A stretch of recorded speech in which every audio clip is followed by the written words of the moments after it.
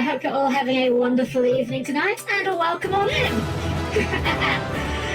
Special shout out, of course, to 19 for getting in first to claim the best seat in the house. But as always, a good evening to all of my guests tonight, to 19, Avarice, ARM, and anyone else that's lurking out there tonight. I hope you're having a wonderful evening, and I hope you're looking forward to a bit of Ty the Tasmanian Tiger tonight. Because, well, I mean, if you're not, well, that's kind of that's the agenda for tonight. I mean, we could pivot, but, like, it's kind of locked in right now. Yeti-sama, hello, welcome, a really good evening, welcome in. Welcome. Whew, I am a little bit stiff tonight, I'm not going to lie, I'm a little bit, crick in the neck. I don't know what it is, I'm not sure if I've been sleeping strangely or whatever, but I keep waking up with a really stiff neck. Might need to get a little bit of extra oil going or something for it. But I'll be okay for tonight. I'll be fine. This might be a little bit more stretching than the usual required tonight, but that's fine. I hope you guys have been having a wonderful rest of your week, though. I hope you've been having a great time, whatever you're up to. Oh, what do you got here? Worked at my mum's yard sale as the company mascot. A giraffe outfit, basically, but a rare Batman comic from 2001 for only $2. Nice! That's really cool. I love when you find those kind of really weird and wonderful finds at, like, yard sales or... Well, we don't really have yard sales over here. We have something called a boot sale, which is basically a yard sale for every purpose that matters. The only difference being that rather than it being in someone's yard, it is instead a sale in the middle of a field, where everyone just drives their car to a field and you just do it there instead. I guess a field is just a really big yard when you think about it, so it's kind of the same thing. I've had a couple of good finds out of it, though. I actually got myself, we're going back a few years now, but I actually got myself an Atari 2600 for like £10, complete with like a bunch of games, including the infamous E.T. on the Atari 2600. I'm not going to say it's quite as bad as everyone says it is, but it's pretty darn close. It's pretty darn close, I'll tell you that much. Thankfully, though, tonight we're going to be playing something that's not too bad. This game is, again, it's a fine game. I like this game, it's a fun game, but it's like definitely a B-tier game, I'd say. That doesn't mean you can't have fun with it. We're going to have a good time with it, and we are going to try and see if we can't get all the way to the end. Well, maybe. Because we are going for 100% completion. And some of these levels are very big. And that can make it really hard to find everything. Especially if you're bad at video games like I am. But it's fine. Worst case scenario... No, I don't have a follow-up. I have no plan. I have no contingency for the worst case scenario. I'm just prepared for the fact that we could run into the worst case scenario. I don't know what we do in that situation. We just kind of weep, I guess. Or sound like Legends of Blue Eyes Pet specifically to pull up Skull Servant, sadly no Skull Servant. Oh no!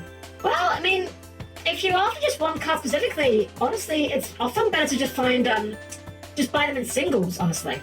If you're after just one particular card, and trust me, I learned this the hard way when I was originally trying to get my Evil Twins deck together. I bought 2 boxes of Genesis Impact to try and get the Evil Twins. I got 1 of each. You want at least 2 of them. And for the deck I had, I wanted 3 of them. So, yeah, if you're really after some Skull Servants, you probably would find better luck if you just go on to, like, Card Market or TCG Player and just try and buy some singles, honestly. Don't get me wrong, I love opening packs. I love opening packs more than I should. I know that it's not a good way of getting cards, because 90% of what you get out of packs will not be cards you particularly care about. But there is something very fun about just the mystery. What's in the pack could be literally anything. It's probably not what you want. It's probably bad. But it could be something great. And that is... Oh my god, I'm just describing gambling. Pack opening is just gambling. Never thought about it that way. Oh well, it's fine. Just try not to think about it too hard. How about we get ourselves into some Ty, shall we? How about we get ourselves going? Because we've got a little bit over, we're a little over halfway in terms of the overall completion percentage at this point. But we've got a little bit to go yet, so let's get ourselves into it, shall we? So please keep your arms, legs, and various body parts clear of the closing doors, and I'll see you there in just a moment. Alrighty everyone, so brief reminder for this game, it is ever so slightly buggy when it comes to OBS. It runs fine, but if I ever lose focus, it might disappear for a moment. It's fine, it's just a weird quirk of this game, for whatever reason. Makes it worse, I thought the Fire Ghost, the Fusion of Skull Servant. No! Ah, you hate to see it. Hate to see it. Oh my gosh, Hail! 8 heckin' months! Oh my gosh, wow. Has it really been 8 months? Wow, oh my goodness. Hail, thank you so much for the sub. I really appreciate having you here. I know I say this every time someone subscribes. And after 8 months, it shouldn't still be hitting me as much as it does, but it really does mean a lot that you guys just enjoy being here and want to subscribe and just support me like this. So thank you so much, Hale. I really appreciate it. Having a wonderful evening, and welcome on in. So here we are, guys. We're at 53% where we left off. And we've gotten past what I think I would consider to be the worst level in the game. We've still got a few awkward parts to deal with, though. This game, although it has, the completion percentage does cap at 100%, unlike, say, Crash Bandicoot and Spyro. There are collectibles in this game that do not count towards 100%. I want to try and get them as well. We're going to go for like 100% and, well, I guess 100% achievement as well in that regard. And we have a new boomerang we can pick up. I've been hooking here and there and streams. Oh, well, I'm glad you're just enjoying yourself here so much. Really do appreciate it. Oh, thank you, Ty. Thank you, Ty. Smashing. What we got? Some more golden cogs. Yes, an infrared. Aha, the infrared. Okay. Oh, we might be doing some backtracking. When you enter scope mode by holding the Ty's View button, you'll be able to see things that you couldn't see before. So this item was basically required in the original version of the game. Now, what the infrared does is when you go into your first-person view, there's like a green tint over the screen here, right? What this does is this makes the invisible boxes that have the picture frames way more visible. And we're actually going to go back to the earlier levels to start us off because I want to get those first. Otherwise, we will literally just have to be going all the way back at the end of the game. Spider Week, hello! Sorry if late. Took advantage of a free shipping weekend on a Japanese secondary hand store Suragaya's site to buy extended MSIA Wing Zero custom. Awesome! No, never need to apologise for being late. You're not late. We basically just started anyway. Now we've got the infrareds. We're going to go back to Rainbow Cliffs. Oh, sorry, 2 up. Right, Rainbow Cliffs is where we are. So what's the plot of this game? So the plot of this game is Ty's parents have been locked in an alternate dimension, as you know, typically happens, and we need to find some mystical talismans to free them. Also, box. Okay, it's a little bit too far. Hold on. Get a little closer. So yeah, these boxes are very obvious with the infrared, but if you don't have the infrared, they are not literally invisible, but they're very hard to see. Thankfully, the game does also show us that, as you can see here, we have everything in this stage already. We just need to find another 6 of those boxes. So the way the infrared works, which hopefully you can hear on stream, is it makes a little, like, radar ping sound every now and then. And it gets louder the closer you are to a box. That's one up there, for example. I have no idea where most of these boxes are. This is one of the things that's like, I never did this collectible when I was a kid. So we're going to be doing a lot of first-person viewing at this point. But once we're done with the backtracking, we'll be going into the new stuff. Why were they trapped there? So the main villain of this game is called Boss Cass. He is a evil cassowary, which are like very aggressive birds, basically. Oh, box that. And he decided that he was sick of mammals being the top of the food chain. Because, you know, he's a bird. And technically birds evolved from dinosaurs, so he's kind of butthurt that his ancestors were badass and he isn't. That's basically it. Like, it's not a particularly deep game, like a lot of these kind of games. I thought he was an emu. Yeah, honestly, I don't blame you. Cassowaries are one of those animals that are, like, quite obscure. Okay. Wow, here's a real deep dive. So I actually knew he was a cassowary the first time I played this game, for one particular reason. And wow, we're going back a long while here. And I don't even think what I'm about to talk about was a thing in America, so this is probably the first time some of you are going to hear about this. Here in England, we used to have a chocolate called a Yowie, Y-O-W-I-E. And they were just like hollow chocolate characters, right? But much like Kinder Eggs, they had a little capsule inside that contained a little toy. But where was like the hold on, I think we may have passed one. Is it around here somewhere? Ah, there we go. But where is like Kinder Eggs contain just random toys? Like I could have like say jigsaw puzzles or just little figurines or whatever. The Yowie brand was focused around. They had a very like what's the word I'm looking for here? Like nature-themed angle. And a lot of the figures that you found in them were like animals that were endangered or extinct. And I remember, I never got many of these as a kid because they were kind of expensive from what I remember. But I remember I got one that had a cassowary in it. And that is literally the only reason why I knew going into this game that he was a cassowary. So there we go. Not even that good of a story, honestly, but there you go. You've learned about a bit of obscure British chocolate today. Did you turn the villain into a waifu? We haven't yet, although these frill-necked lizard guys, I have plans for them. I'm just saying, look at these guys. I've got ideas.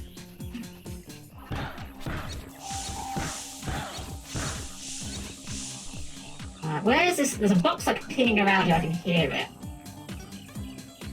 Unfortunately, from what I understand, this version of the game, compared to the original version, the way the Infrarang's sound effect works is a lot more, what's the word, like hard to interpret. Oh, it's up there. That's kind of sneaky. Didn't notice it was all the way up there. There we go. Alright, how many more have we got to go? One more box and we're done with 2 up. Yeah, the Infrarang is fine, it works, but it works better, funnily enough, in the original game, apparently, from what I've heard. I haven't played the original in ages, so could be wrong on that. I remember when I was playing this game a while back, I was running around and getting really confused by the sound on the Infrarang. I'm like, where is this box? And then when I went onto like Reddit, I saw a thread of people saying like, yeah, the Infrarang is way better in the original. Oh, there it is. Perfect. Alright. Now we're actually done with 2 up. Everything's done here. All of the Thunder Eggs, all of the cogs, all the buildies, and the picture frame. So let's exit the level and keep up the pace. Thankfully, when you're... Oh, there's a rainbow scale there. Right, I forgot that when you clear an area, Julius's machine turns into a rainbow scale. If we get all the rainbow scales, which I don't think we can do yet, we do get a life upgrade. I think there's one behind this house. There is. I remember where like some of these are, but not all of them. Another one there. Oh, we've got 6 already. That's not bad. Let's take a walk in the park. We're just going to skip all the cutscenes. We've already done them. How many have we got to find here? We've already got 4 of them. We're just looking for 2 more. So we're just kind of going to be beelining it through the levels until we start hearing the Infrarang making its trademark pings.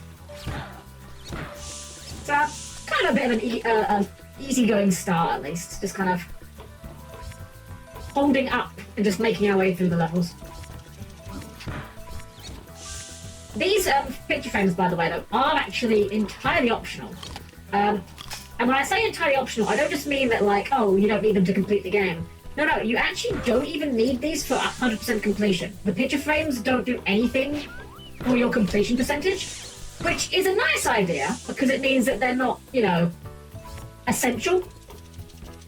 But at the same time, it's like, it's a collectathon. You don't play a collectathon game if you're not on board for running around finding a bunch of things. Listen.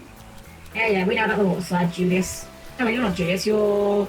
Maurice? I forget his name now. I'm not very good with names. I've never been very good with names, actually, I'll be entirely honest. I'm not particularly good with faces either, but I'm really not good with names. I remember when I was in college, I came home after, like, the first week. And when I say college, I don't mean, like, university. We use the terms differently. But I came back like, at the end of the first weekend. Lady Helm said to me, "Oh, Helm-Chan, did you make any new friends at college?" I said, "Oh, yeah, I did, yeah. And they're like, "Oh, lovely, what's their names?" And I kind of go, I think one of them might be called Jeff. I think. Something like that. Suzuka, hello! How's everybody doing? We're doing well. We're having a wonderful time. We're just doing a bit of backtracking to get those pesky collectibles. But I hope you're having a good evening as well. As Bando Helm Design went. I mean, it's not quite husbando. I do have a picture of myself in a butler's uniform. I guess it wouldn't be too much of a tweak to make that a husbando version.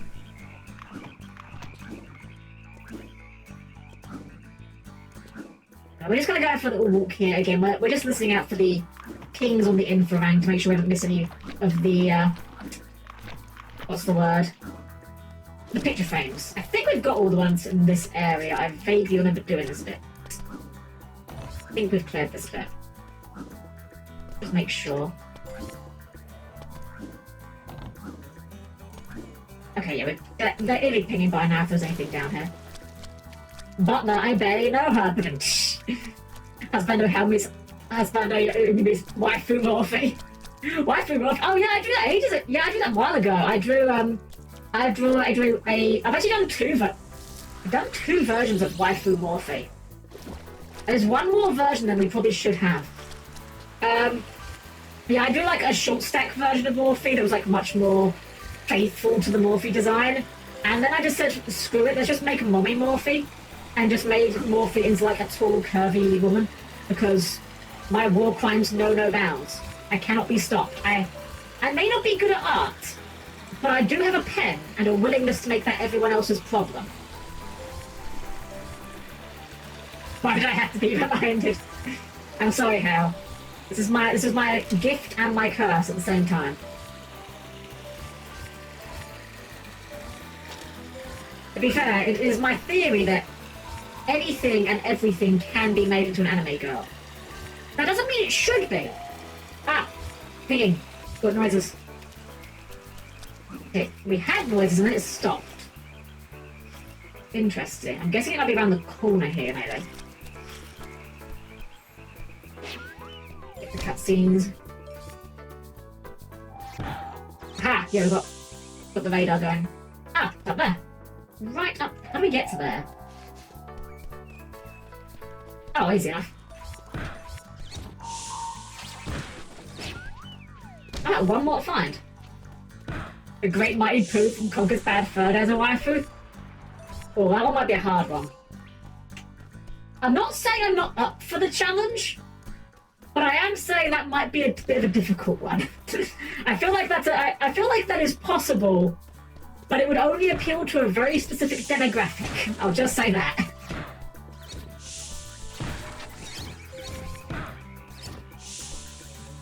I don't think there's any in here. I'm thinking maybe they're near the end of the stage. Now that being said, Conker himself could certainly be a very good waifu candidate. They quit living privileges. Oh my gosh. Oh, whoops. Oh, dang it. Down we go. It's because I'm just rushing. I just want to get through the levels and get the, I want to get the boxes as quickly as possible so we can go on to the new content. Because we're actually going to be going to one of my favourite levels in the game after we're done with this, I think. After we're done with the boxes, I mean. I think it's the only one we've got left in the current area. No, let's just grab that health. Oh. Made a ping there.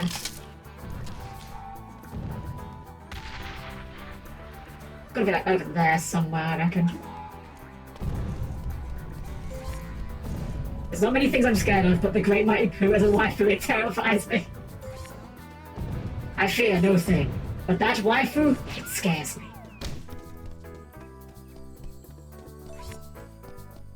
Like I said, anything can be a waifu. That doesn't mean it should be. I mean, I've been around the internet enough to know that I feel quite confident in suggesting there are probably some people that would husbando the Great Mighty Pooh without even changing how he looks. And you know what? More power to them. At the end of the day, like what you like. I'm not gonna dunk on someone for wanting to husbando a literal pile of poo because, you know, first they came for the poo husbandos. And I said nothing because I did not have a poo husbando. Then they came for the furries and I didn't say anything because I was not a furry. And then they came for me and there was no one left to say anything. Where is this box? It's got to be around here somewhere. It's quite loud, the ping, but I can't seem to see it. Oh, yeah, I don't apologize now, too. It's fine.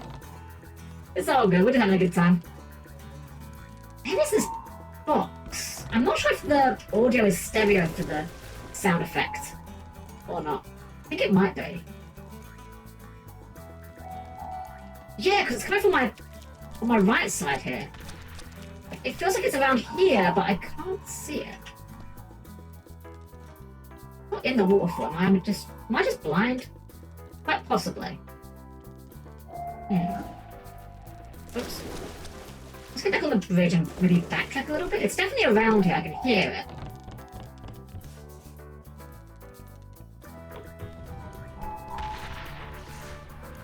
Oh, that is sneaky. It's really out of the way. Wait, is that? Hold on. Wait, hold on. Photo Amate, what? Okay, I saw it from there, but as soon as I come down here, it disappeared. What the heck? Like, I saw it from this angle. Hold on. Where's my boomerang? I mean, thankfully we can hit it with any boomerang, but like, is it bugged? We've hit it. Where's the frame? Alright, I'm gonna put that down to rendering bug, whatever. We'll take it. I think that's everything here. Yeah, oh. Wait, we missed the wombat race. Shoot, let's go back and do that. Dang, I actually didn't realize we missed that last time. Well, let's go and take care of it. That is back at the water slide, I remember. Mechadoos Big O. Ooh.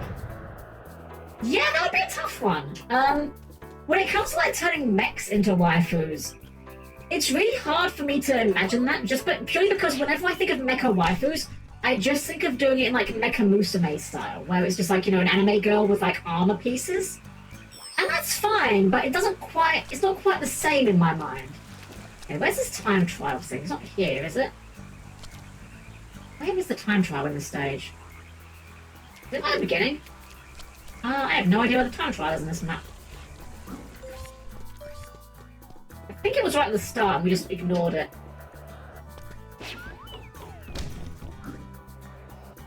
Morpheus from at the water temple. Oh, he was the, was like the blue gooey guy, right? Is that the one I'm thinking of, or am I mixing him up with something else? I mean, any kind of gooey monster is an easy one to turn into an anime girl. Like, goo girls are classic. I think that the stopwatch was right at the start of the level and I just ignored. Yeah, it's literally right here. Let's you and me race, brah. Yeah, brah. Yeah, thunder egg, you can't beat me. Well, this is a race we've got to do down the river here. I don't remember which ways are the quickest ways, so I'm just going to kind of improvise it. Brah! Yeah. Totally, brah. Awesome. Excellent. And other things that are probably said by surfer dudes. Wow, we are offending everyone in this game so far, aren't we? Like, we've got the Australians covered, we've got the Americans covered. How many accents can we break out in this game? Actually, I think it is just like these beavers that specifically speak with like surfer dude accents and everyone else is just Australian. Actually, no, come to think of it, I think Boss Kaz is like vaguely British. Come to think of it. Anyway. Did we lose that in the last second? Okay, we barely got away with that. That was close though, wow. You won. That was like really close. But fair is fair. Next time I'll beat you. Sweet. That was a very restrained reaction from you, Ty, and then we're like super excited. Alright, let's double check ourselves. Okay, yeah, we have done everything and walk in the park. Cool. Over to Shipwrecks, which I am not looking forward to because that level is very big. Thankfully, there's nothing in the bosses to recollect. That's easy, at least. You know what, there's a lot of things from Ty that reminds me of Battle for Bikini Bottom. Ah, I guess I can kind of see the vibe there, yeah. Okay, how many feature frames do we need? We need 6. Most other bosses would make unique waifus, do you agree? I can see it for certain, yeah. Absolutely. For me personally, when it comes to turning things into waifus, the less, like, waifu-ish they are in the first place, the better. Like, you could take a guy, like, take, say, I don't know, Link or Ganondorf or, I guess, Tingle, I guess, kind of would work for what I'm about to say. And then just turn them into a girl. Like, that's easy, that's boring, anyone can do that. But like, take something like, say, I don't know, something like, say, the Big Dodongo, or like, I'm trying to think of the Zelda bosses. It's been a while since I've played Zelda. Or like, oh, there's a good one, Goat from Majora's Mask. Find a way to make that a waifu. That's a fun challenge right there. Trying to incorporate enough of the original design to keep it recognizable, but changing enough to still be like an appealing design. Those are the ones I find the most fun to work with. Things that are like not at all human. Which are leading to a waifu be a true awakening. But it's so funny actually. I remember when I was little, I had what was the game called? Oracle of Ages, I think it was in. It was one of the Oracle games. I think it was Oracle of Ages. One of the items in that game is literally called the mermaid suit. I'm not judging. If Link wants to go cross-dressing, more power to him, you know? Or if there's something Link wants to tell us and he's just not ready for it yet, also, you know, more power to him. But I did always find it funny that it was just called the mermaid suit. It wasn't called just like, you know, merfolk tail. It was specifically mermaid suit. And I'm like, you realise that word means a specific thing. Like, that is a gendered term. I don't know, I just find it kind of funny to imagine. Aha! King, where's the box? Is it behind us? Quite, it might be, oh! All the way up there. Can we hit that with the zoomerang, I wonder? Will it fall down here? No, it will not. That's disastrous. Okay. I actually know how to get there, though, so let's take a quick detour. Bavagia, Odoa, Georg, Goma, which you did. Yeah, the plant thing from Twilight Princess. Yeah, there's a lot of things that would make great candidates for, honestly. What's the name of the one, I don't even remember this boss very well, because I actually never got to this point in Ocarina of Time. I think it's in the Shadow Temple, where it's like giant hands that are playing a drum, and you are on the drum, so like you bounce up. That could be a fun one to work with. Right, so I think we just go up here, and that'll get us the that frame. Bongo Bongo, why did that get... That is fine. I don't know why Bongo Bongo got auto-modded. That's bizarre. Ah, box over there.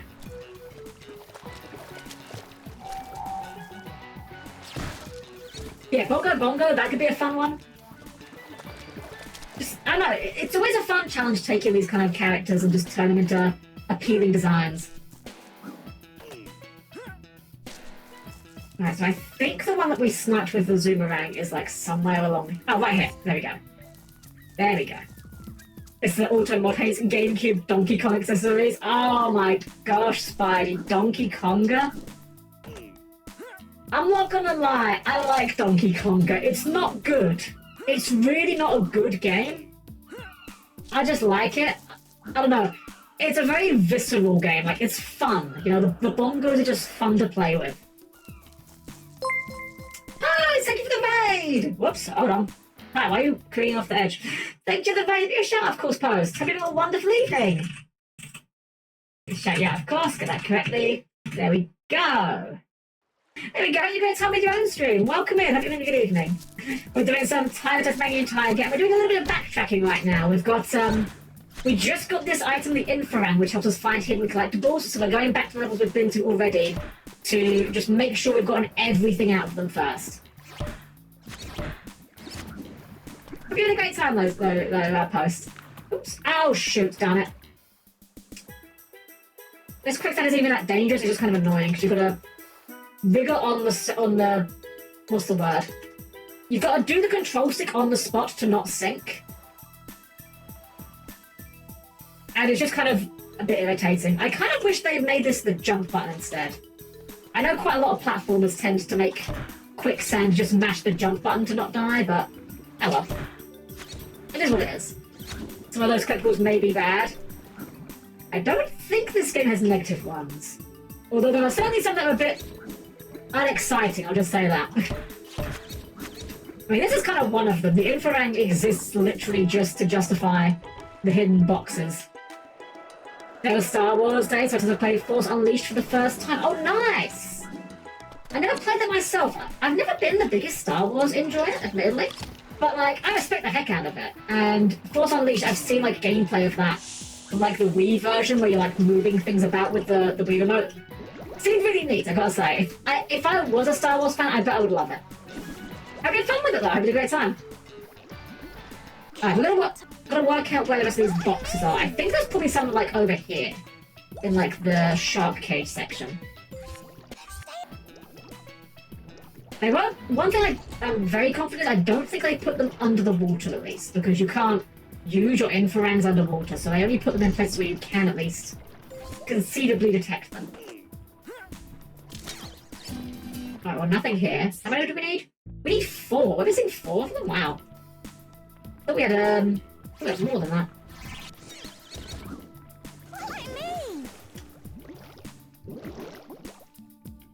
Also, the physics collision was definitely revolutionary for its time. It really was, honestly. It's funny how there's like a couple of games that have those sort of systems that are just like really impressive for their time, and even still kind of impressive today. I think my go-to example for that would be Metal Gear Rising. Just the way that the slashing abilities work in that game, where you can just carve things into pieces, like, that is still kind of impressive today, I would say. Hinox's wife for the giant pigs, ogres from Breath of the Wild.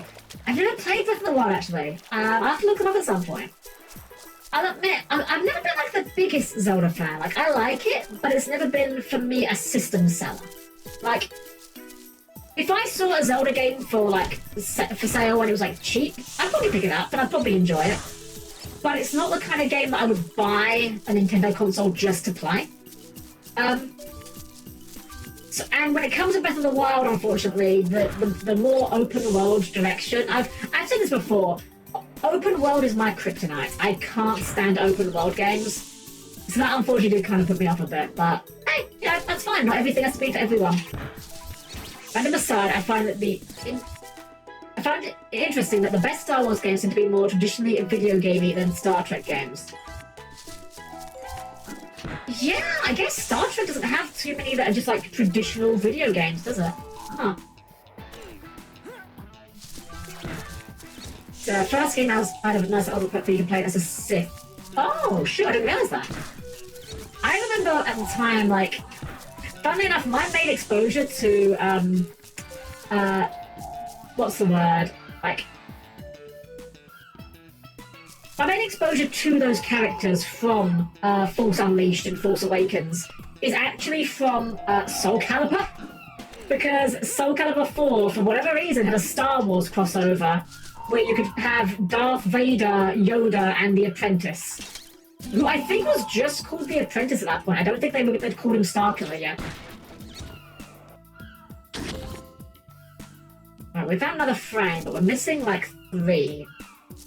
I'm not really sure where to go looking, so we're just gonna have a wander around, I guess. We've been down there, we've been all the way up this spiral. Maybe there's one over down this way. Because there is a set of platforms here. Whoops. You remember that? Yeah, it was such a weird crossover. And I remember, like, the weirder part about it was that they had everyone's favourite thing, console exclusives! Yay! I sure love only getting part of the game because I bought one version of the game and not the other. Okay, it's not up here. Yeah, Yoda was exclusive to the Xbox 360 version, and Vader was exclusive to the PS3 version at the time. However, they did, thankfully, and I'll give them this much credit, I'd rather they just made them free, but they did release them as DLC for the other versions later, so you can play, you know, Vader on Xbox or Yoda on PlayStation, but they did charge like a few pounds for them, and I'm just like, come on guys, you had these characters made. You did not need to charge again for them, come on. Soul Calibur's had a streak of those out of left field crossovers. It really has, it's kind of funny actually. Because Soul Calibur did that, and I feel like these days, that's kind of become Mortal Kombat's shtick, you know? Like, Mortal Kombat will just put in random characters for no reason. Like, oh yeah, we'll just shove in, like, Freddy and Jason and the Teenage Mutant Ninja Turtles for no reason. I'll admit, Mortal Kombat is not my cup of tea. I don't really care for the aesthetic or the characters, but at the same time, I'm sure that the people that do like it are very excited for all the crossovers, so, you know, good for them. And to be fair, it's not like Soul Calibur's really doing anything these days. I think the Link was in Soul Calibur 2. Yay! So you had Link for the GameCube version. You had Heihachi, for some reason, for the PS2 version. And the Xbox version got Spawn, the comic book character, for some reason. I don't quite get that one. I guess, like, I kind of get what they were going for with Heihachi, because, you know, Soul Calibur, Tekken, they're both Namco games, so easy to get the rights because you literally already own them. But, that was weird with the camera angle. Alright, yeah, it was interesting that they had those crossovers. I'm kind of sad they never made a definitive edition of that game, though. They did do, like, a, what's the word, like a HD re-release on, like, the newer gen consoles. But, to my understanding, I don't believe they gave you, like, all of the guest characters in there. Which, I mean, it makes sense, right? Like, Nintendo's never gonna sign off on putting Link on a PlayStation, you know? It's just not gonna happen. Oh, well, I heard one of these pinging, and I thought it was up here, but doesn't seem to be. Right. I can faintly hear it around here.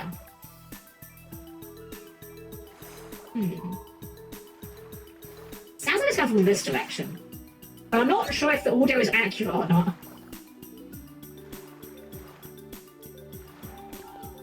Right, let's try going this way.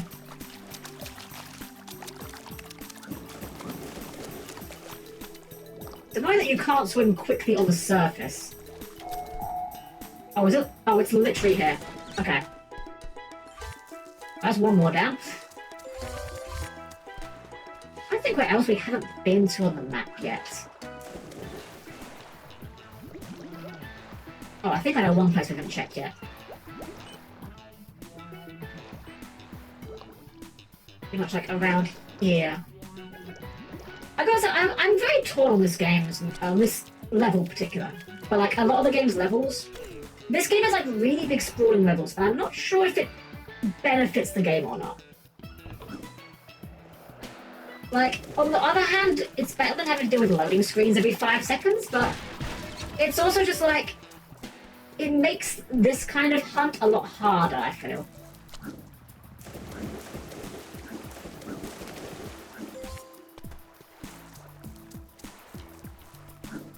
Over here, is it? Especially when you can't use these underwater, or in the water at all, I should say. No, definitely not around here, it's not pinging at all.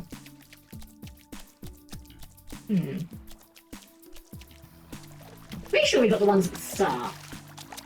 Pretty sure we didn't miss any over there.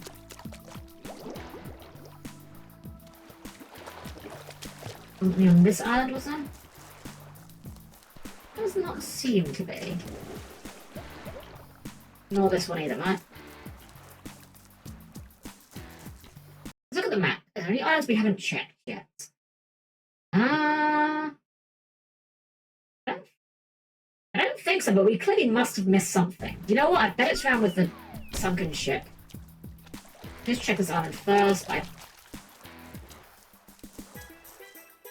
many were missing again? 2. Alright. Tell you what though, speaking of like fighting games and characters from them, even though I don't really have too much of an interest in the game itself, because it's not really my cup of tea. Well, I say it's not my cup of tea. It could be, I just don't have the time to really invest into learning how to play a new fighting game, I should say right now. Guilty Gear. I love the aesthetic and the vibes of Guilty Gear. The characters I think are really cool. And I'm just saying, look, I'm just saying, have you guys seen the Slayer trailer? Like, I'm just saying. Like, Slayer is, Look, Slayer's just really good, okay? Look, even aside from the part where he punches so hard that he flexes out of all his clothes, even ignoring that, okay? Just saying, Slayer is daddy. What can I say? What do you mean, hey, what do you mean? You know, look, I'm not wrong. You know I'm not wrong. Look at him. Just look at him. But, okay. We need to invent a term. We need to invent a term for something, because Slayer gives me the same confusing feelings that I have as Optimus Prime. Now, I know that sounds really weird. I know that's really weird because they're two very different types of characters, but hear me out on this, right? We need a term for character that I would be super thirsty for, but I respect them too much, either as like a parental figure or because they're in a relationship to want to ruin that. There needs to be a term for that. I don't know what it would be. But that is how I feel about Slayer and Prime. Soundwave, on the other hand, fair game. Soundwave is on the table.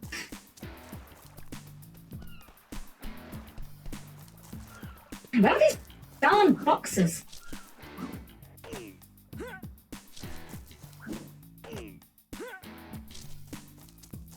Maybe they're not over here. Where could they be, though? I feel like we've checked every part of the map.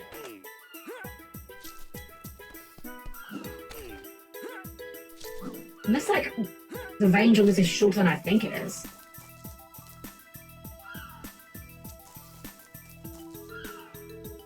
Right. Okay. I thought for a moment there, I thought that this specific bit here, this bit of light, this bit of water here. When I was looking over here, it kind of like pops into view, like the lighting is a bit funky on it. It was on clipboard. Helm, thirsty, Soundwave. You can write that down all you like, Spidey. I am not even going to pretend on that one. That's not even something I'm going to pretend to not have that opinion of. I'm just saying, Soundwave superior, okay? I mean, think about it, right? He's got all the qualities you could want. You know, he's got a nice voice. He's got a nice face. You know, he's clearly responsible because he is, you know, responsible for cassette comms. So, you know, he's a guy that you can trust with kids or pets or just to look after things. He has like, you know, ambition, but he's not, what's the word, insecure about his position. You know, because when Megatron gets offed, he willingly volunteers himself as taking the role, but he's not a little bitch like Starscream where every 5 seconds he's like, Megatron has tripped over, now Soundwave is leader. He doesn't do that, you know. I'm not gonna lie, I kind of want to see like someone, I mean, I know people have made this kind of jokes before, but I want to see just like little skits or something of just Starscream declaring himself leader over the minorest things. Ah, Lord Megatron has brain freeze! Now I, Starscream, shall lead you! Wait, I just pinged. Wait, is that over there? Is that it over there? Oh, that's kind of devious, actually. That's a pretty well hidden one. Are we still pinging? Oh! They were literally right at the start. Well, you know what? I'm not too mad about that, because we're done with it now, but also because I was at least correct that we had checked everywhere. Right, we're nearly done with the backtracking. Oh, there's one over here. Yeah, I kind of in Rainbow Cliffs as well, which is another bit of a sneaky thing they like to do. Doesn't mean we're going to be trying to use these when we can, just to not miss any of the boxes. Oh. Oh, hold on. I think there's one up there. I can hear it. Can't see it. Oh god, it's detecting multiples at once. I didn't know it could even do that. Hey, Zordon! That's why Starscream's best Decepticon, he's persistent and he's funny. He is funny, I will give him that. Like, Starscream is very funny. But, okay. The difference between Starscream and Soundwave, right? The best way I can sum this up. Starscream is someone that you enjoy watching. Soundwave is someone that you could actually enjoy spending time with. That's the key difference. You can enjoy a character, but still also acknowledge that they would be awful to hang around with. Okay, we're getting further away here, I think. Megatron EXE is error 404! Now I am leader of the bang!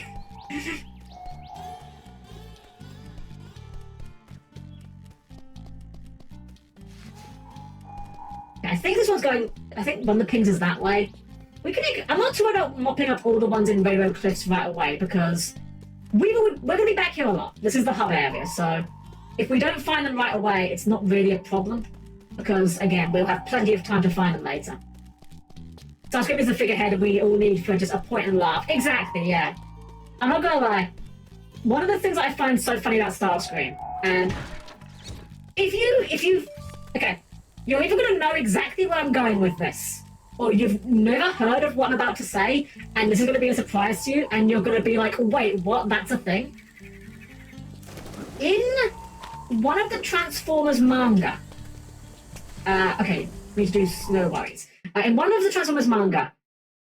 Check it. Starscream dies. No. But his spark lives on. And for reasons that I honestly can't tell you, because I'm going to be real, I'm talking about this like I know what I'm talking about. I've never actually read it myself, but I just know this happens in it, right? Somehow, Starscream is able to possess a girl and take over her body, because... Shrug? I have no explanation, but there's a thing that happens. And the funny thing is because it's Japan, and Japan does love its lowbrow humor occasionally, he possessed her while she was in the bathroom. And the first time you see the Starscream in the body of the girl, the reason why they can tell it's not that something's afoot is because Starscream didn't know that you pull your panties up afterwards. Oh, Japan! That being said, though, just the idea of Starscream, like, having that pointed out to him is very frightening. The thing I enjoy about Starscream's core characterization is that there's tons of ways you can get to Megatron Backstabber. My favourite one is from Armada, where he's basically Dinobot.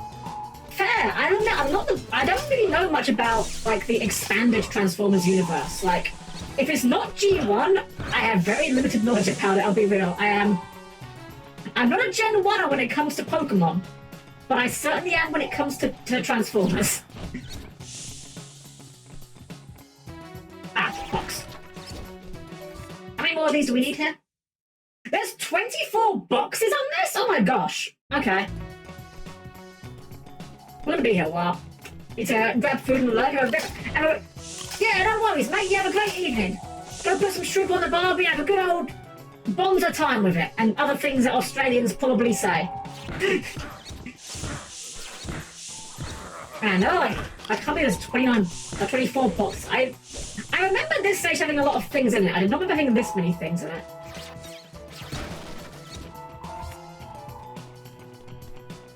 I would someone put food on a doll. Look, don't judge. Maybe they're in one of those really fancy places. Okay, is this a thing that exists outside of England? So there used to be like this weird trend over here where like trendy restaurants and pubs would serve food, but not on plates. They would serve it on like roof tiles or weird things like that. And I'm just like, why? What is the appeal of this? What is the benefit of this? Like, I'm assuming you're, like, reusing the roof tiles, so you're still cleaning something. Like, would you pay more to go to a place where you don't get a real plate? Like, I feel kind of ripped off, frankly.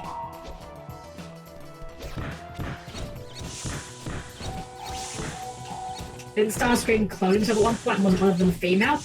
Honestly, considering how crazy Transformers are, yeah, I wouldn't doubt that for a moment, frankly. That sounds entirely reasonable. One of my friends who's quite well-versed in the comics, which I am not at all. I am very much not versed in the Transformers comics, so don't ask me to elaborate on this. But apparently, in one of the Transformers comics, RC was originally not a female Autobot, right?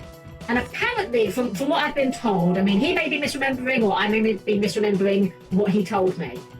But apparently there's like this crazy Autobot scientist that turns RC into a female Autobot because once upon a time there were female Autobots and then at some point they died off. So he's trying to recreate female Autobots or something.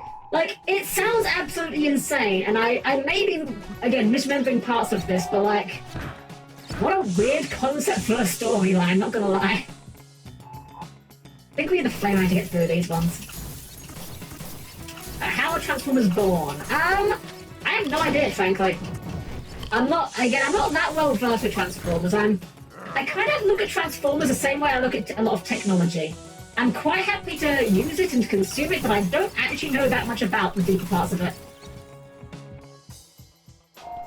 Okay, there's lots of ringing around here. There's got to be some boxes nearby. Ah, there's one. Any over here? Sounds like there's one over that direction, maybe. It's going out my left ear here, so I think we'll go around. I think you're thinking of a common story where Haxus wanted to introduce gender to the Cybertronian race for science. You could be right, Spidey. That sounds like... Again, I am not well versed in the comics, so I could be just misremembering parts of it. That sounds probably like what it was, frankly. And that's just like... Again, what a weird story. Like, hey guys, what if we just invent the concept of gender for our species? Okay, but why though?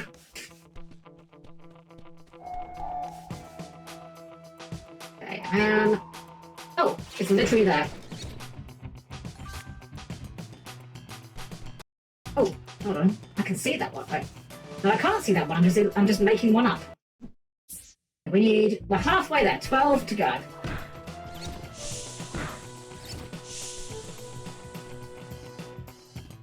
Let's check the other side of the mountain before we start crossing the lake. Yeah, there's one over here. I can hear them. I'm friends with the Transformers podcast, so I just wound up picking up remembering lots of random trivia over the years. That's cool though, I love it. Again, I really like Transformers. It's one of those series that... I reckon if I didn't get as big into Gundam as I was, I probably would have gotten big into Transformers instead. It just happened to be that Gundam was there at the point in my life where I started to really have the ability to buy things. I mean, I respect the heck out of Transformers. I think it's really cool. Grimlock is actually my spirit animal. Like, he's just like me, for real, for real. We're both completely stupid.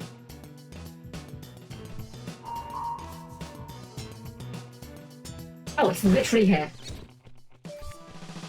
Alright, let's just walk back up the mountain real quick before we go to the other side. Make sure we don't miss any. But you can be like me, be big into Gundam and Transformers and Tokusatsu, but one has never forgiven me. Fair, frankly. I mean, these days my wallet mostly goes into Yu-Gi-Oh cards, aren't it? Well, actually, that said, I say that, I haven't actually bought any in a while, come to think of it. I was going to buy a Kashtira core, but I don't know.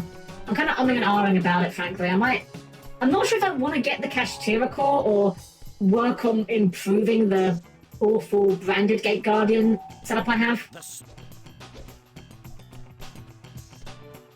I mean, I should probably get some Fenrir just because Fenrir is just a generic good stuff card, but... Yeah, I think we've gotten all the ones here. Because summon a lot of Blue Eyes White Dragons with one purchase? Yes!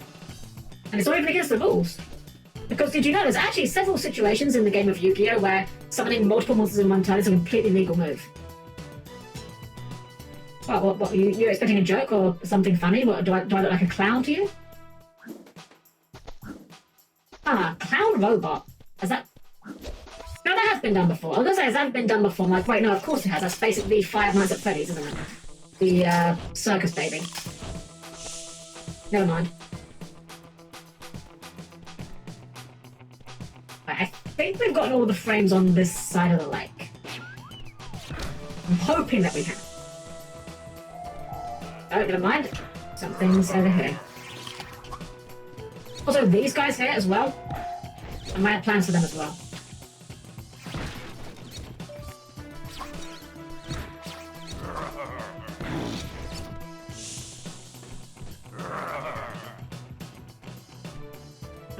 So, hopefully, the good news is there's no underwater. We can ignore the underwater section.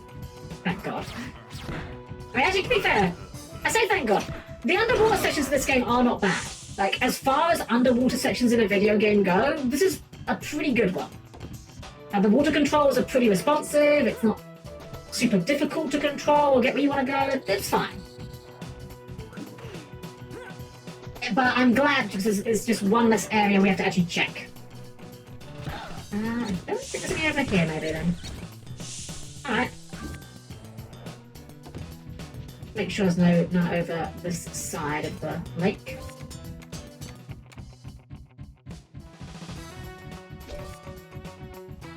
Oh shit.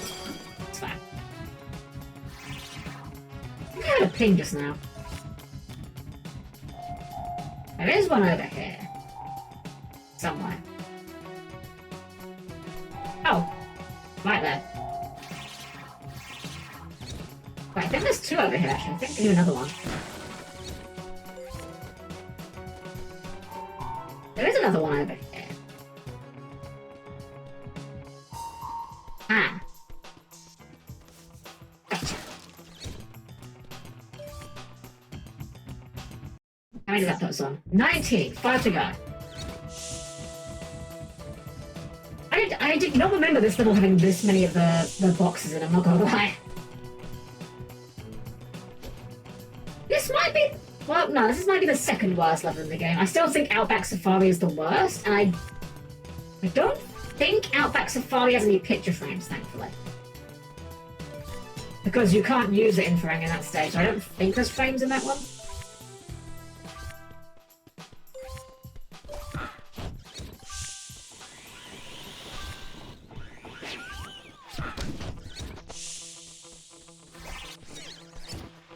That's what the boomerangs remind me of. The Denji boomerang from Denji Sentai Denji Man. I'm gonna take a wild stab in the dark and with absolutely no knowledge of the topic, I'm gonna just assume Denji means boomerang. Or something. Sentai is one of those things that I've really wanted to kind of get into, but I feel like getting into Sentai is kind of like getting into, like, say, Gundam, you know? It's like a huge thing, and where do you start? Especially when it's like, a lot of the Sentai stuff is a lot harder to find easily compared to, say, Gundam.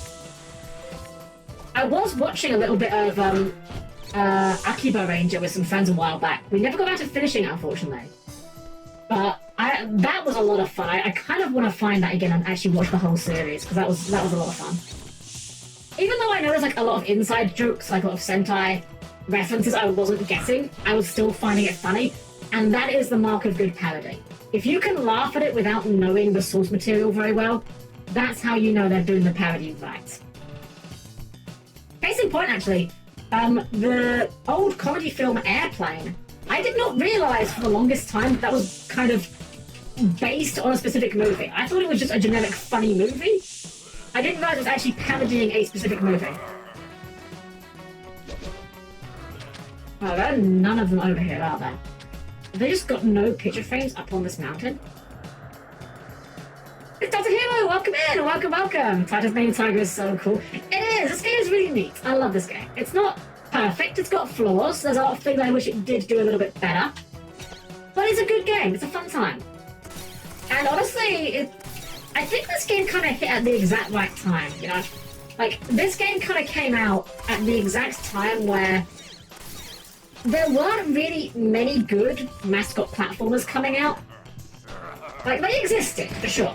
But like, Crash Bandicoot at this era was kind of not doing anything. Spyro's games were kind of a bit crap at this time. You had Jak and Daxter, but I would argue that after the first game, Jak and Daxter kind of went down a very different road that doesn't quite fill the same niche. I'm trying to think if there's any others I'm missing. I guess you've got Ratchet and Clank, but again, Ratchet and Clank felt like, at least to me, it felt like there was more of a focus on combat as opposed to just like collecting things and platforming, you know? This is something myself have dabbled only a little in, despite watching a good amount of Power Rangers. I mean, fair, that's kind of the whole thing of it with Zordon, because like, yeah, Power Rangers is like its own big thing in itself, and that's not even counting all the other Sentais. like Kamen Rider and, you know, all the other like different branches of Sentai. Like it's just a whole umbrella thing. I'm starting to think there aren't actually any picture frames on this side of the map. There's a couple parts we haven't checked, but we haven't had like a single ping on this side of the map yet.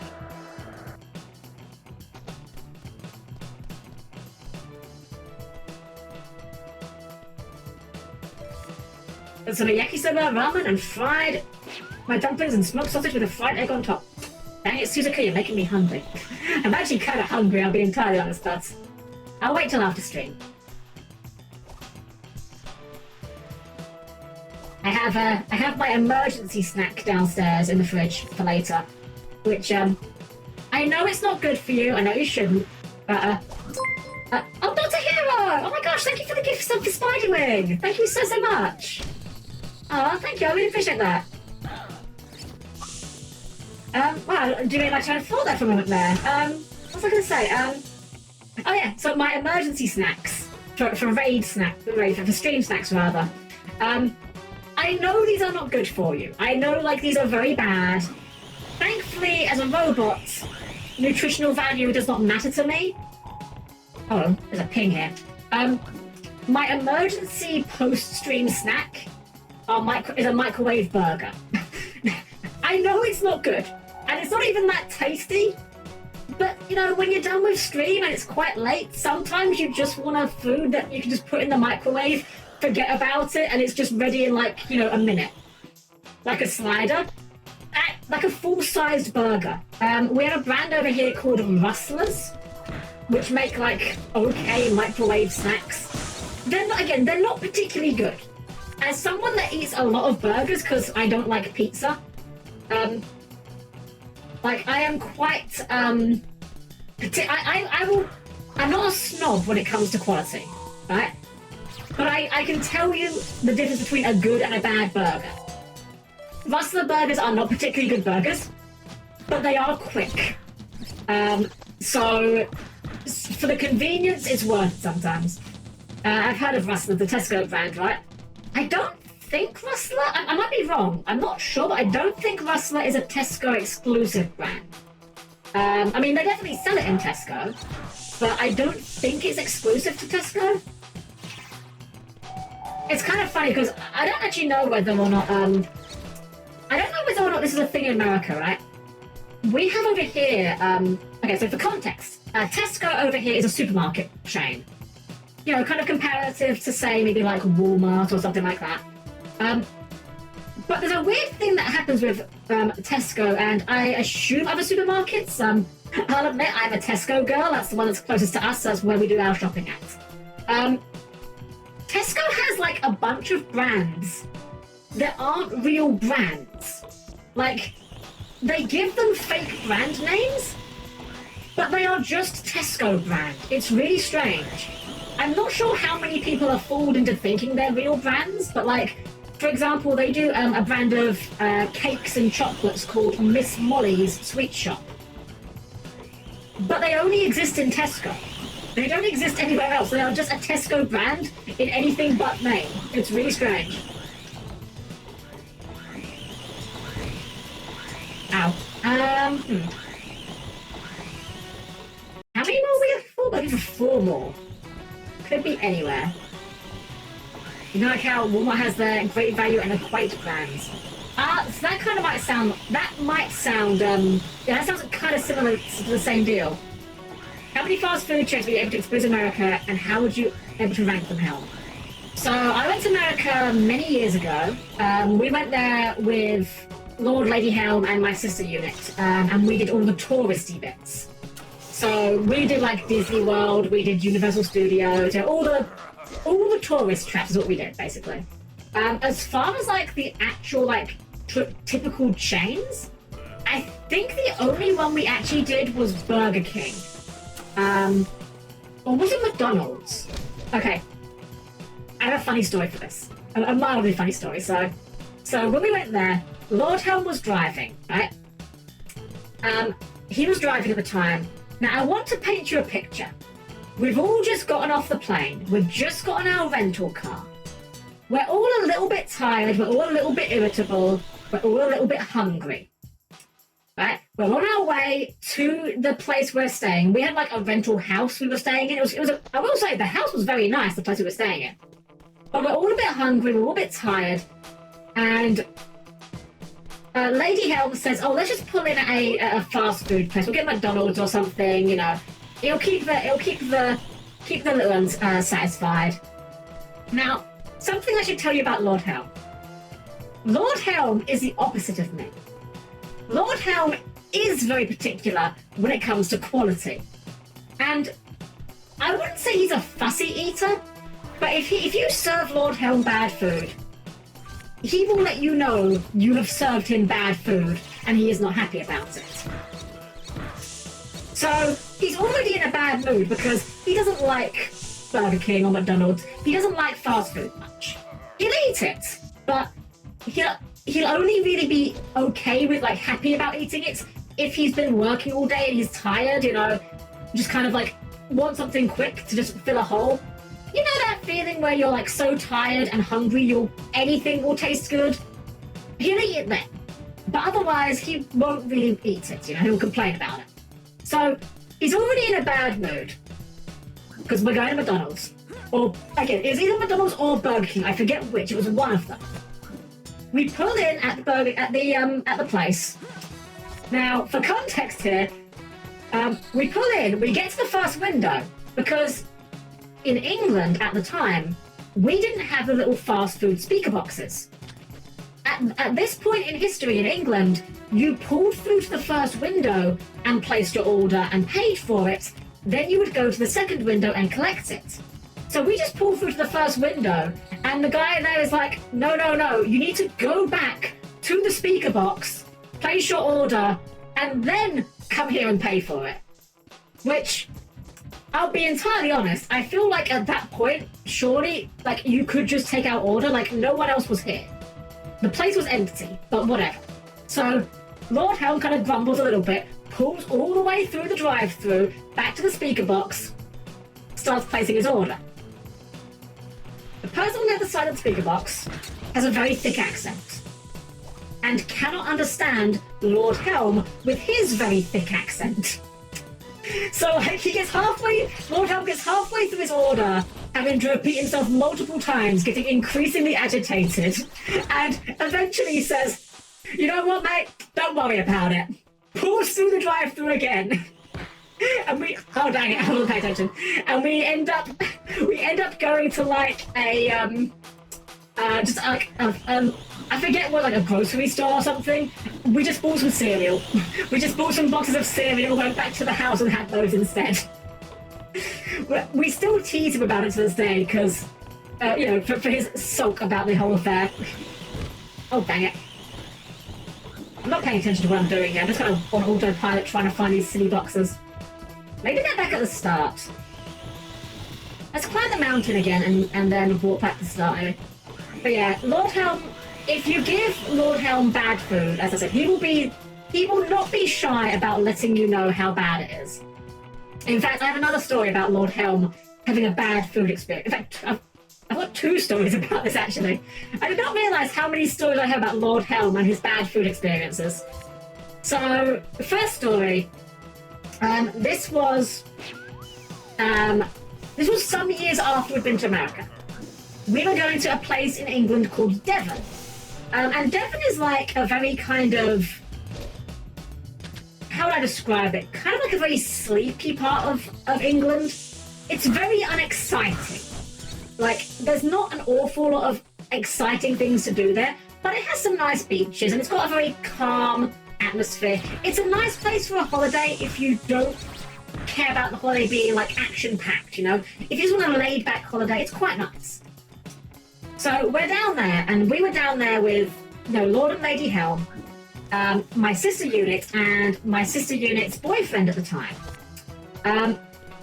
We go into this little cafe, and this cafe, it has the vibe of the sort of place where all the locals go.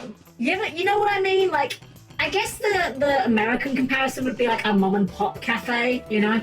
where like all of the servers know the names of all the customers, you know. It has that sort of vibe. So we go in there.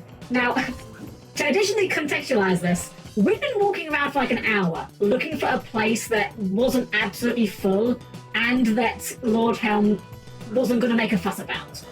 We go into this place as kind of a, look, we've been walking around for an hour, we're all hungry, we're going here, you can go somewhere else if you really don't want to go here. But he comes in with us. We sit down. I forget what everyone else orders. Lord Helm orders a chicken curry. Oh, there's a ping.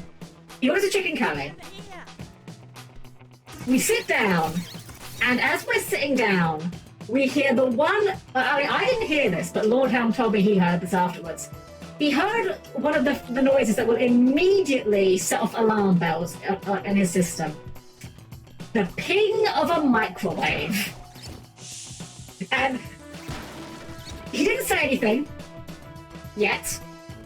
The curry arrives. He gets his knife and fork. He starts prodding the curry. And Lady Helm kind of like looking, like not looking at him, like keeping her attention straight on, says, "What are you doing?" And Lord Helm says, "I'm looking for the chicken in my chicken curry."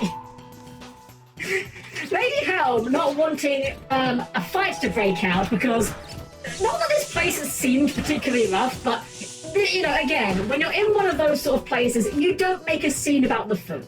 You know, it's just not done. So, Lady Helm ends up practically dragging. She gives me and my sister unit some money from her purse to pay for the meal, and practically drags Lord Helm out by his arm. Because she's like, if he kicks off here, there's going to be a problem. So that's the first upper story I have. The other one was, funnily enough, also related to Devon. But this time, we weren't at Devon yet. This was a few years later. My sister unit was no longer at the manor. She'd moved out. And we were on our way to Devon. It was just myself, Lord, and Lady Helm.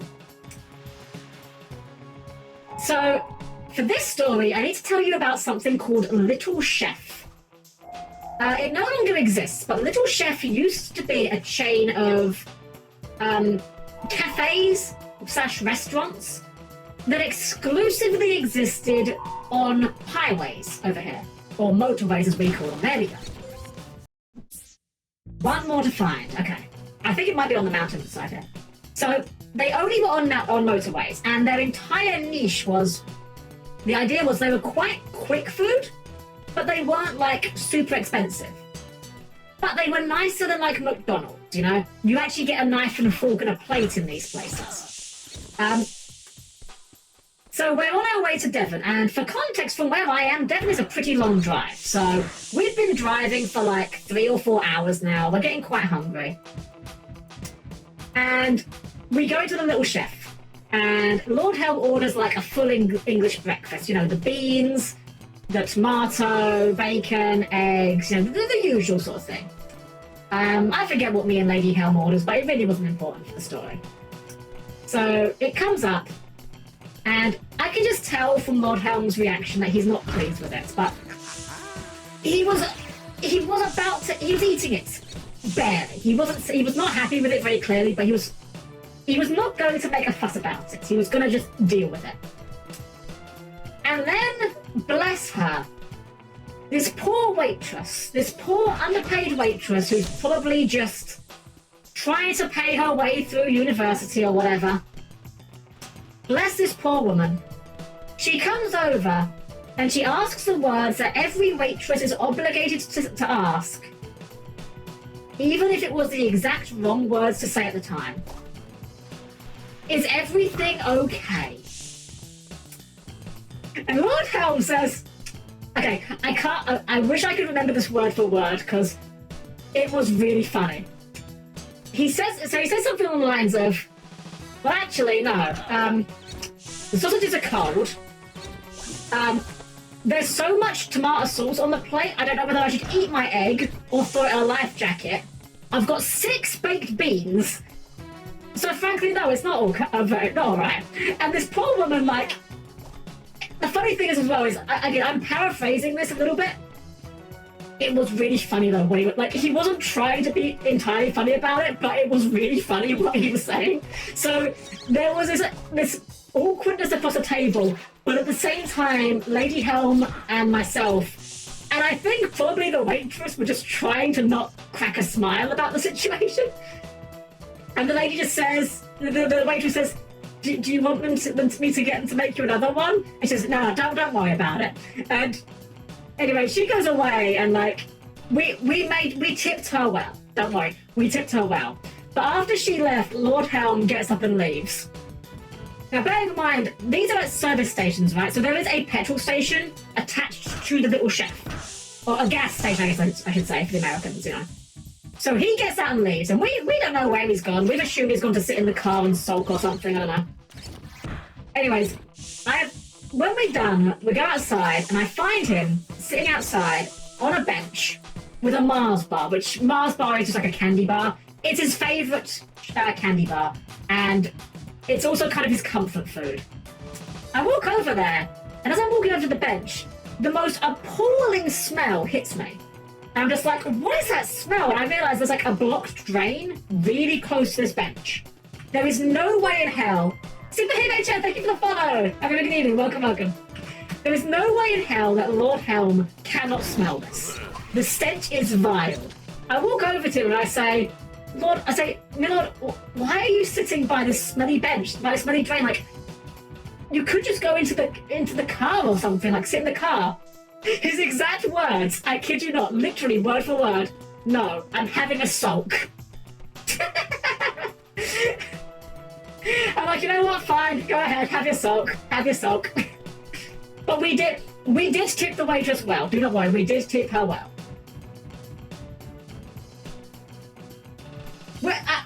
I will say, for all these stories I have of Lord Helm having bad food experiences, he is not, but he's by no means a Karen. You know, he just is very particular about food not being bad. It doesn't have to be good. He just doesn't want it to be bad. That's his thing. If you serve him food that's like okay, he'll eat it. He won't complain. The food has to be kind of bad for him to complain. Whereas I am the opposite. I am the issue of I have anxiety. So if my food is bad, I will just, oh, whoops, that's not great. Oh, well, I guess I'll deal with this because I don't want to bother the waitress. I actually had, I'm very curious what Lord Helm truly enjoys. Does he have favourite meals? The funny thing is, he's not a fussy eater. He will eat a lot of different things. It's just the quality he is fussy about. So, like, he does like seafood, which neither me nor Lady Helm like. He likes, like, fried breakfasts. He'll eat, like, roast dinner. There's a lot of things he does eat.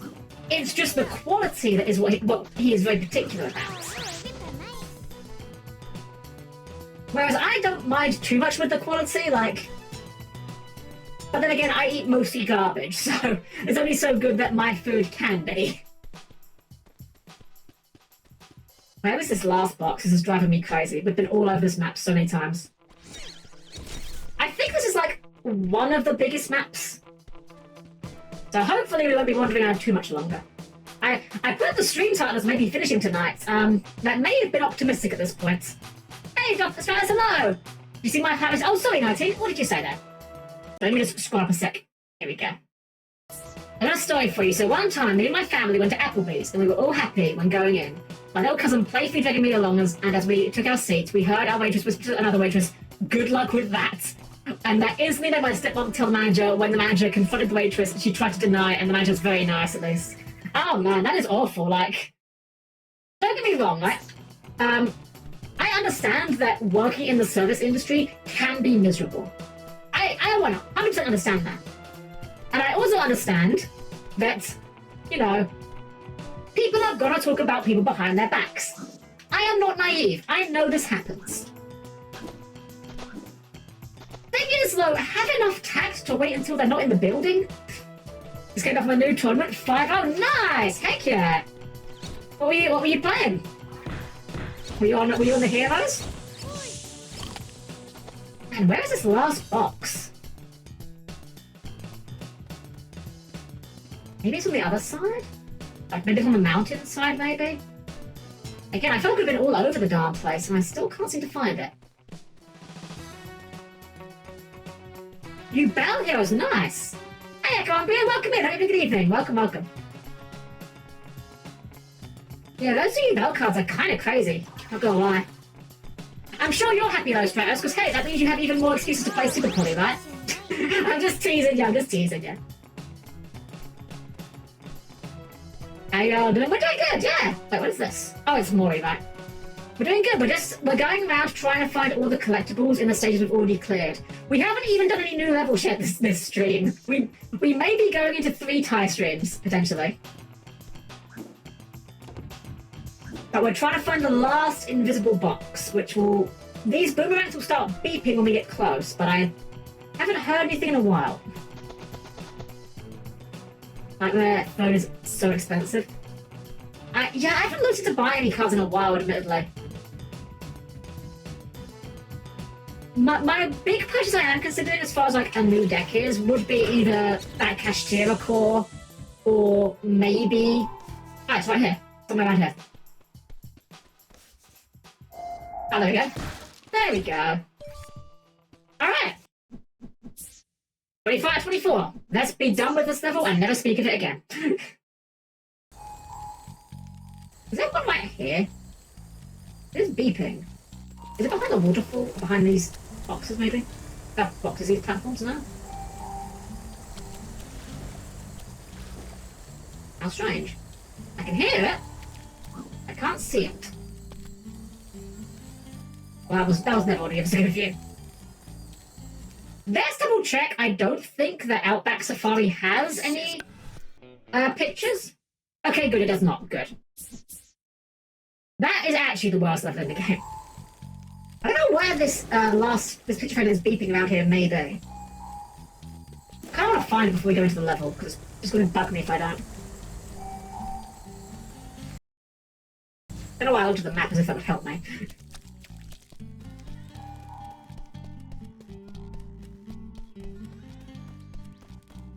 Is it outside this section, maybe? Oh, I think it might be, like, out the front here. Maybe? Around here, maybe?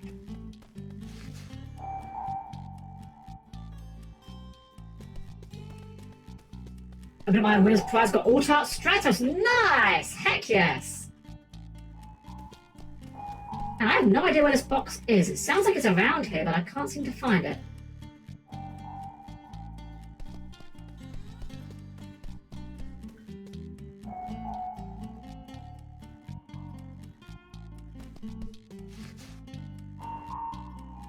It sounds like it's kind of like from right here, but I can't find it. Oh well. We'll look for it later. We are going to get them all eventually, even if we have to go looking up guides for it in the end. But 2 QCRs? Nice! What ones? I have really bad luck with my QCRs. Every QCR I pull is something I just do not care about. I did get a, it wasn't a QCR, but I did get a very high rarity Veiler out of the Rarity Collection Pack, but like, that's the closest I've had to good luck in that regard. Yeah, this box is just not here, is it? Alright, screw it. We're gonna go to one of my favourite levels. This level I actually really like a lot. Bridge over the River Ty. There's nothing quite like a moonlit billabong. Except maybe a moonlit billabong full of giant roaches, spiders and bats. And annoying sounds of the infrared go off, apparently. Yeah, we're trying to find these as we go through, so we don't have to backtrack afterwards. There's gotta be one like right nearby.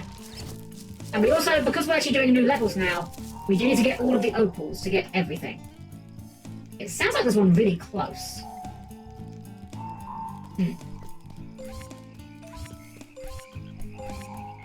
G'day, Ty. Welcome to G'day, mate. Billabong. This is the home of me old mate, Dennis the Cheapskate. Well, Dennis the Cheapskate. I mean, Green Tree Frog. Oh, He has got the Oh god, we should not have the infrared one for this cutscene. section this side of the black stone. I've tried to convince him to give some up, but he's too precious with them. I'm sure if you did some odd jobs for him, he'd be happy to throw some your way, if you know what I mean. Leave it to me, Maury. Ping! Yeah. Alright, they've got to be around here somewhere. Like, it sounds super. Oh, there's one. How did that miss? Oh, how did that miss? I'm so bad at this game. There we go. There we go. How many are there in this one? There are 20 in this one? Oh my gosh. Well, they really amped up putting the, Oh, look at this guy. He's got a cricket bat. So he'll just deflect all the boomerangs. You can't just bite him. He doesn't take 2 hits. But you can also do something else with him. He's got a very unique interaction, actually. Okay. Let's get the flamerangs out. Because if we throw these at them... This is bat on fire. It still takes effectively 2 hits, but it's quite a funny way to kill him. Oh, a cog. Right, we need to get those as well. Golden cogs.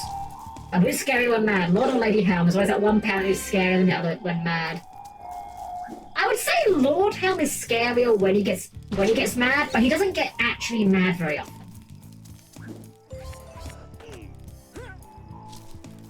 Lady Helm has a lot more of that, kind of, I'm not mad, I'm just disappointed energy, if you know what I mean. Like, Lord Helm getting mad is... He can be scary. Not on purpose, but he can be.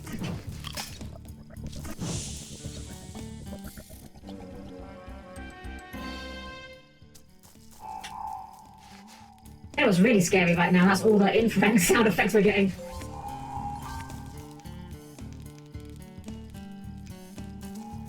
And we're keeping an eye out as we... Oh, there's some in the water. Sploosh. Make sure we grab all these. Now, I've got to say, I'm surprised. I don't know how much the mic is picking up. This controller I bought this controller pretty much almost immediately when I started streaming. Hey, it's a building. Because I was originally using my PlayStation controller. I was using my PlayStation controller for Gundam Battle Operation, but not every game supports a PlayStation controller. So I got into the habit of using my Xbox controller. I don't have an Xbox, but I had like a controller just for the PC. And then my Xbox controller fell apart like right as I started streaming. Like I think literally like a week or 2 into me streaming. Actually, it might even have been before I started streaming. I think I can't remember. It's been a while ago now. But I bought this controller brand new, basically when I started streaming as a result. And the buttons are still really clicky, I gotta say. That's not a complaint, it's an observation. Lord Helm will walk with a big stick. I mean, he does though, literally. He has a cane. He walks with a big cane. Oh gosh, they are very close. Where are they? Oh, there's one.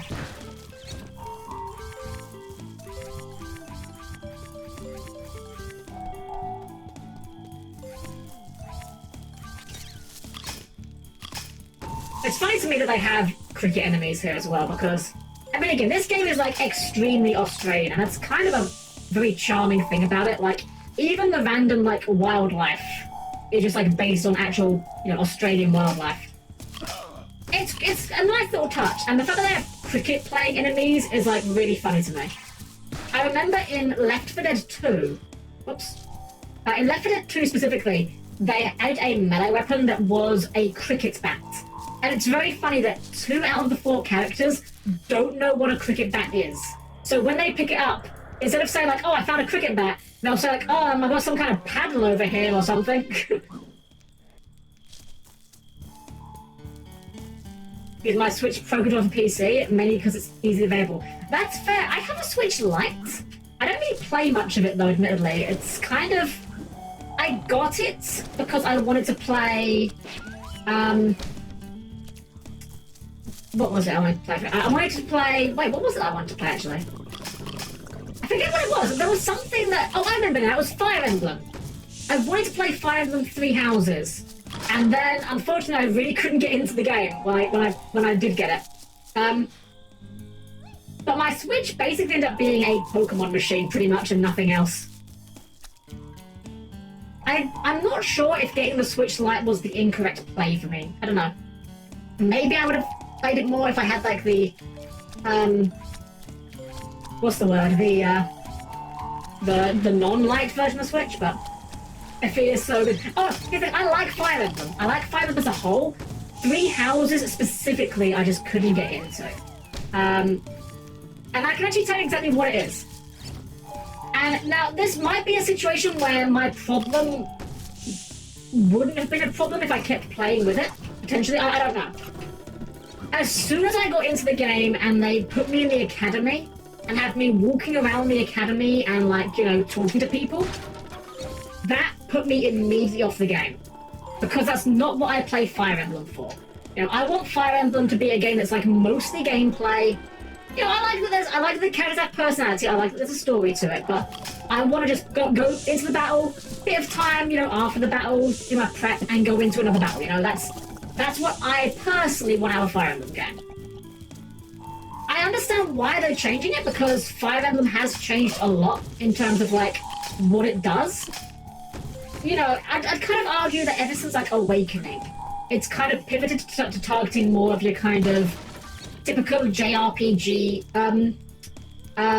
audience. And that's fine, that's not a bad thing, but I do feel like I'm not quite as big into the series as I used to be as a result. Do you like Engage? I never actually picked up Engage for kind of the same reason. I'll say this, I don't like the idea of Engage. It's possible that if I tried it, I'd enjoy it. I don't like that Engage is kind of the Fire Emblem fan service game, if that makes sense. You know, where you've got like all the old Fire Emblem characters in like the rings or whatever. I don't know, that to me is a little bit... I don't want to say cringe, because that's not really necessarily fair, but I find it a bit alienating, I guess. As someone that's not necessarily hugely fond of those characters specifically, it's a little bit kind of like, I feel like the game's not for me, if that makes sense. I did actually play a little bit of the gacha game, the FE Heroes, and that one I kind of liked more because, alright, I'm sure this is a very relatable thing, I can't be the only one that's like this, right? I don't like main characters. In pretty much every game I play, my favourite character will not be the main character, or one of the main characters. I'll like the character that has, like, 5 minutes of screen time, or is, like, the optional side character, or whatever. Like, I just don't like the main characters. And because a lot of games like to focus around the main characters, because they're the marketable ones, it doesn't do much for me. But with something like, say, in Heroes, that had like so many characters and I could play with the characters I liked. G'day, mate. G'day, mate. I was there to give Dennis some diving lessons, but he chickened out. Well, who can blame him? You know, Ty, it's high time you learned how to dive. High time you learn to dive. It's not like you've been doing that all game, mate. Near the water's edge, then press the bite button to do a dive. See if you can dive into that yellow crate. I like Ike's style of Engage. Whoa, it's huge! No, that's just me, based Ike. See, it's funny, again, Ike isn't my favourite character in his game either. Like, he's fine. I don't dislike him, but he's just like... Bonza, you're a natural. He's uninteresting to me. You're up to the challenge. Why don't you try the Super Tower High? Like, say, okay, just to give some examples. Final Fantasy VII. I don't really care for Cloud. He's fine. I don't dislike Cloud. But I think Barrett and Yuffie are way more interesting and way cooler characters. Or, I don't know, say... I have lots of examples of this. I'm just spoiled for choice on what examples I want to give. Like, I guess, oh, another good one. Like, say, Yu-Gi-Oh! 5Ds. Yusei is fine. But I think Jack is better, and Carly is the best girl. That was a pearler of a dive. I tell you what, mate, you'd give the Pippi Beach Nippers a run for their money. Here, you've earned this. Ripper! The whole band of mercenaries in Ike's game is really interesting. Yeah, like, there's a lot of really interesting characters. I'm just not entirely sure that Ike is one of them. Again, I'm being unfair. I am being unfair. Like, if you like Ike, great for you. Just, I don't find him the most interesting character in the game. Another good one, Awakening. Crom? He's fine. He's okay. He's not a bad character, but like... pretty much every other character is more interesting than him. Actually, I think I know who... Wait, was this Awakening? I am not sure if I'm thinking of Awakening or Fates. I can't remember. It's either Awakening or Fates, one of them. One of my favourite Fire Emblem characters, Soleil. She was the daughter of... I suddenly forget his name. Which is a bit embarrassing, because I did marry him. I can't remember what his name was now. No, it's not coming back to me at all. But Soleil in Fire Emblem, wonderful. And her... I love her support with Nina. Because, like, Nina is kind of, like, all drooling over the hot guys, and Soleil is, like, all drooling over the hot girls. It's really funny to me. Just the dynamic they have together is wonderful. Okay. This jump is actually really hard. Oh, Mito, come on! Thank you for the raid! Anyway, we found the jump. Be a shout, of course. Hold on. Bear with me. I'm just going to copy your name because I do not trust myself to spell it without typing it wrong. There you go, you had fun with your own stream. I had a great time. Thank you for your community over. Welcome everyone. We're doing some Ty the Tasmanian Tiger tonight, and I am very bad at this jump in particular.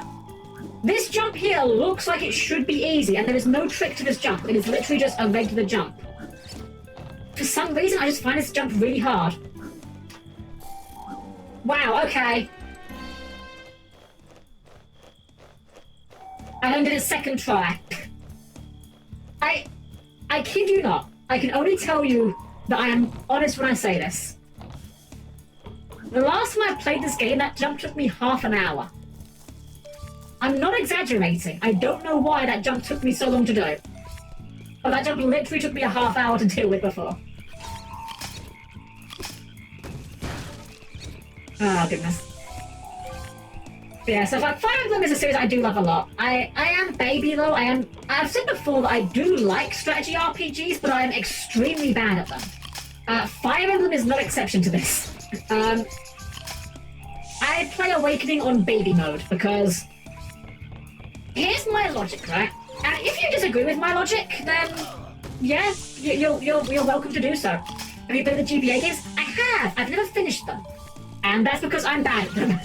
So my logic is this.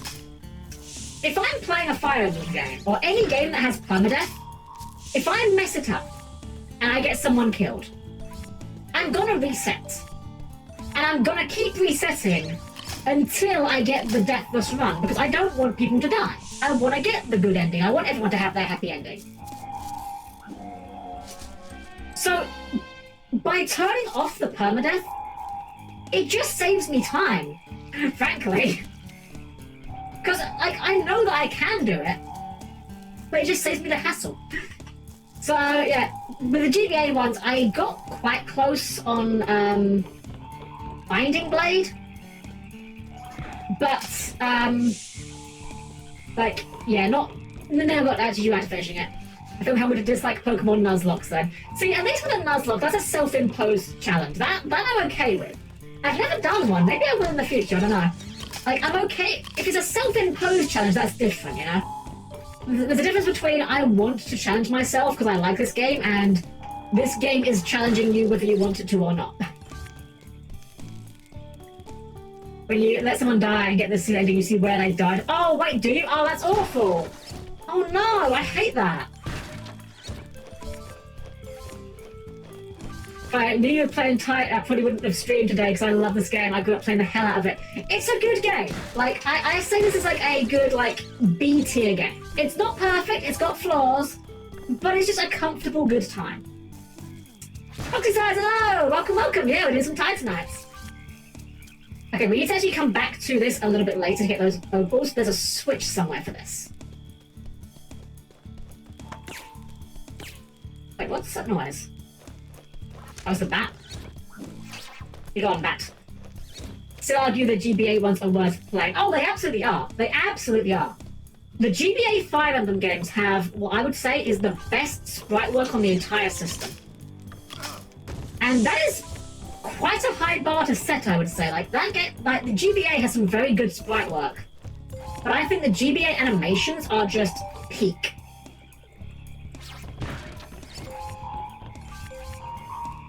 So here's a question for the Fire Emblem enjoyers.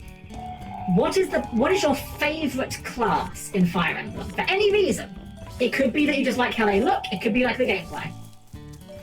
I think I've said what my favourite one is on stream before. But you're welcome to guess if you don't know it already. Hero. Oh, that's a good choice actually. Heroes are very good.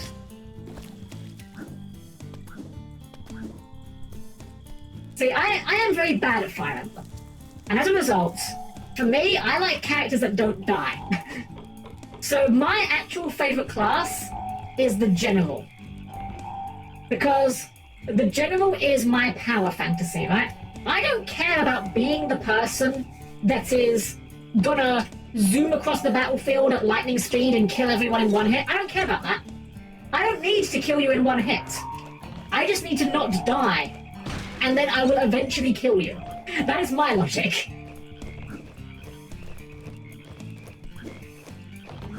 My power fantasy is being an absolutely invincible, unkillable wall of armor that just slowly advances towards you and you can't stop it. GBA animations of the Generals were insane. They really were. They really were. I love, yeah, the chain. The fact that they are so heavily armored, they just throw their weapons on chains. It's so sick. It's great. Funnily enough, in Awakening, I actually married Wallheart in Awakening, right? Now, I'm not gonna lie, it wasn't really a marriage of attraction, I'll be entirely honest. Like, don't get me wrong, Wallheart's not particularly an awful looking guy, but there are better looking guys in that game, better looking girls in that game, although I was playing a female character, so I didn't have a choice. However, Wallheart has a very specific skill that I wanted to pass on to my child. Wallheart gets the Conqueror skill. If you don't know what this skill does, it negates the weakness for being a mounted or armored unit.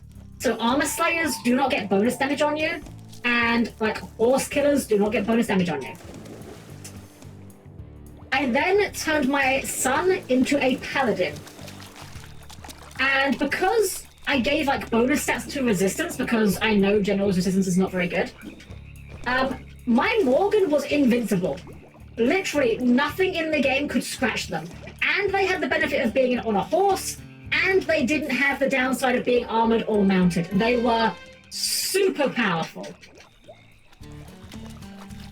And I was just like stomping behind them like 30 meters back, was like, go get him, son!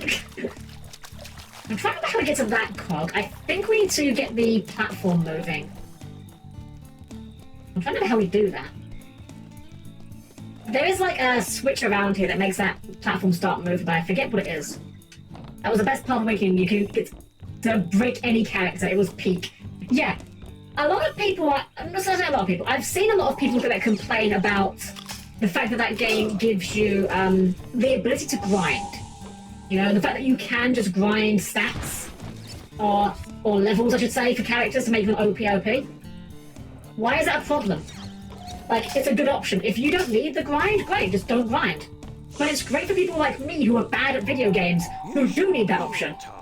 This is where I hope you have a nice stream. We'll go ahead and go to... Yeah, we're going to have a great night's sleep. Thank you for being here. Thank you for your raid. Have a wonderful rest of your night. Take care.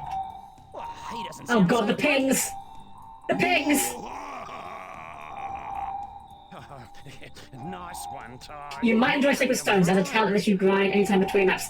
I did play Sacred Stones actually. Again, didn't finish it. I forget why I stopped Sacred Stones. I think it may have just been distraction. I've said before, I'll say it again, I have a very bad track record of actually finishing video games. I get distracted very easily. I have the attention span of a goldfish. Give me something shiny and I will get distracted immediately. Oh, dang it. So a lot of the time I will start a game and I'll be enjoying the game, and the only reason why I will not finish the game is because I just get distracted by something else. Brody, hello! How's it going? It's going well. I hope you're having a wonderful evening yourself. Welcome in. We're doing some Ty the Tasmanian Tiger, and we're just having a good time getting everything. I think Niddy here actually has some boxes in his arena, but I think we also need to set more fire first. Oh, trespasser am orange rat, puny rat. No match for Nettie. Nettie clobber him good. Ooh. Oh, he seems delightful.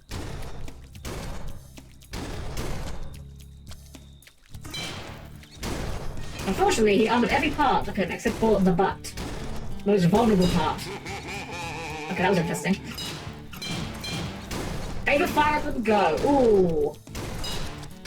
I think Awakening, actually. I think I would have to give it to Awakening.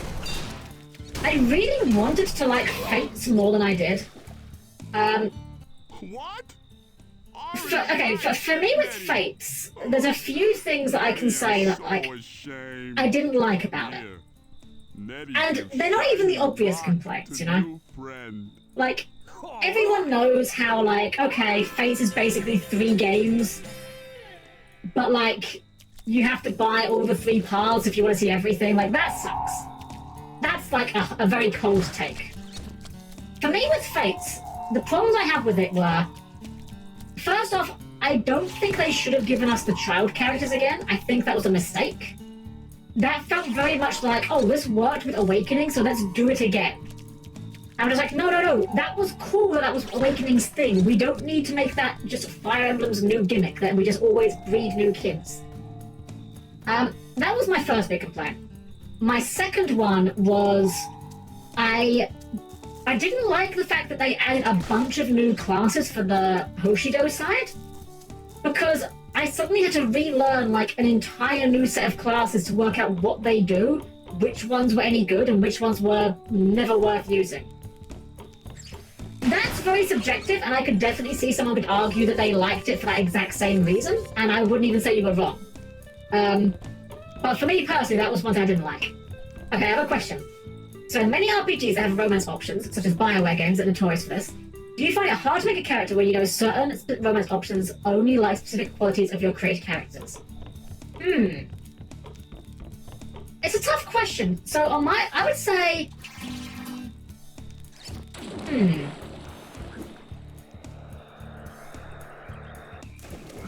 I would say it's kind of a weird question, because I've never actually run into... I don't tend to play too many games that have those kind of options, I'll be entirely honest. Like, I've played Persona, and obviously, like, Persona has, like, the romance roots. But, like, the romance roots in Persona don't require you to go out of your way for anything. I did play Mass Effect back in the day. I did romance, what's his name? Gosh, what's his name? It's been such a long time. The alien guy. The blue guy. Really cool guy. Really chill. You should not ingest his bodily fluids. What was his name? Garrus, that was it. Yes, Garrus. I romanced Garrus, and that was great. I think ultimately the bigger issue I have with those kind of games isn't so much that you have to make a certain type of character, and more just that it kind of just becomes a checklist, you know? Like, because obviously video game characters can't, you know, they're not real people, they can't act like real people. You're basically just ticking a box, you know? I'm reminded of Harvest Moon, actually. I used to love that game when I was little. I had the PS1 Harvest Moon game. And in that game, it was extremely easy to romance whichever of the... Well, in the one I was playing, you had to romance ladies because it only had the male protagonist and, you know, the 90s. To romance the woman that you wanted, it was just a case of give them items and eventually they will like you. And don't take too long, otherwise someone else may marry them first. In my case, I went after Karen, and that was literally just a case of buy wine, give her wine, eventually acquire a wife. Please don't hurt me. Hey, relax, mate. I'm Ty, and you must be Dennis the Cheapskate. Well, I mean Green... That is a cheapskate. Ty? Oh, Maury's friend. I'm so glad to see you. I kind of like this, I'm not gonna lie. Only Neddy has extinguished all the lights that show my way home, and now I don't know where to go. It's not that I'm scared of the dark or anything, but,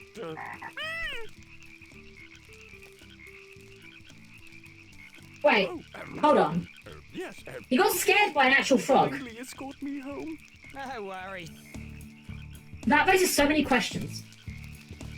Frogger Jam, but bigger. Frogger Jam is nowhere near this cowardly. Although, I could see Frogger Jam wearing something like this.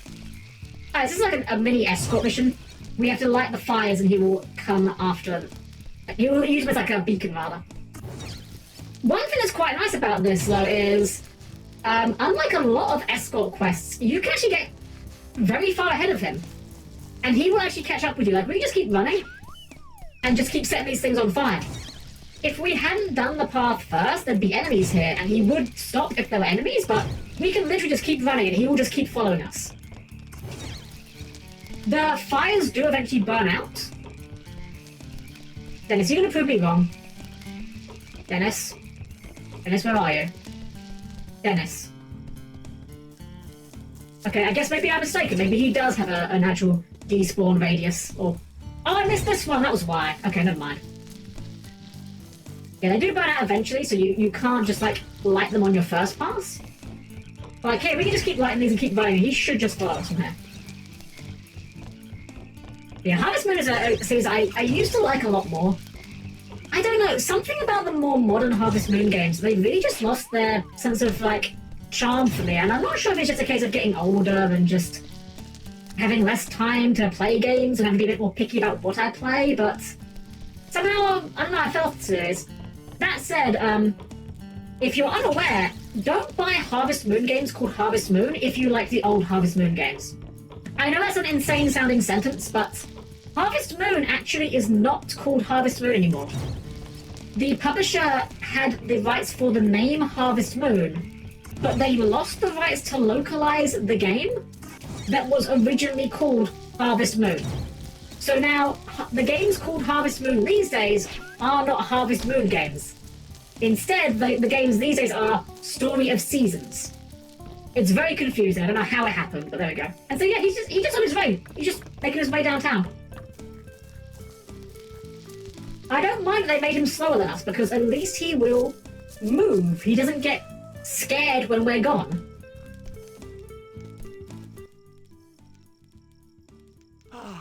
Home sweet home. I made it thanks to you. I'm not sure if you know this, but I have a magnificent collection of thunder eggs. I insist that you have one. I don't like the sudden zoom in at the end. That's a little bit creepy somehow. Alright, that cog up there. We need to get that cog. But we also need to... Was there something else to do here first, but... Wait. Hi, this is Dennis. I'm sorry, but I've stepped out to take a bubble bath. If you could leave your name and number at the sound of the beep, I'll try to get back to you as soon as I can. Ciao. There's an achievement for listening to that, by the way. Literally, achievement for listening to Dennis's voicemail. Also, I'm gonna say, Dennis, bubble baths, good test. I do like a nice bubble bath. Some people swear by showers, but I like a nice long soak. Speaking of which, Dennis actually has another objective for us. Oh dear, this isn't good. My hot water system has given up the ghost. The pilot flames must have gone out. Could you find a way to fire up the gas again? Well, you see, Dennis, here's your problem. You're lighting your water halfway down the road. Yeah, okay, no worries. Thankfully, we have the flamerang, so it's just easy as igniting all of these pilot lights here. Having an actual bath, like in the tub in years. It's funny because I know a lot of people who are like that, who just don't do baths, they just do showers. I don't like showers. I will take a shower if I'm like in a hotel or something. I'll take a shower quite happily, but okay. Part of Helm's mild anxiety here. I have a slightly dodgy knee. One of my knees is not quite wired up correctly, and it's not a problem. Like, I can walk and get about absolutely fine, but I'm always worried that I'm going to somehow trip and injure myself in the shower. And I know it's dumb because, like, I'm sure that's like extremely unlikely to happen. But I know I'm far less likely to injure myself getting out of a bath than a shower. That's literally all it is. That's literally not all it is. That's one of my main reasons for not liking showers by comparison. I need to calibration reinforcement. Yeah, unfortunately, it's kind of a firmware issue. Like, we could replace the leg, but it's not that easy, unfortunately. I had a big fall a while back. The leg itself is like fine, but like it's definitely a bit weaker than it should be, unfortunately.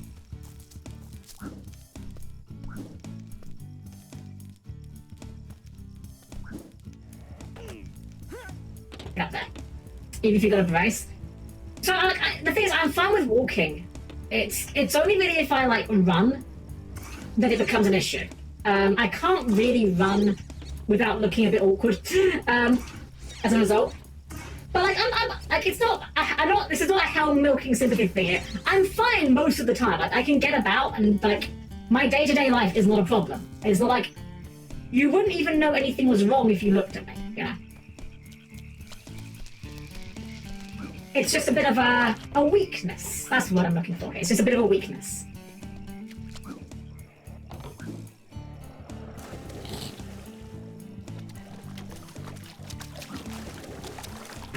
Fun enough, this quest we're doing right now with these pilot flames, when I did this again recently, I came here and I was like, wait, it's already lit. I guess I did this one. Not realising that you have to hit them again to make them actually ignite properly. I think we're missing a button though. I'm certain there's a button that starts making the platforms move, unless I'm misremembering. Oh, 1 sec. Oh, we have to, Foxy. It's all good, regardless, we still care about you. Ah, thank you. Yeah, like I said, it's not a huge deal. This is not a Helm trying to milk sympathy moment. Honestly, like it doesn't really bother me on a day-to-day basis. It's literally just every once in a while if I need to like go after someone quickly for whatever reason, like someone left something behind, like me running looks a bit silly. Oh, we just got up here, never mind. That's way more logical than what I was trying to do. 2 to go. We should probably check out our inferangs as well.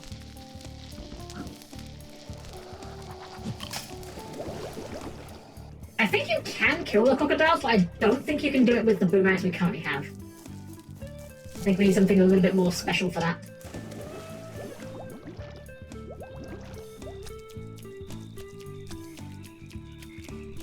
I want to get onto this platform here. I think. Did I quick judge? Oh, okay, no, fair enough. Yeah, take care of your business. I'm trying to remember how we get to that one over there, this cog. I know where we can get to it that requires coming back later, but I'm certain there's a way we can do it on our first visit. Oh, actually, I think I remember what it is now. I think we just glide down from like here.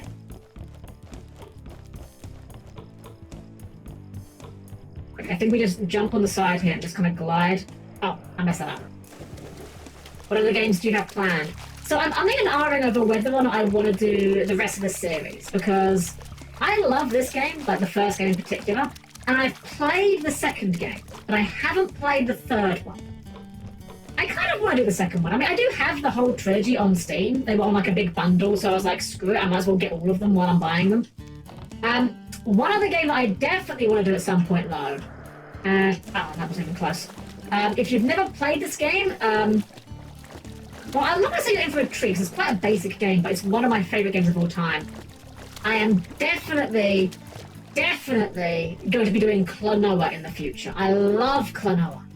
Absolutely love that game. It's one of my favourite games of all time, frankly. It's just a basic platformer. Like, there's nothing super special about it in terms of like the mechanics or anything. But man, is that a cozy game. Like, Ty's a pretty comfy game as it... Dang it. Ty's a pretty comfy game as it is, but like, Klonoa is like being wrapped in a warm blanket levels of comfy. In fact, Klonoa was the game that persuaded me I needed to get a PS1 memory card back in the day. Because while that game is decently short, it's quite long to play in one sitting. No, wait, I'm doing this wrong. I need to jump on the bath and then jump onto it from there, I think. Klonoa, I remember you have great taste. The soundtrack is amazing too. It is. It absolutely is. It absolutely is. Fun fact, actually, my little hobby of turning things into anime girls, dang it, started with Klonoa. The very first one came from Klonoa. In fact, you know what? Let me pause for a sec. Let's show her off.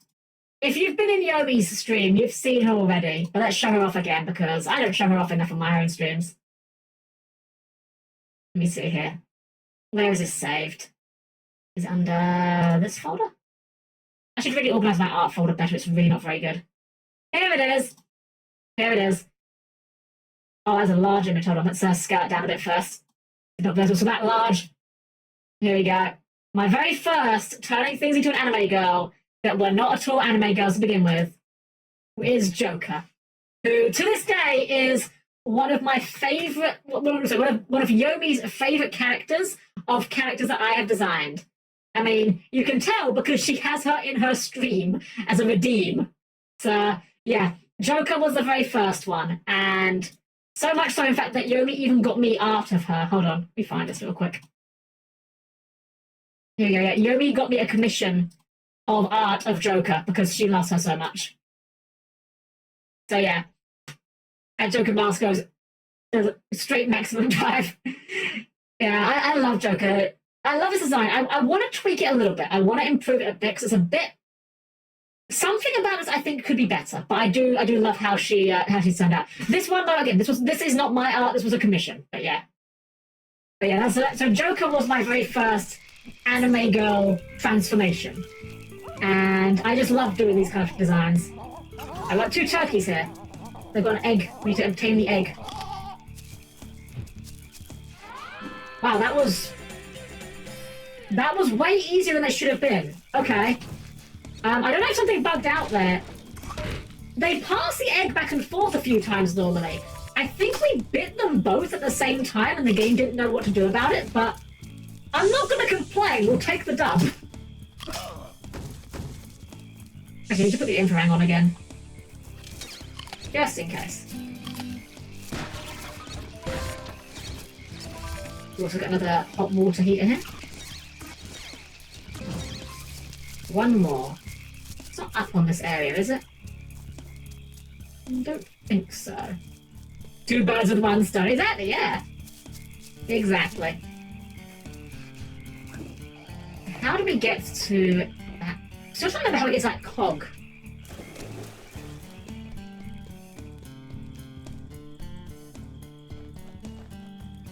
It may just be we come back for that one specifically. What are we missing? We're missing a lot, actually. Time Attack, the 300 opals, and Geek Genesis House will still work. Okay. We're also missing a Bilby as well, so we'll have to keep an eye out for that. Alright, mate, you want to have a cheeky boomerang fight? Welcome in, Viking. How are you doing this evening? Welcome, welcome. We're having a right ripper time, we are. Oh, a Bonza... Oh, there's a box over there. Crikey, it's a box! I apologise to anyone that's even heard of the concept of Australia. I am not good at accents. That won't stop me, but I'm just saying I'm not good at them.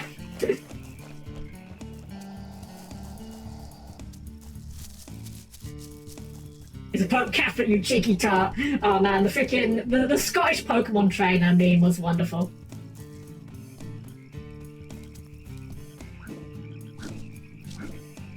Probably the best thing we got out of Sword and Shield, unfortunately. Actually, no, I will take that back. Phalanx was the best thing we got out of Sword and Shield. Sword and Shield is like the only one of 2 Pokemon games, I should say, that I never finished. Well, no, sorry, rewind that, sorry. There is one Pokemon game I never finished, and Sword and Shield I didn't finish for the longest time. I got Sword, and I played it for a bit. I got bored around like the 3rd gym, and then I put it down for like over a year. I eventually started playing it again because I wanted to play Scarlet and Violet, and I told myself, Helm, you cannot justify buying Scarlet and Violet when you didn't even finish Sword and Shield. So I kind of forced myself to finish Sword and Shield. It's a game. It is one of the games of all time, I would even say. The fact that Sword has a line, there is a dialogue line in Pokemon Sword, where an NPC says, "You know, I think it's time I bring about the darkest day, for the sake of Galar's future, of course." Someone wrote that line. Someone was paid to write that line. Someone was paid to write that line, and someone else was paid to sign off on that line. Even the Just think about that. cockroaches here like a flutter at the track. If No, they not the see roaches. you, even you No can Cs. go. Just run to the finish, making sure you go through each checkpoint. Easy peasy, mate. We got this. No worries.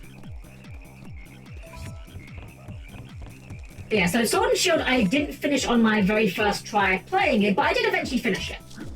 The only Pokemon game that I just flat out have not finished, and currently I don't really think I ever will, was Omega Ruby. I've never been the biggest fan of Hoenn, to be honest. I had Ruby back in the day, and I did finish it, but like Hoenn to me, I'm not someone that has a huge amount of nostalgia for it. And I don't know, something about Omega Ruby just, I got really bored by it. I just never got around to finishing it. I'm just kind of like, eh. I'll be real. Maybe this is a hot take. Possibly hot take. I actually think that Hoenn is the worst region. I'll be entirely honest. I think Hoenn is actually the worst region. Don't get me wrong, Sword and Shield is bad. Like, Sword and Shield is a bad game. But I like the region. I just don't like the games that are set in the region. I think Hoenn, though, is just the most uninteresting region to explore. This region's like Kalos and Kanto. Ooh, base Kalos enjoyer. I can respect that. I can very much respect that. Johto, best region, best gen. So it's funny you say Zordon.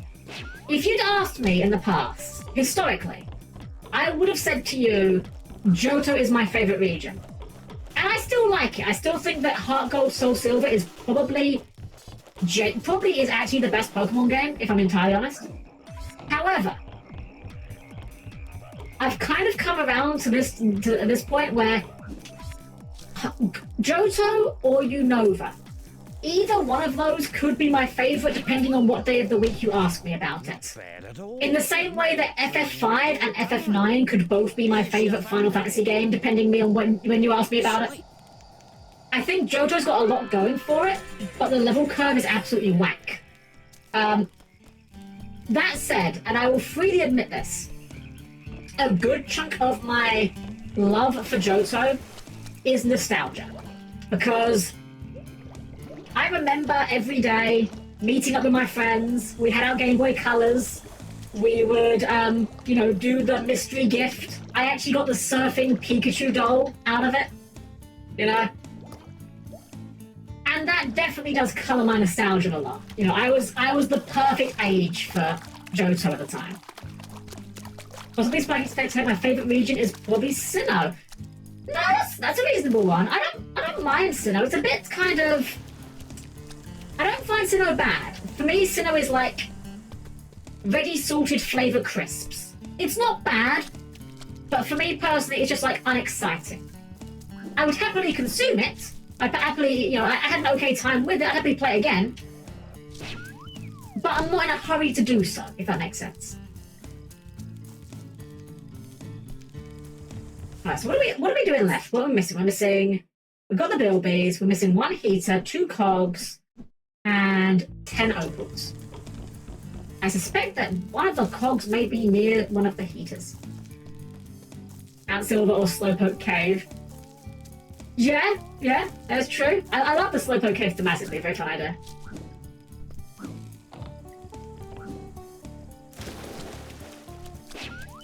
I think that Johto had, I'm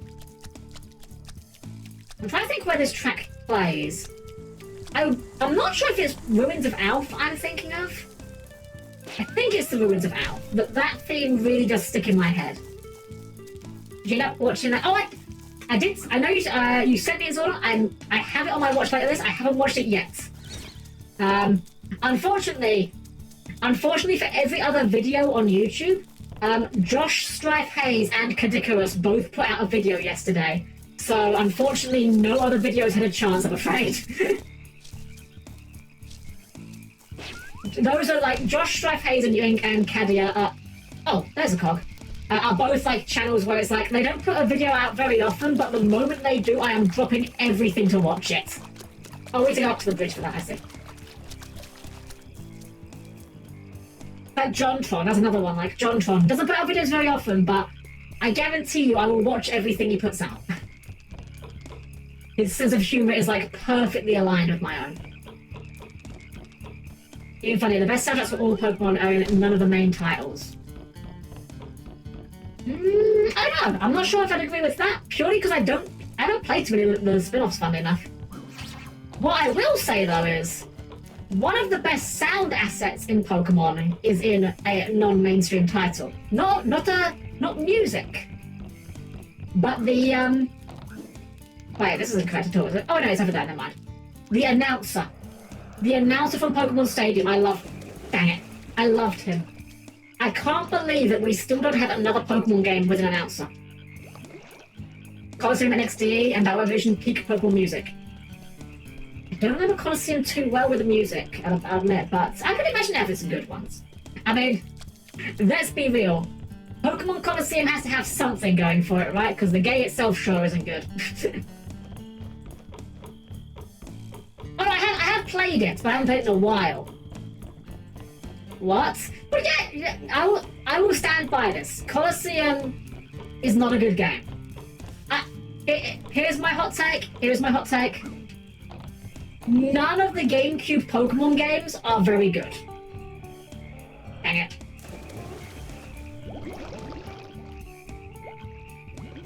Partially because in the single-player mode of Colosseum and XD, your selection of Pokemon is really bad. Like, they give you some absolute stinkers to have to try and complete the game with.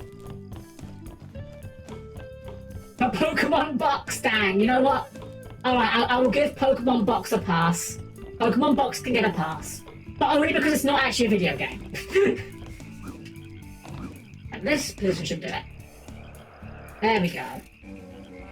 We're still missing 10 opals. And we still haven't got to that stupid cog over here yet. I'm okay with coming back for that cog, but... Actually, wait, we're still missing, we haven't got one of the fires lit yet. Also, how many of these are we missing? Oh, we got all the picture frames. Never mind then. We can go to the Flame Rank full time for the moment. Mystery Dungeons were pretty good. The OST was okay. I've never played Mystery Dungeon, actually. I think I had like a friend lend me it for a little while. I didn't really get into it. I don't think it's that the game was bad. I think it was just that it wasn't the kind of game I was looking for at that time, you know? It's kind of like, what's the word? What am I trying to get at here? Like, it's not a bad game. It's just not what I wanted at the time. You've played Pokemon Pinball in the Game Boy Color. Oh no, that game's great. Pinball is a great game. I love that game. I was really bad at it, but I love that game. Hold on. We'll try and cheese here. That did not work. Oh, I was way overshooting anyway. Right, we will come back to that cog. If it is just that cog, we need the one cog, 10 opals, and 1 fire. Okay.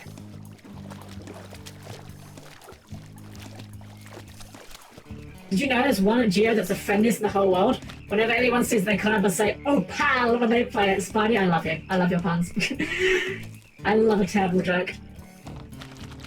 Okay, where is this last heater, I'm wondering? We haven't found it. Wait, I bet I know. I bet it's by Neddy. I bet it's up by Neddy's house. The GBA Pokemon Pinball was fun too. I haven't played that one actually, funnily enough. Seeing how he plays Yu-Gi-Oh! He played Capture Monster Costume. I haven't, no. I only found out that game existed like fairly recently. Because, as I said before, I actually have not been big into Yu-Gi-Oh! For very long.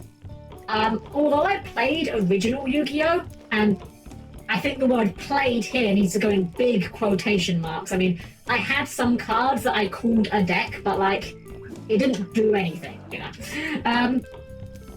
But it wasn't until middle of 2022 I actually got back into Yu-Gi-Oh! Like proper and started realizing how much Yu-Gi-Oh! Media I just have been missing out on. I do love, though, all the weird and wonderful Yu-Gi-Oh! Games where you're not playing Yu-Gi-Oh! You know, Forcebound Kingdom, Capsule Coliseum, what's the other one I'm thinking of? Doors of the Roses, and who can forget Wheelie Breakers? Oh, mate. I've never played Wheelie Breakers, but, no, there's not buts here. I'm kind of glad I haven't played Wheelie Breakers, I'll be honest. Playground Yu-Gi-Oh! Is what we play. Yeah, Playground Yu-Gi-Oh! Exactly. Plus, I've told this story before, how I cheated at Yu-Gi-Oh! By playing the rules correctly. So, I had relinquished, right? I had the ritual.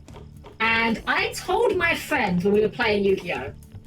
That when I use Relinquish's effects, it just removes your monster from the board. Because that's what happens in the show, right? So that's how the card works.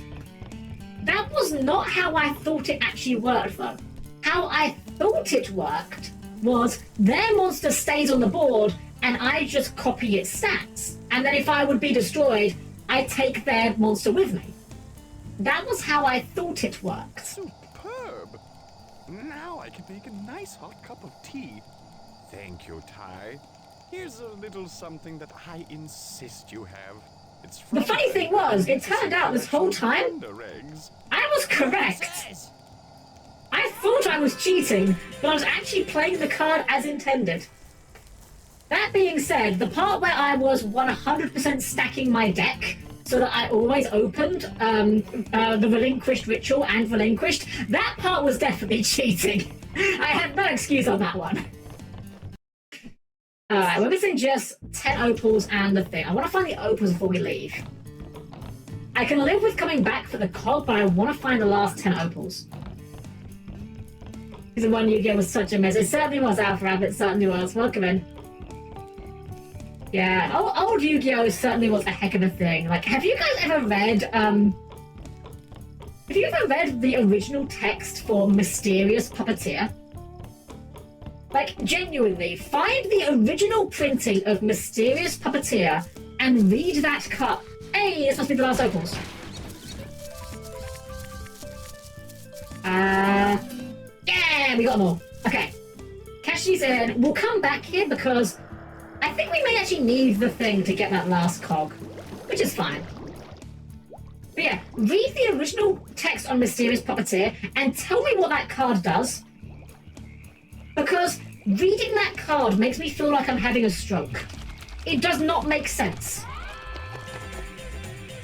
That's been as good as Master of the Strix text. No. In fact, you know what?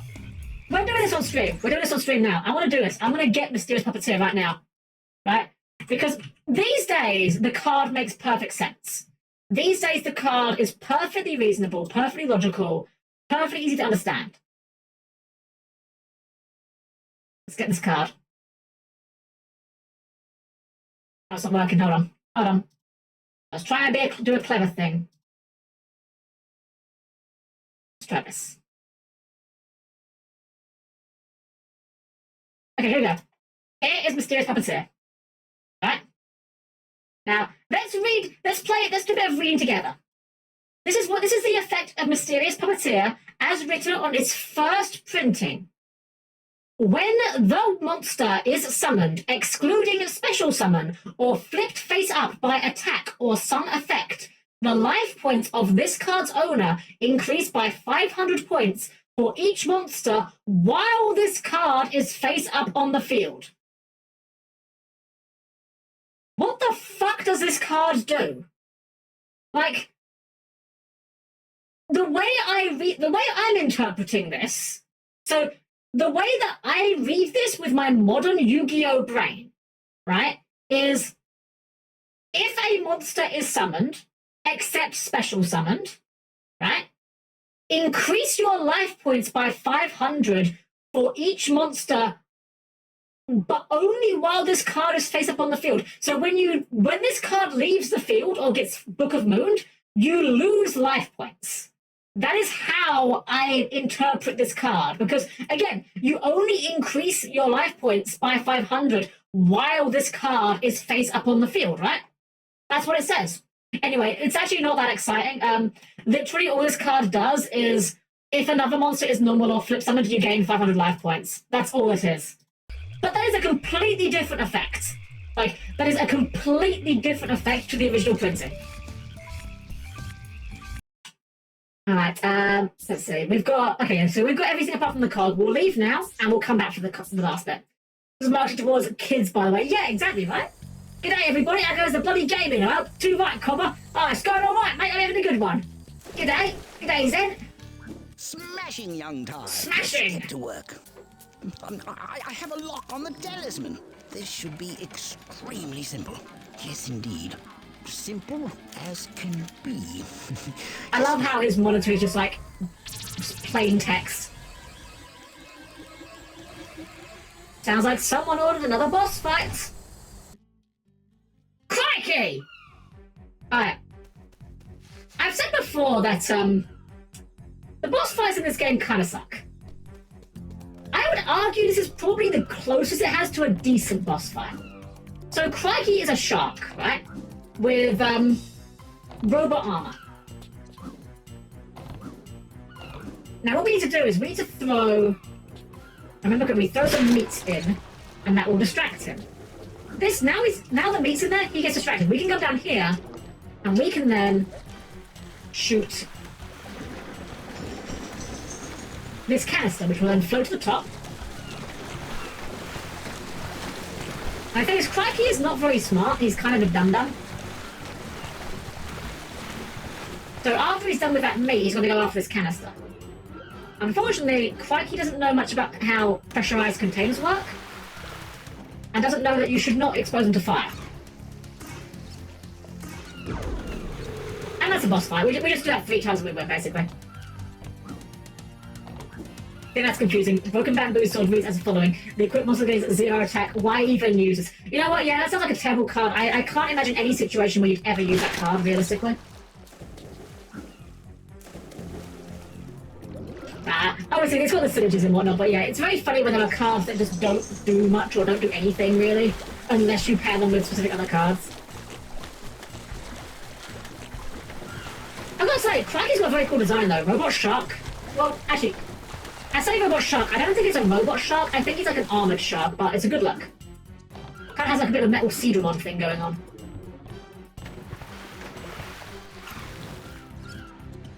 Hitbox is also a little bit finicky on the gas tank here. There we go. What was Crikey doing before this? Just hanging out, you know. Hanging out with the crew in the schoolyard. Unfortunately, he found trouble, and he wasn't even looking that hard for it. It just kind of happened to him, honestly.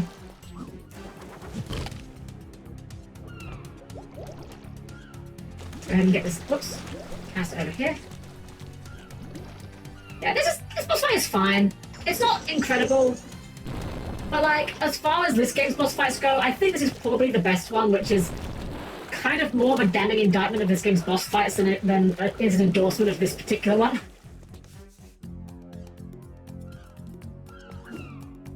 Some things you gotta learn to hit him is true. Oh man, I don't think they ever taught him this back in class. There we go. And now he's free of the armor! Yay! I think he's a tiger shark.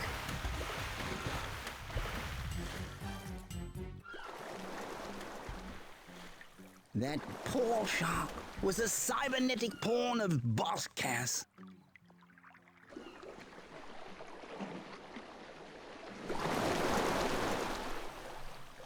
That's pretty jawsome, if you ask me.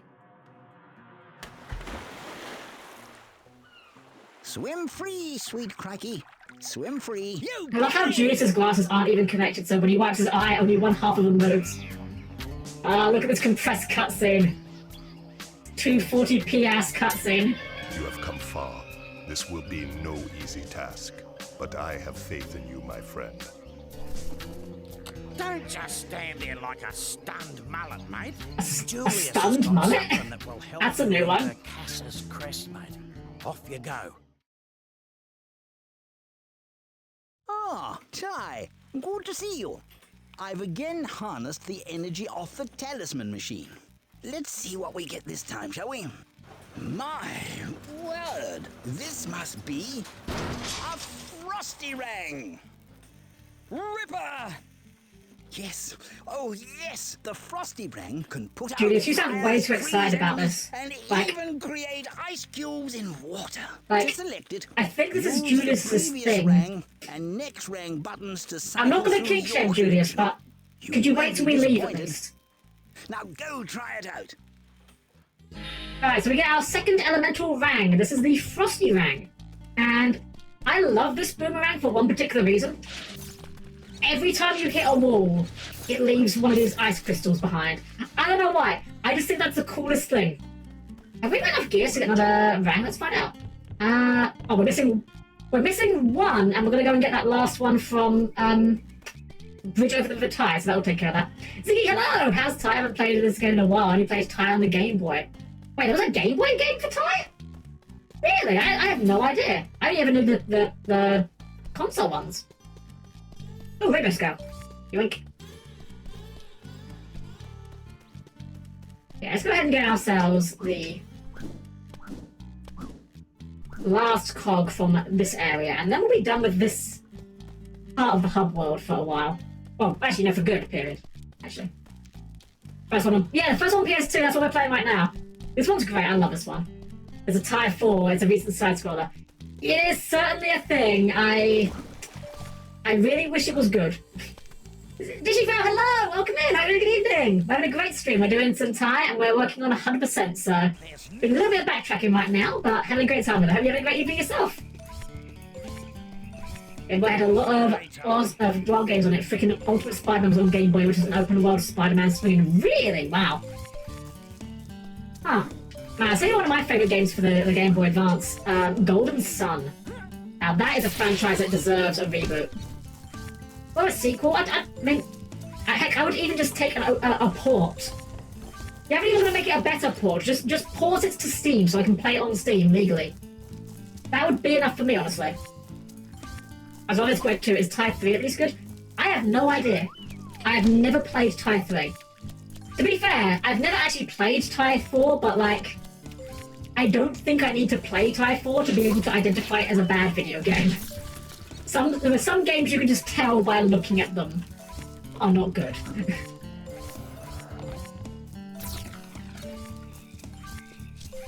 Alright. And here's the other really cool part of the Frosty Rangs, which is we do not care about water anymore because we can just do this. We can just make platforms and just platform our way across the water. Oh wait, I got excited by those opals there. I'm like, oh yeah, right, they respawned because we used the stage.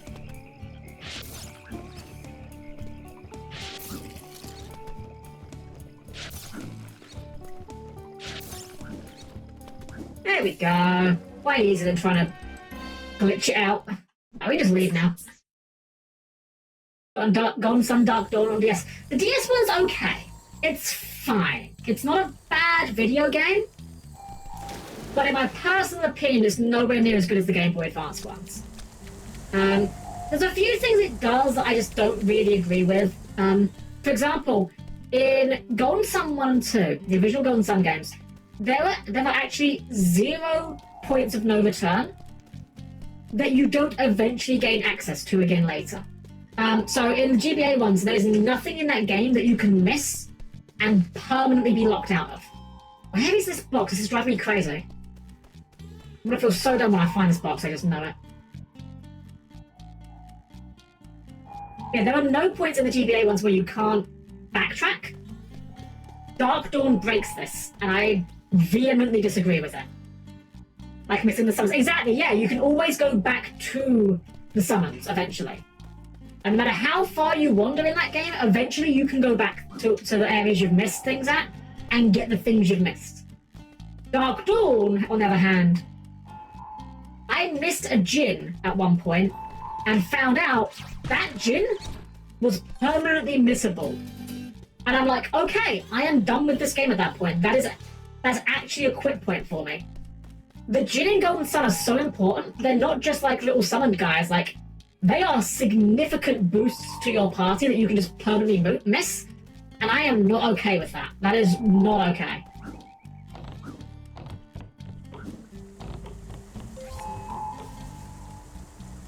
I think it's one in Judas's house, isn't there? Yeah.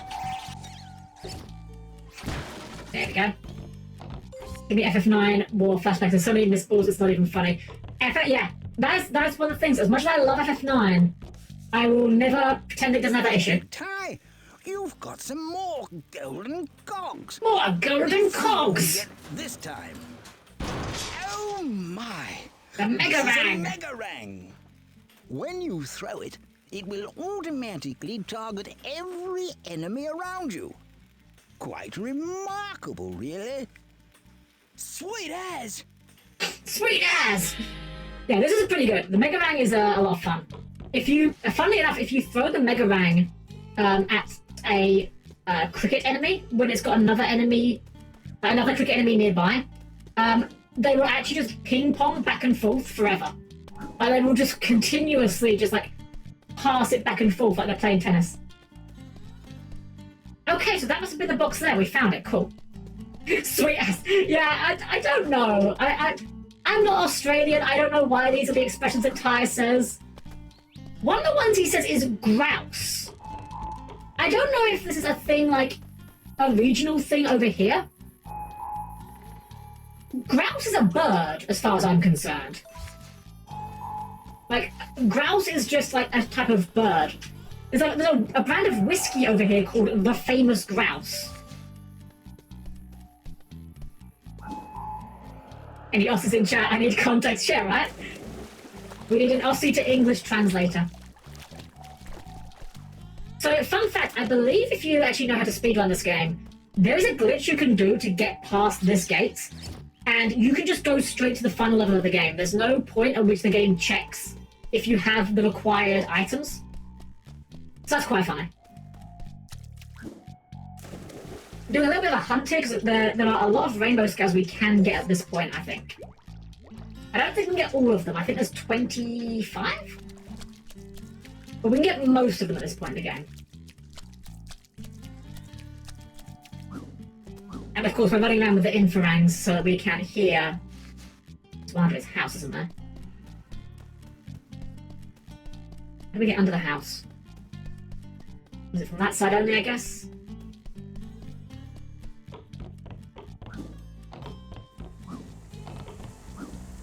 Oh, it's behind the house, never mind. That makes much more sense, I suppose. And now that we've got the Frosty Rang, there's one, you can see it right here in the middle of the screen. It's a bit small, might be hard to see. There's one right there that we can now get now that we have the Frosty Rang, because we can just do this over the water. Oops. Oh, I somehow didn't hit the water correctly. There we go. Thankfully, the pickups in this game do have a fairly forgiving, like, magnet radius. I don't know if there's a better term than that, but, like, they will home in on you from a pretty decent distance away, so you're never going to be, like, super accurate with a lot of your jumps. One down there. We've got bagels and bagel spread today. Ooh, nice! Do like a good bagel. Well, like they say in Brooklyn, early to bed, early to catch the worm. Or is it the bagel? Button. Oh right, I forgot that does that. I forgot we actually don't need the Frosty Rang. We could have just hit this button and that would have done the same thing. I completely forgot about that. Oh well. I think there's... Oh, I don't know. We got infrarangs for the moment, just in case there's any more boxes. Is there a scale down here? I feel like there is. There's a box around here somewhere. How many boxes are in this area? 9, okay.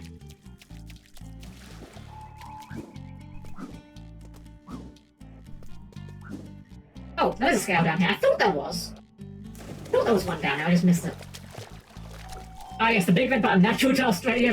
Yeah, you don't have those around your way? Huh, weird. Yeah, like a common sight over here, honestly, like, I don't know. I'm not Australian. Not with that attitude, you're not. have to be in Australia to be Australian, right? Maybe the real Australia is the friends we made along the way. Maybe Australia is actually just like a state of mind.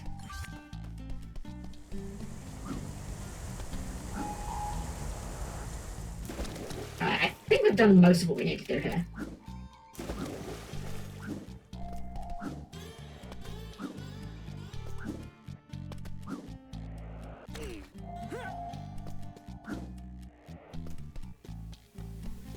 Alright, so now we can go into this side of the map. Oh, there's a box right up there. There we go. So yeah, this area is blocked off by fire. Thankfully we now have ice. And as we all know, ice beats fire because that's just how it works in video games. I'm going for 100%. Oh yeah, we are going for everything. We are going for absolutely everything. Because the rainbow scales and the invisible pictures do not actually count towards the completion percentage. If I save the game right now, it says 65%. That does not count rainbow scales or picture frames. You can actually 100% the game without either of those. But I'm not settling for anything less than absolutely everything. We're basically going for 100% achievements tonight, in other words. And we just put your avatar upside down for the rest of the playthrough. Okay, so we've got Rex Master Stop, got the Black Stump, and Liar Liar Pants on Fire. We are going to save Liar Liar Pants on Fire for last because it's the best level left to us. That leaves Beyond the Black Stump or Rex Marks a Spot. I think we're going to start with Beyond the Black Stump because I think this is the worst level left in the game. Cutscene! You go first. No, you go first. Well, I went first last time. Get in here! Did you take care of that troublesome Tasmanian tiger? Well, that's just the thing, see? He's kind of, good. It's kind of good. I cannot believe that a rat could outwit my two best lizards. He's too tough for us, boss. I was thinking, instead of trying to stop him, maybe we should, You okay, boss? Come over here. Just come over here. I won't hurt you. Now, what's my name? Cat? No, that's my last name. What's my first name? Oh, I know. Let him answer. Like a teacher. Boss? That's right. Wait, I never realised his name is... I'm the only boss around here. His name is actually Boss. He's thinking. Now get out of my sight. Imbeciles. To be fair, Surrounded this is by quite self accurate. with Cassowaries are kind of jerks. imbeciles. Like, they are vicious little birds. Actually, not even little, they're just vicious birds. Those Tasmanian tigers better than me. Who indeed? Ah, yes. This is a 2000s platformer, so obviously we need the edgy antithesis character. Knock off Shadow the Hedgehog. I found you, Faker! Faker, you're not even good enough to be my fake. Ice at the bottom, snow at the top, and thunder eggs hidden everywhere in between. Welcome to the snowy mountains. Alright, so, remember the part in the last snow level how it was really hard because it was very big? This map does not look very big. But this map is very big. Ty, this is so dreadful. It's happened again. The children were playing hide and seek when a bushfire broke out. They're trapped and I don't know what to do. Please, can you bring them back safe and sound? See, maybe I'm just not good enough at geography to understand this, but I feel like this is not a problem. Like, if you're in an area that's on fire, but the area is also covered in snow, surely the snow takes care of the fire problem? Maybe I'm just, like, oblivious to how these things work. Maybe this is, like, not... Oh, there's a picture right there. Sure. Like, maybe I'm the dum-dum here, but... what kind of animal is Boss? He's a cassowary. They are big, big, nasty birds. Like, they're the kind of birds that will, like, attack a person. Right, let's get our infrarangs out so we can keep an ear out for that. But it was a turkey. He does look like a turkey, you're not wrong, Ziggy. He has some big turkey vibes.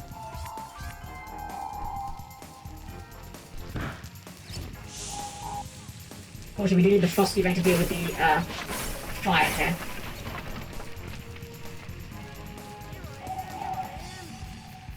Oh, we need the flame around for that one as well. One thing this game could have benefited from a lot is a actually there is a hot swap in this version of the game now I think about it actually.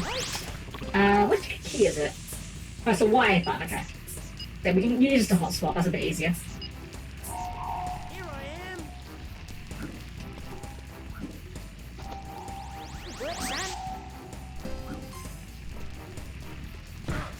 Ice beats fire, but not snow. I guess, yeah. It's funny, did you know, fun fact, fun Pokemon fact. In the Gen 1 of Pokemon, I believe it was fire did not resist ice, which makes Charizard even worse. You would actually take super effective damage off of ice attacks with Charizard because the fire doesn't resist ice, but the flying part sure is still weak to it.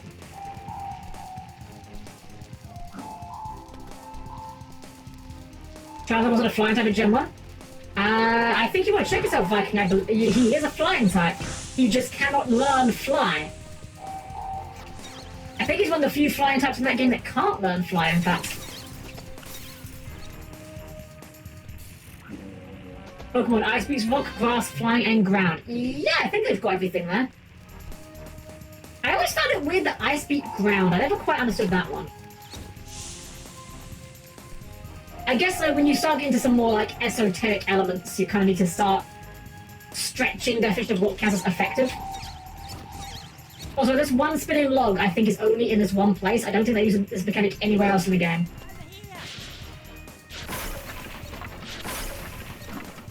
Could have sworn he wasn't flying till they did. It's fair enough. I mean, it's a long while ago. I can't blame you. Again, he couldn't learn fly until Gen 2, which is maybe what you get mixed up with.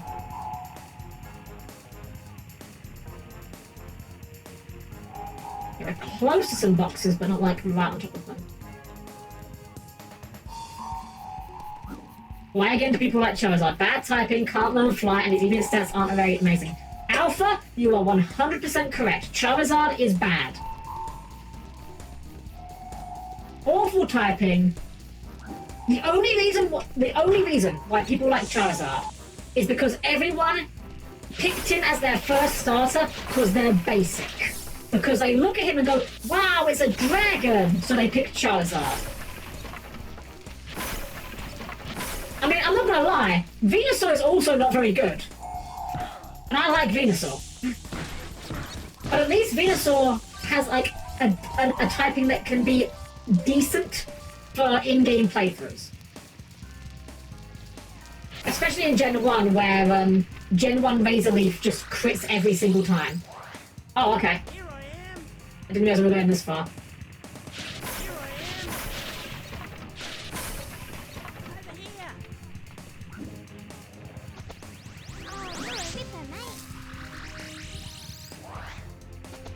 I don't know why there's Rafflesias here. Wait, hold on. Do Rafflesias even grow in Australia? I mean, again, I'm not good at geography or biology or herbology, whatever the study of plants is. I thought Rafflesias were like South America. Like, I thought they were like that sort of area. Maybe I'm wrong. Maybe they are in Australia and I'm just a stupid one here.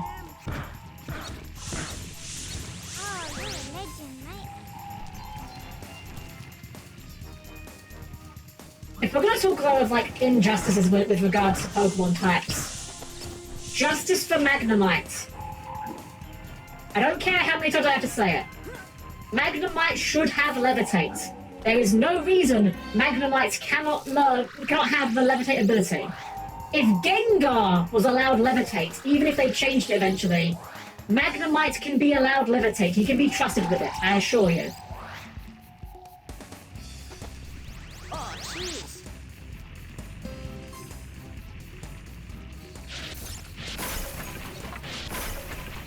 Especially considering, Alpha Rabbit, you've fallen for the trick. You've fallen for the super effective swindle.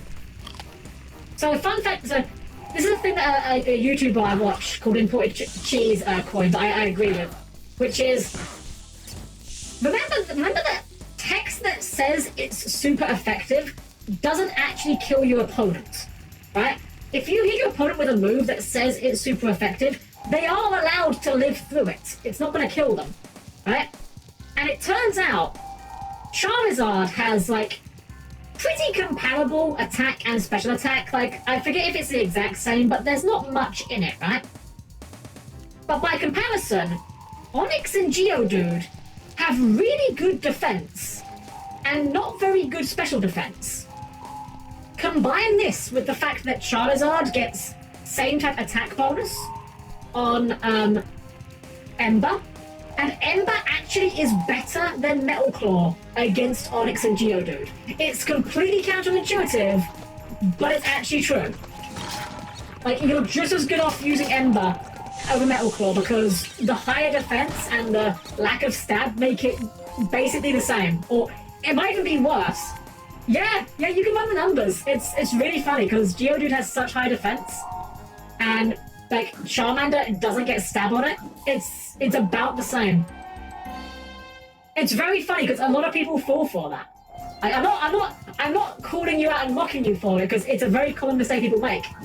But it's just very funny that yeah, everyone thinks like yeah, it's super effective. That means it's correct, right?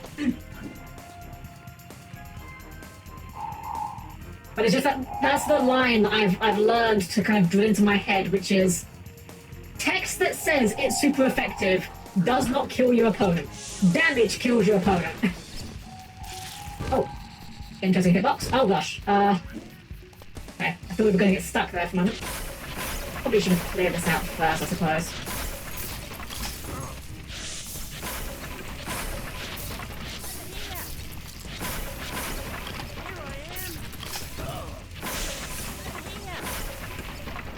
There we go.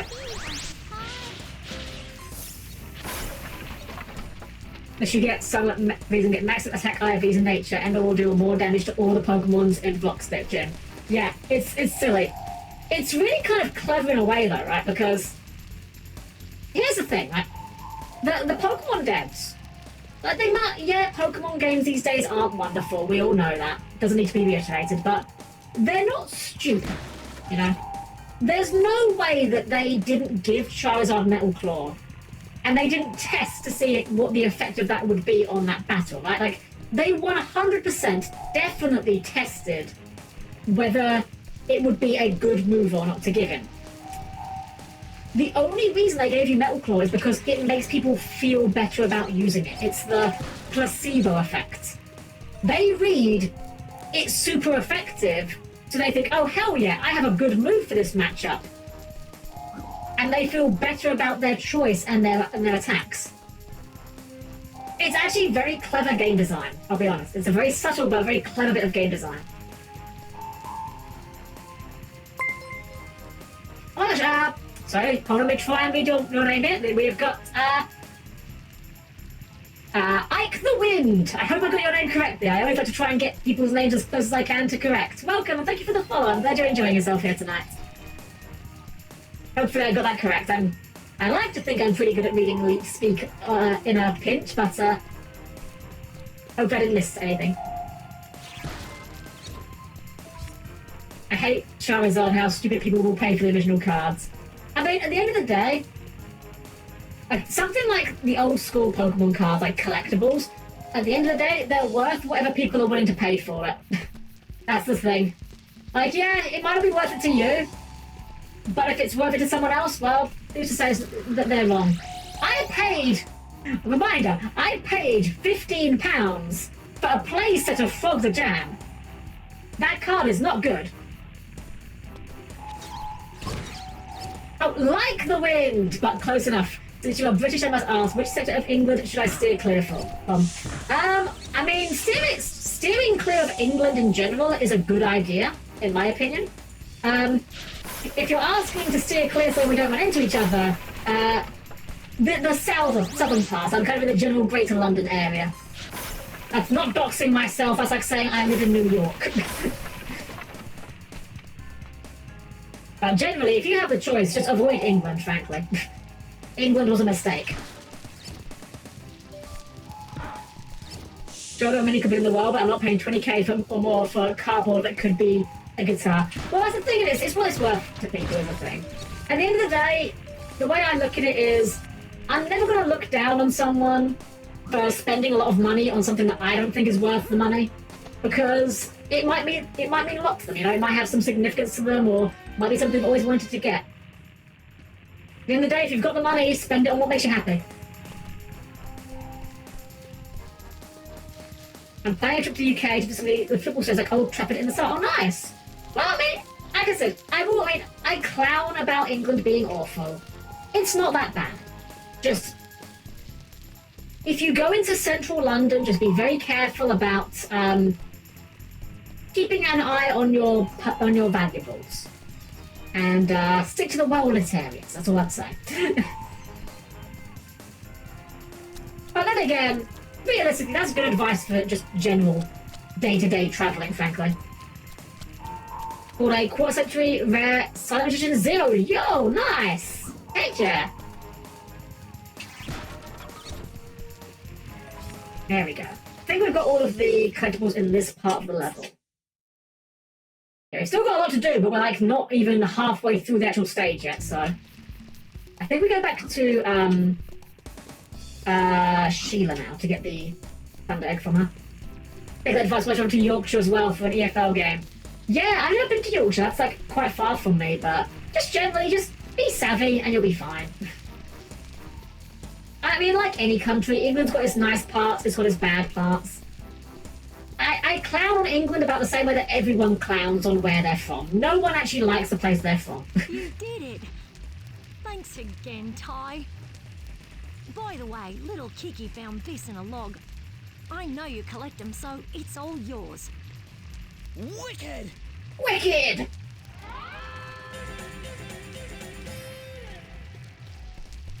Oh, we can do a time trial already? Sure. It's you and me race, brah. Betcha, Thunder Egg, you can't beat me. It's actually very funny. They've walked us to a point in the stage we haven't actually been to yet for this.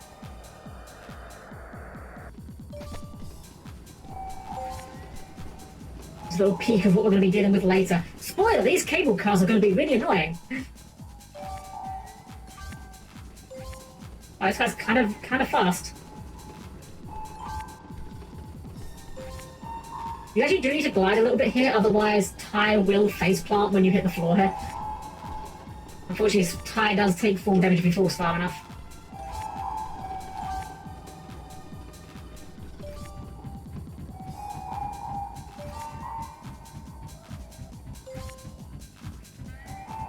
Take the inside here.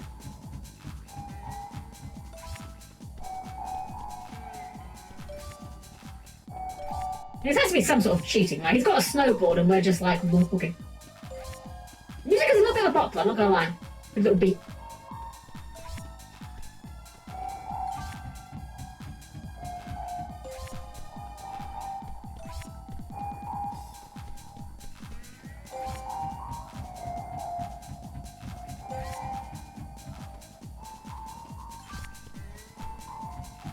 I want to see how far behind me is, but I don't want to stop. Okay, we're good. We did it first try. Easy every time. Oh wait, he's like even close. Did it! Wow, you won! You got lucky as all. But fair is fair. Next time I'll beat you. Sweet. Nice. Here's one. Flish and Jellison can get damp as an ability when they are ghost types and thus can't be affected by explosion and self-destruct.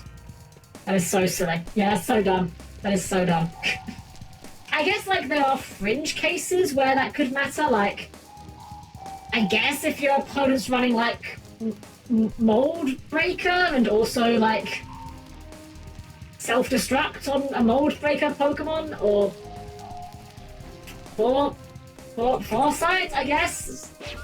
I guess if they're running Foresight, then that kind of counters that. No, it never matters. It never matters. You're never using Foresight.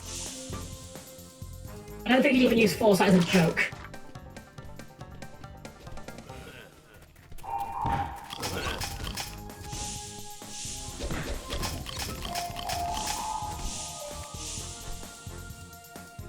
Box. Right over there as well. You get the right angle on this. Can we get it from her? Yes, we can. Called a good level 12 Oh, the Centurion synchro. Nice, nice. I'm kind of interested in the Centurion as a deck because, as someone who really much, I pick my decks mostly based on aesthetics more than anything. Like, I don't care if they're good. I want to play monsters that I want to be excited to see my monsters in my hand, you know? I don't want to be looking at a monster that I just don't care about. Like, oh, what's it called? That new deck that came out. Tempai Dragon. Like, that deck is, like, apparently really good and can do, like, 1 billion damage. But I look at the monsters and I'm just like, I just don't care. I just do not care about these dragons. They are boring. Poor old Sheila's in a bit of a diz. It seems Booney has run off looking for Oh, Thunderig. Booney. He heard you were collecting them. Wait a minute, that's my job. So it is. Can you go and grab the little tyke before he gets himself into trouble, Ty? No worries, Maury. No worries, Maury. In fact, the bird has a dad bod. He kind of does, doesn't he? I kind of like Maury, I don't know. He kind of has, like, uncle energy. Oh, rude. That didn't even damage me. That just knocked me over without even damaging me. That's just impolite.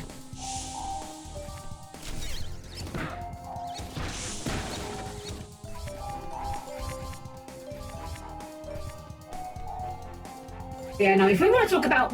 Okay. I know people are going to dislike this. I know people are going to disagree with this opinion. You can tell me that I'm wrong about this all day long. I will never believe you. You cannot convince me that I am wrong about this. Magnemite has Magnet Pull as an ability. And it's very flavorful. It makes sense. Completely worthless ability for it. Literally worthless ability for Magnemite.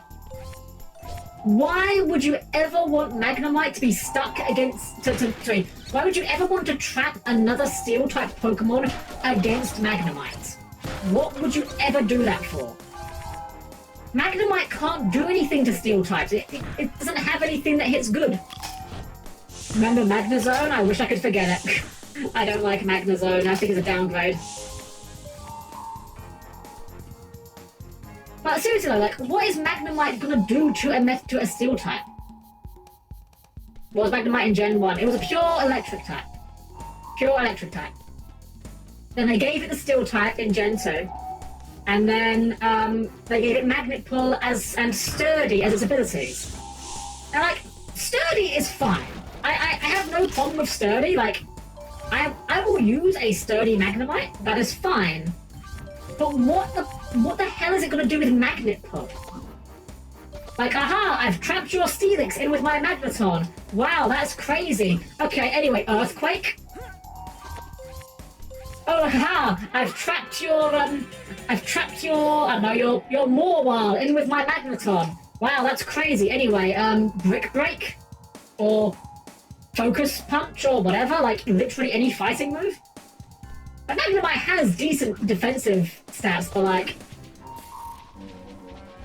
not good enough to tank a 4x Earthquake, I'll tell you that. Remember when Sturdy only negated one-shot moves? Oh yes, oh yeah, I remember. Old Sturdy was garbage.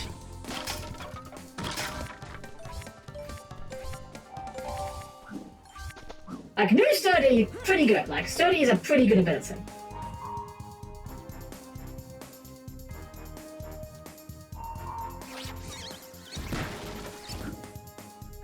It was used specifically to trap Skarmory and take it out in items 2 through 5.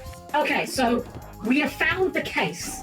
In the exact instance that your opponent is using a Skarmory, you can potentially kill it with a Magneton. That is the one case for Magnet Pull. I think I speak for the entire Magneton community when I say we would all rather it have Levitate. It is literally levitating. In fact, I would argue that it's probably one of the few Pokemon in Generation 1 that was levitating from the very beginning. Like, Ghastly, Haunter, they levitate. Magnemite, Magneton, they levitate. I can't think of any more. I mean, there might be some more, I'm just forgetting, but like, I think Magnemite levitating is like one of the most defining things of its design. Something tells me Helmy is a Magnemite enjoyer. 100%, 100%, Magnemite is my favorite Pokemon. I have 3 Magnemite plushies in different sizes. And the only reason why I don't have more is because, as far as I've been able to discover, they only made 3 different Magnemite plushies. If they make more, I will buy them.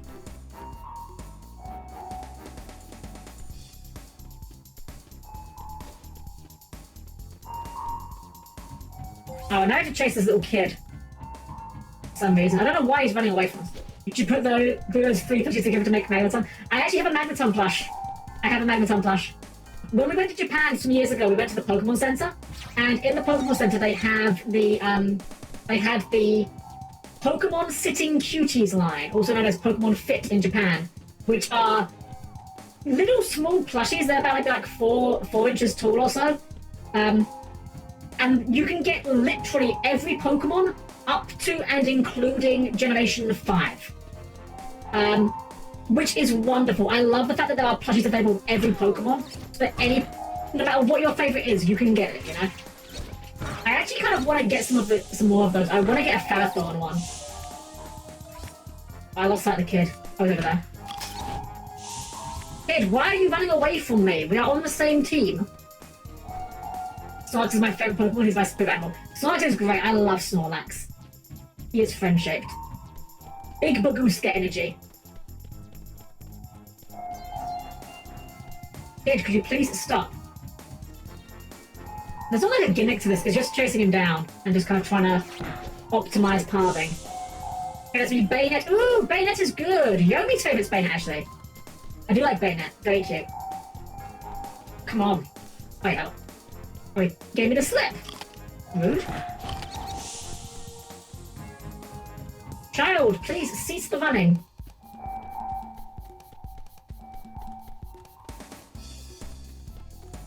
My gosh, kid! I'm not sure if I have to guide him towards a certain area or not. Maybe that's what I'm doing wrong. Oh, never mind, we got him. Just have to cut him off the corner, I guess. Now you listen here, Booney. What you did today was very irresponsible. You could have worried Sheila sick, let alone me. I'm sorry. So you should be. Now, I hear you've got something to give our good mate Ty, right? I found this. You can have it. I sound too excited to help us out. Kids these days. Computers, internet, mobile phones, it drives you mad.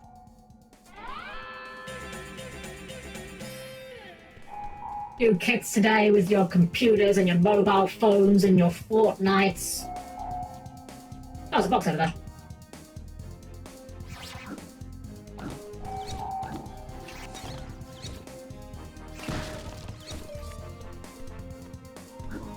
Bayonetta was an odd creation only because Pokemon was really into making Pokemon with no evolution in Gen 3 and giving them terrible stats.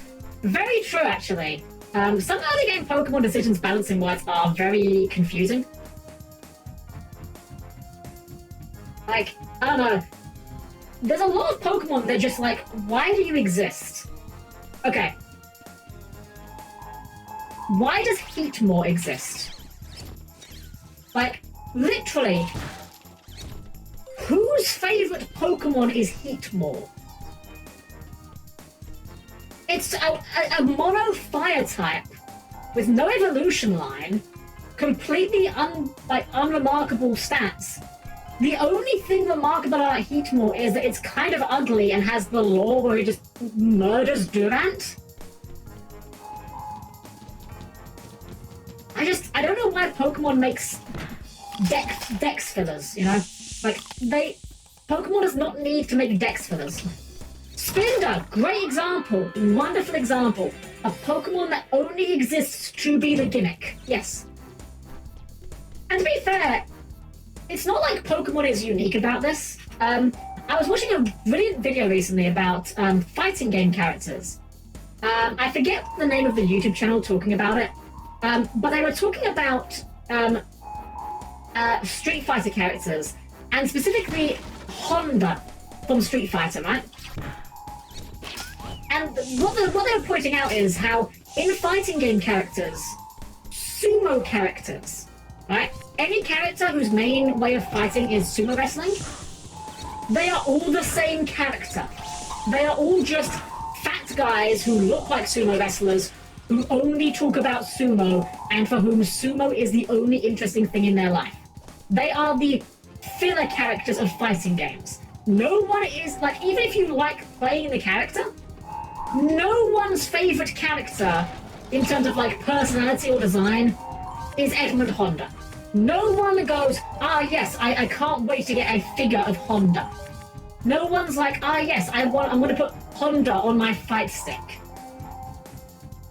And it's the same for, like, a lot of these Pokemon. Like, Pokemon that only just exist to be a one-off gimmick or to just fill the quota of, we need to have a blank Pokemon, like, oh, we need to have a Anteater Pokemon or whatever. They don't need to exist. Oh, they got some kind of... He opened a spa. Bang! Oh man, I guess my... Damn, got him. You got me. But you know what I mean, right? There are some characters in fighting games who... They have one defining trait, and it's a really uninteresting one. Like, I forget his name now, but like in Street Fighter 4, you had the Turkish oil wrestler guy, whose entire personality was based around the fact that he did Turkish oil wrestling, and he oiled himself up. Oh, box. Whoops. Hakan! Yes, that was Hakan, that was it, yeah. I will say this though, I did find it very funny that he literally had a move that just oiled himself. That's just very funny. By comparison though, like, you have other characters who have very distinct fighting styles, but who have, like, interesting personalities and plots to them. Like, I'm gonna say King. King in Tekken is, in my opinion, the coolest character. I do not give a fuck about any of the Kazuyas. Or the Mishimas, rather, sorry. I could not care less about the Mishimas and their boring family drama. But I am interested as in hell as everything that King does. You hate King? Why? Okay, let me clarify. I am purely talking as a character, not to play, ignoring his gameplay. Because, I'll be real, I don't play Tekken. I don't like Tekken. The gameplay of Tekken, I just don't enjoy. Oh, hold on, I need to talk to Avenger Ken, shoot. Radio smashing and boom, instant win. Okay, fair enough, yeah, I don't know anything about how he plays. Purely in just the game, the story, rather. That's what it is. That's what I'm talking about. You're a dead set legend, mate. Yeah, I think we had to actually talk to him to trigger that before we could go on to of course. Yeah, I haven't actually played Tekken in many years. Last Tekken game I played was, it was either Tag Tournament or 4, I'm not sure which. I'm gonna be real, Tekken I find, like, a lot of the characters just very boring. And then there's, like, one or two that I just think are kind of neat. Like, I think, like, King is good. I think Nina's kind of okay. I like Paul, but he's not necessarily that interesting, admittedly. Soul Calibur's always been my fighting game. Yes, Soul Calibur does a better job. The characters in Soul Calibur have a lot more interesting stuff going on with them. For me, I like BlazBlue and Guilty Gear the most in terms of just the personality going on. Also, this is kind of an auto-scroller. I can't really do anything to speed this up, so we're just kind of sitting here and chilling right now. We've got to snipe the frills off of these platforms, but that's about it. It's basically an auto-scroller for all intents and purposes.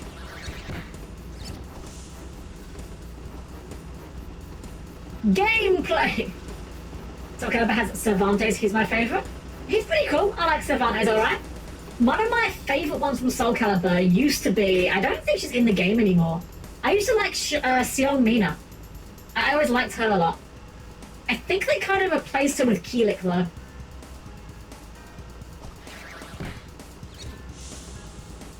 Funnily enough, when it comes to Soul Calibur... Oh, she is still in the game? Oh, okay. Yeah, for Soul Calibur, one thing I find very funny is... Okay, I forget which Soul Calibur game this was. I think this was 5? Might have been 6, I'm not sure. In one of the Soul Calibur games, they decided they were going to do a big time skip. Right, they decided they're going to just advance the game's plot by like 10 years or... Might have even been longer. I don't know how big the time skip is, but there's a big time skip. And in the time skip, like, characters like Siegfried, he goes from being like this very handsome, dashing young knight to suddenly being like this, you know, grizzled, middle-aged knight. Still looks good, he's still a decent character. But there's a bit of an awkward bit of theming they did here. So like, Siegfried is still in the game. Mitsurugi is still in the game. Cervantes, who was always an old guy basically, is still in the game. But they decided, hey, you know what we should do? We should remove Taki from the game. We should remove Xianghua from the game. I'm pretty sure they also removed Xiangmina at this point as well. We should remove Cassandra from the game. We should remove Sophitia from the game. And replace them with characters that are basically the same, but younger. So you end up in this weird situation where a lot of the guys are still in the game, but they're like in their 40s and 50s. And now you've just got like all these hot young women in the game. And it just makes a really awkward situation where you've got like all these guys, all these middle-aged guys just beating up young women. I don't think that that's like deliberate, but it does kind of have some awkward like situations. Especially because they didn't keep any of the women apart from Ivy, who does not age. So basically doesn't count. Don't get me wrong. I'm not saying that I want to see a game full of middle-aged men and women beating each other up. But come on. I want, like, let's have equal representation on both sides. Badass middle-aged guys? Great. Let's get some badass middle-aged women to compete with them. The badass grandpa is a trope I love. Like, Valkenheim from BlazBlue. Great character. I love him. He's great. He is proof that age is just a number. And he's wonderful. But you don't get that on the other side. We don't have badass grandmas in fighting games. Unless they're like the shriveled up, like, tiny grandma that then, like, rejuvenates themselves and become hot. It's weird. And these Street Fighter 6 have the balls to do it. Chun-Li's only gone hot with age. I have to look into it. I don't pay too much attention to Street Fighter, admittedly, but if they did, then good. Because, yeah, I'm tired of fighting game developers just chickening out and replacing all their good characters with younger, new models. I reckon you deserve this, Ty. It's a little something from the department to thank you for all your trouble. You beauty!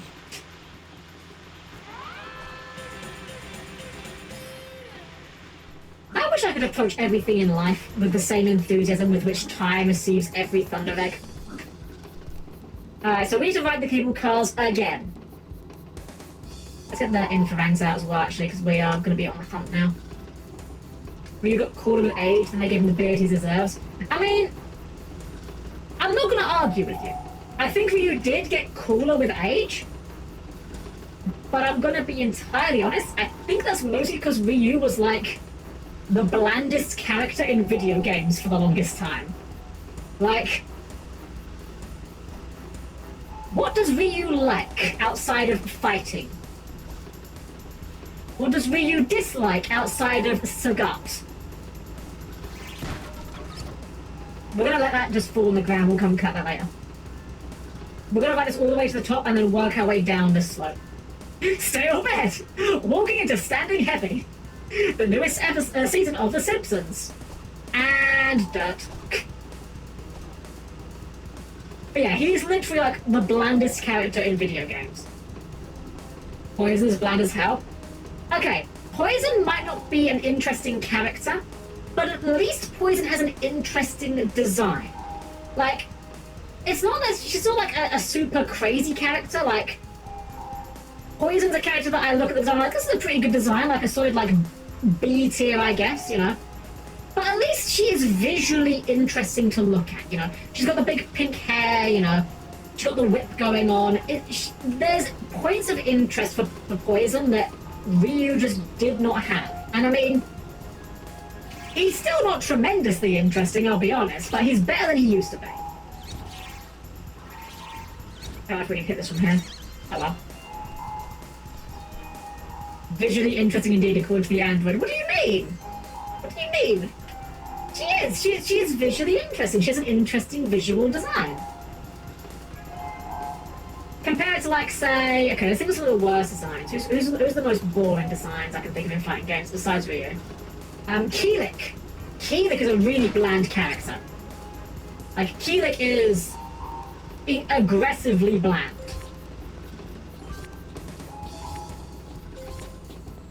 Zhanghua is kind of bland. She's cute enough. She is a cute character. Like, you know, she's not unattractive, but she is kind of bland.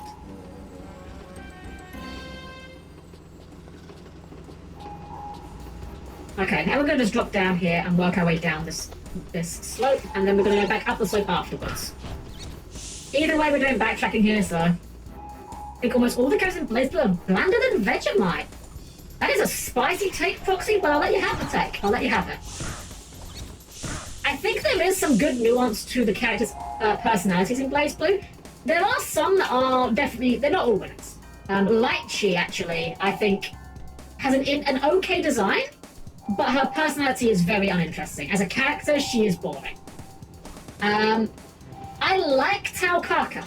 I think Taokaka is very cute, and I do like her personality. But that being said, I will say it's not a particularly creative personality. She's a bit one note.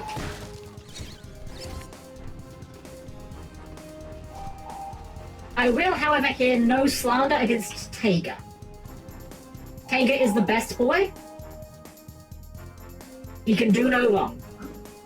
And if you think he can do wrong, then all I have to say to you is 5A, 3C, 22D, 720C. GG. God, I hope I remember that correctly, because otherwise I'm going to look really stupid right now.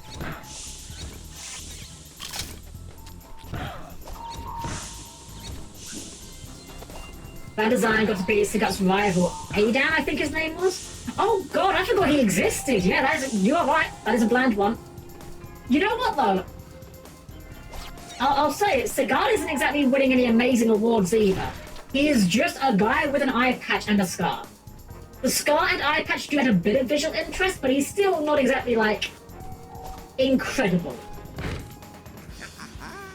Considering he's, like, Ryu's main villain character, like, he kind of has, like, just henchman vibes, which I guess is accurate. You know, he was a henchman, but... Is it down here? I'm hoping it's down here. Skull's given to by Ryu. Yeah, like, it is... It's not... He's not bad, but he's also not incredible. He's, like, B tier, you know? It's gonna be around here, right? Somewhere around here? Here, but these trees are giving too much cover to see it easier. Oh, wait, I didn't mean to hit that. Didn't mean to use that. Wasn't Bullrog just legally distinct Mike Tyson? Barely even legally distinct! Yeah, literally in Japan, he's known as M. Bison. That's why, if you ever look at, like, tournaments or, like, competitive, like, websites talking about Street Fighter, they don't call them Bison, Balrog, and, Vega. Instead, they call them Boxer, Claw, and Dictator, because they swapped the characters' names around. Boxer is Balrog in the West, but M. Bison in the East. Literally M. Bison, Mike Bison. Totally not Mike Tyson. Claw is Vega in the West, but is Balrog in Japanese. And Vega... Dictator is Vega in Japanese and M. Bison in the West. No, I idea why they felt they had to shuffle all 3 of them. They could have just swapped 2 of them, but oh well.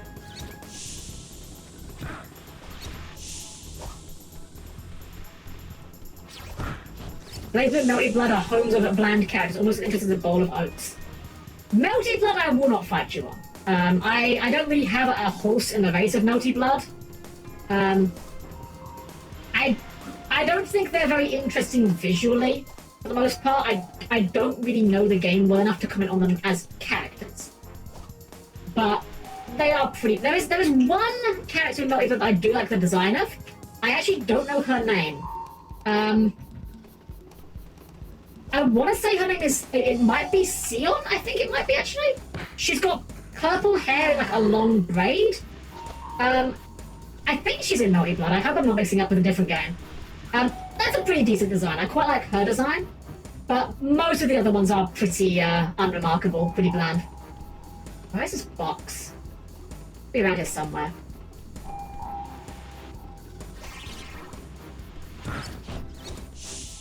We're going away from here, I think. Is it like up by the shack?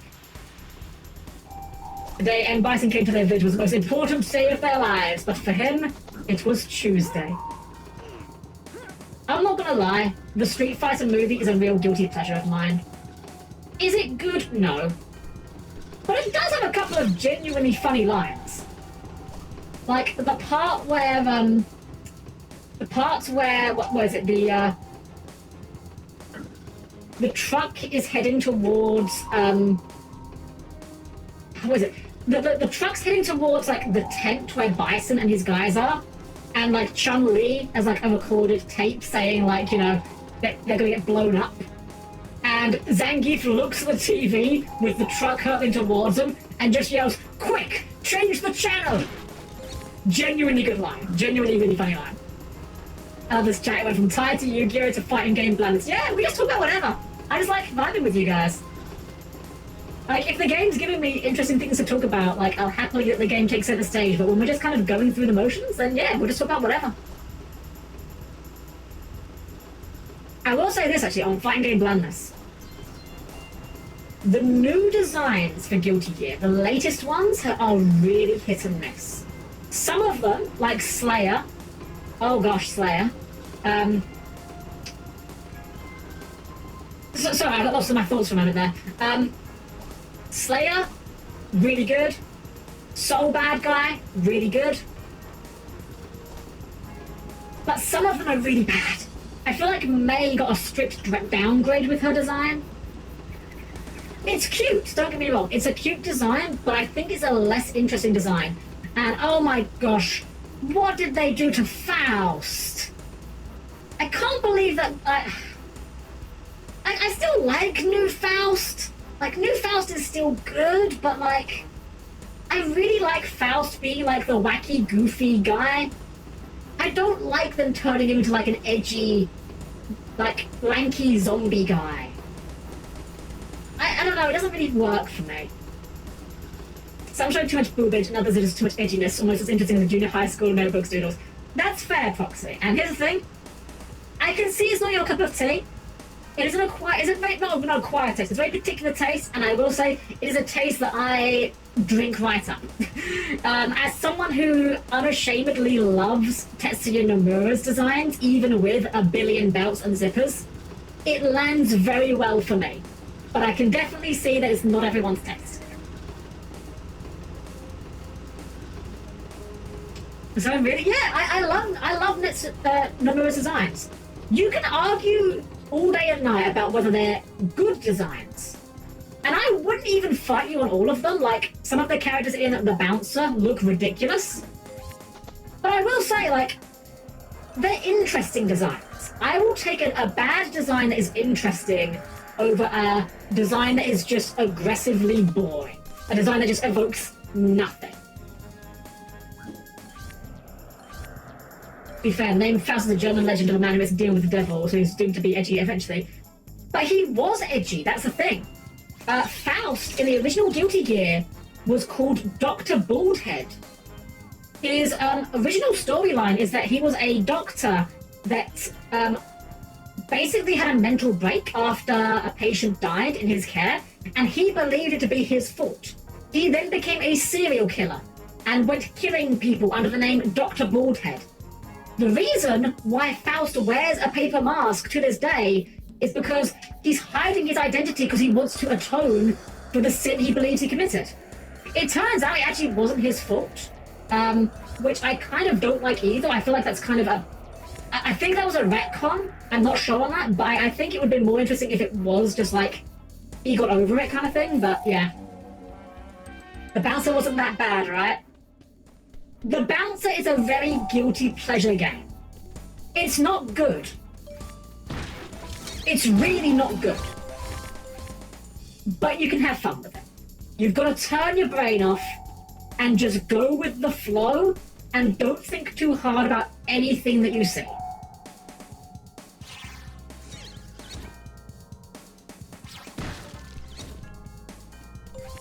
And don't question the plot. Do not try to understand the plot of The Bouncer.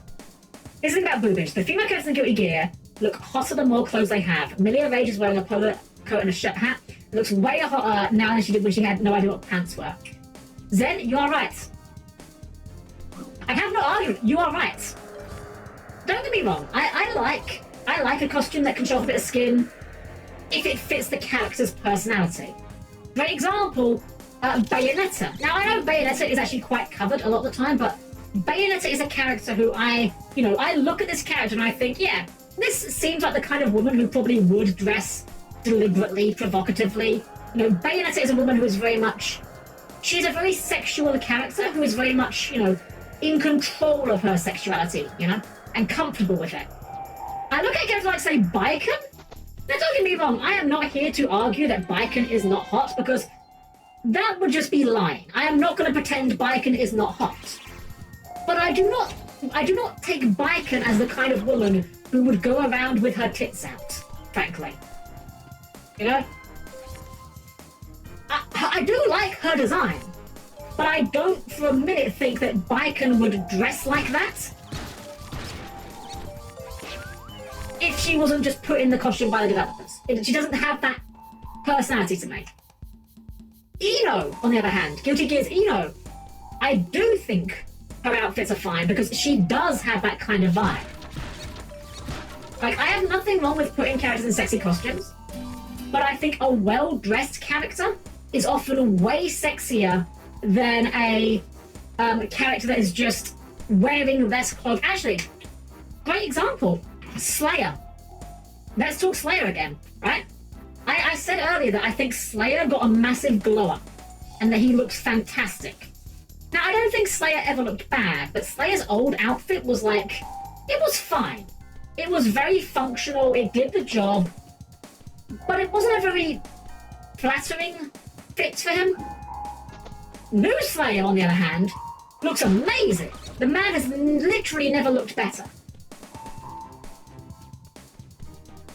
And by comparison, there's the very funny thing where Slayer, punches his way out of his clothes. Yeah, it's a bit of fan service, but, if Slayer was always walking around shirtless, I would definitely find him less attractive. That's not even close, easily. Alright, we've got all the frames, and just got 2 more things to do. Do you think Ivy should be walking around in her dominatrix outfit? Ivy's a weird one because, it fits with the fighting style. Obviously, the dominatrix outfit with the whip makes sense. I don't know. I feel like she probably is quite a sexual character, but I think the issue is more just that Soul Calibur characters don't get enough opportunities to express their personality, so it's kind of hard to get a feeling of whether or not they should be, G'day, Cobber. Those rotten thrills are lighting fires all over the place. It's irresponsible, that's what it is. Hey, too right. The department has sent me a snowball launcher to sort it out. But mate, I wouldn't have a clue how to operate the thing. Could you help me out? We'll help you out, Major Ken, because we don't have a choice in the matter. So who likes turret sections? They're always a fun part of a video game, right? Oh, this controls really badly, actually. The aiming is awful. Is it inverted controls?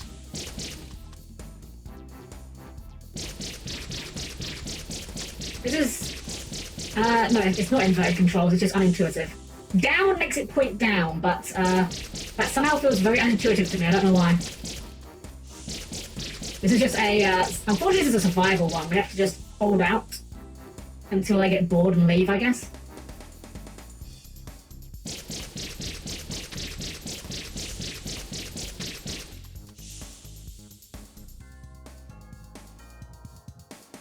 As a connoisseur of erotic art, a nice lingerie is better than a fat or nothing. Yes! No, 100% agree. Yeah, no, I just agree. Alright, character in sexy lingerie? Way more appealing than wearing literally nothing. That's like her underwear. That would have been any circumstances. Yeah! Oh shit, we messed up.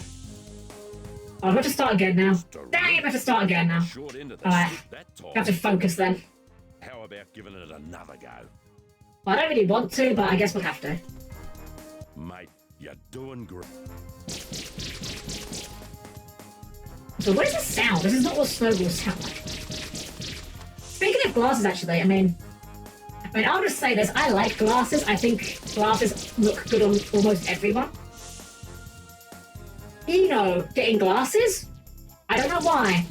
That, like, her stripe design, getting the glasses, really elevated her design for me. I kind of didn't really care too much about Eno's design. Like, she's fine, but she always kind of fit into the category of characters that are trying too hard to look sexy, and it just comes across as trying too much.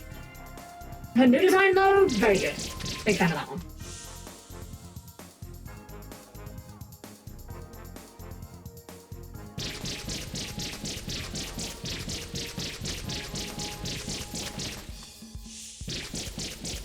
Ow! Okay, we got it, we did. Sure, I thought we were too late on that guy.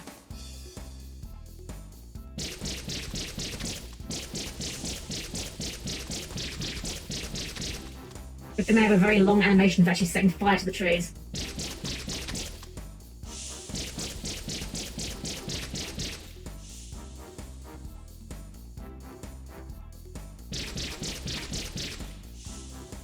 Sorry for if the spinning's a bit dizzying, but I need to keep track on every angle apparently. Haha, dizzying, get it? Because Dizzy's a character in Guilty Gear. Who is another character that I don't really care too much for. She's fine, but again, her design's kind of just a bit bland.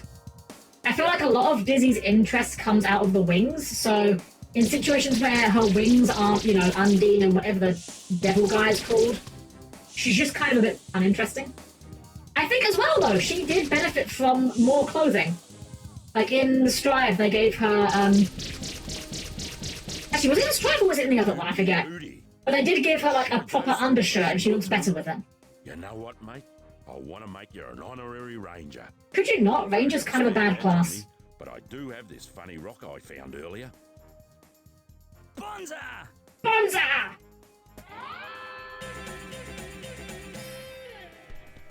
Alright, let's go ahead and cash in our opals, and then we're done with this stage.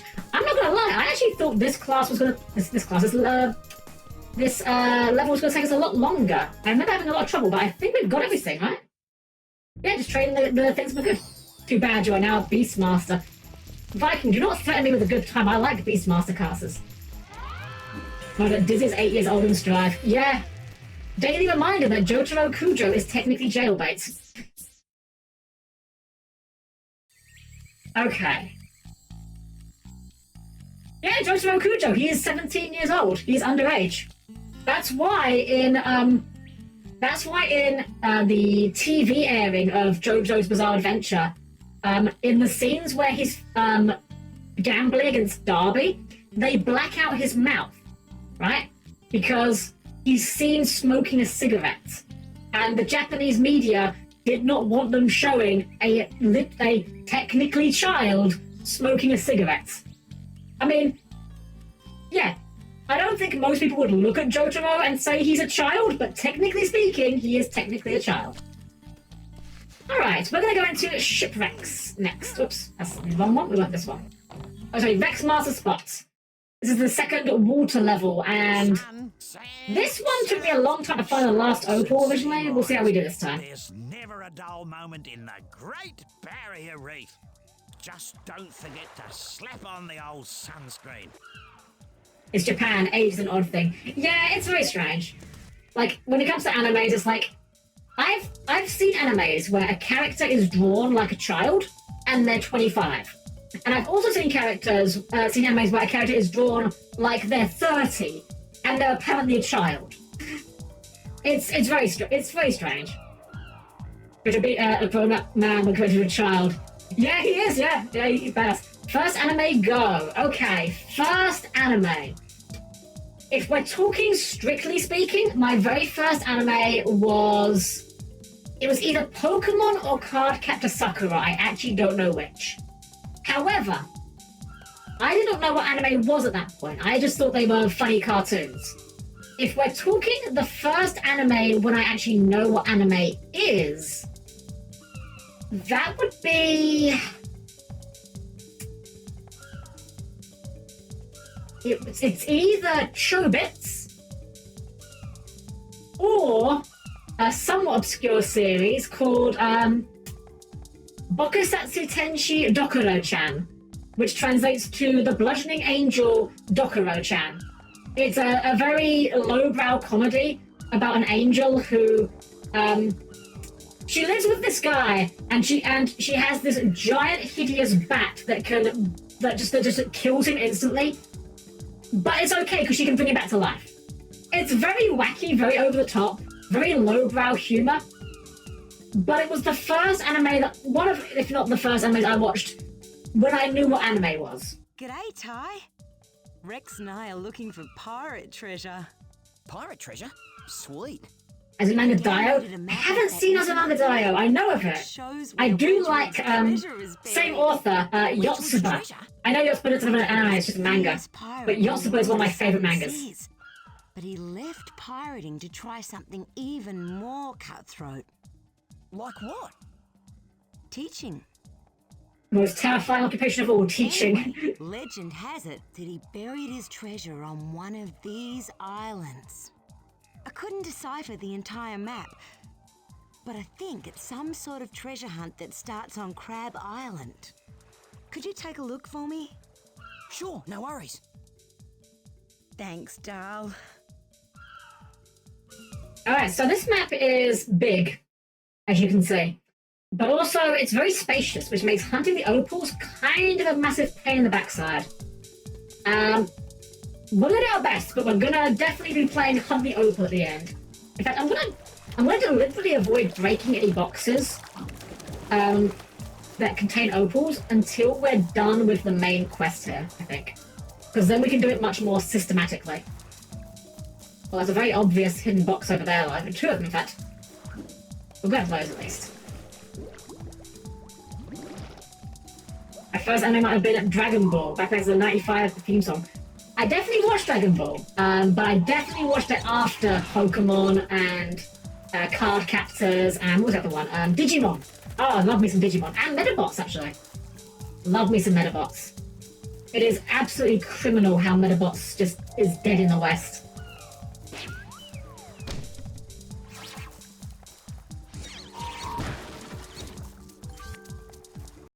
Where are we going? Okay, this way. Okay, so we're doing like a little treasure hunt for this map first. Not too hard though, it even shows you on the map where you're going, so that's quite handy. Ahoy there, matey. If ye be searching for old Wedgwood's treasure, then an anchor-shaped rock will give ye pleasure. For some reason, this little speaker in the treasure chest is... Oh no, it has big SpongeBob energy for me. Throw him around here somewhere, I can hear it. Aha! What do you mean by that? Look, it just means you'll be happy, okay? You find the lock, you'll be happy. I swear, you humans, everything has to be about sex with you.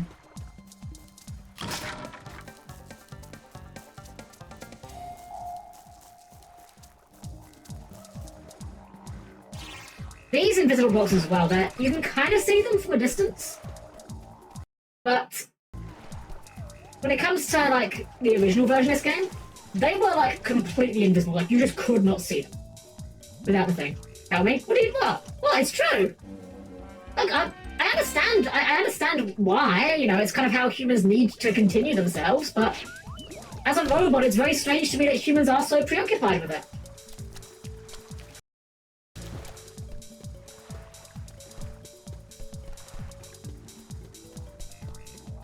Look, I don't make the rules. I'm just observing what human behavior is like. We are, again, deliberately ignoring these opals, because if we grab a few of them, it will make it harder to follow the path later. As I found out the hard way. A robot, an AI-generated owl, and a human walk into a bar. Go on. I cannot begin to fathom where you are going with this, so please proceed. Avast, ye landlubber. Bald Island is home to the Bald. very next clue. Bulge. So hurry on up, is what she must do. Okay, Bald Island is... Oh, just the next island. Okay.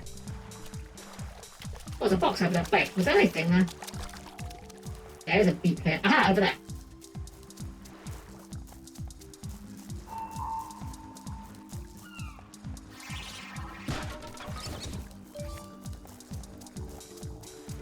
Well, we might as well grab the cog. I mean, I'm trying to save the opal collection for later, but we can deal with a cog, right? How do we get up this one?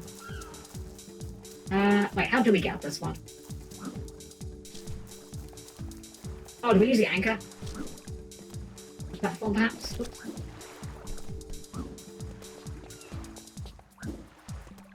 Ah, platforming in a platform game. What a concept. Now the news I finished the Fallout TV show. Oh, good. I hope it was good. I'll admit, Fallout is really not my cup of tea because it's open world and it's post-apocalyptic, which are two things I really don't vibe with, unfortunately. But I hope it was good because God knows there's been enough bad Netflix, enough bad Netflix adaptations.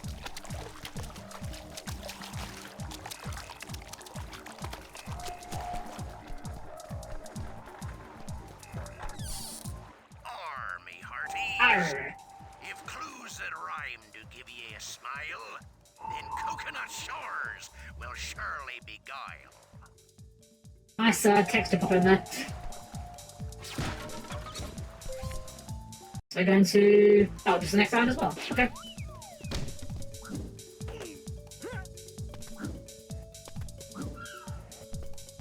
See, here's one of the unfortunate things about this game's design, right? They give you all these cool boomerangs that have all these cool effects. And then they give you... Whoops. Then they give you the... whatchamacallit? The... Infrarang. And the problem is, the Infrarang is used for collecting pickups. Because you use it to find the hidden boxes. So at that point, every other boomerang, apart from occasionally the Zoomerang and the elemental rangs where you have to use them because of context, becomes just worse. Oh, that was terrible. Awful jump. For a TV show, 8 out of 10 thus far. I only dislike the new drug they use for ghouls that somehow keeps them sane. Well, I mean, it wouldn't be Netflix adaptation without them ruining something, would it? Well, a TV show really put a lot of first-timers to series and suddenly everyone become lore conspiracists. It's annoying to an extent. I know that feeling, Foxy. I've been on that receiving end of things when, where a new piece of media will come out for a thing you like, and a bunch of new people get introduced to it and become insufferable about it. It is inevitable, albeit unfortunate. I actually was talking to a friend about this recently. They brought this up to me. Apparently, there's an actual psychological phenomenon, right? So stop me if you've heard this term, like someone say this before. I want to get into blank, but I hate the fan base. Could be anything. Could be a game. Could be a video game. Could be a TV series, movie series, whatever. Like, how often have you heard someone express that sentiment? You know, I want to like blank, but I can't stand the fan base. It turns out, a friend of mine linked me this. There is a genuine psychological phenomenon, which is if you are told about something and you do not engage with that thing, even if it's something that you think you might like if I told you about a new game and you think, oh, that game sounds kind of interesting, you know, I might give that game a try later. If I bring it up to you again and again and again without you trying it, you are actually more likely to not try it, and in fact to grow to dislike it. It's very strange, but it is just apparently a thing that humans do. Oh, here's the box. Yo ho ho! Deep underwater is where ye must go. To a shipwreck called Janie to see the next show. Alright, under the water. Under the sea. Under the sea.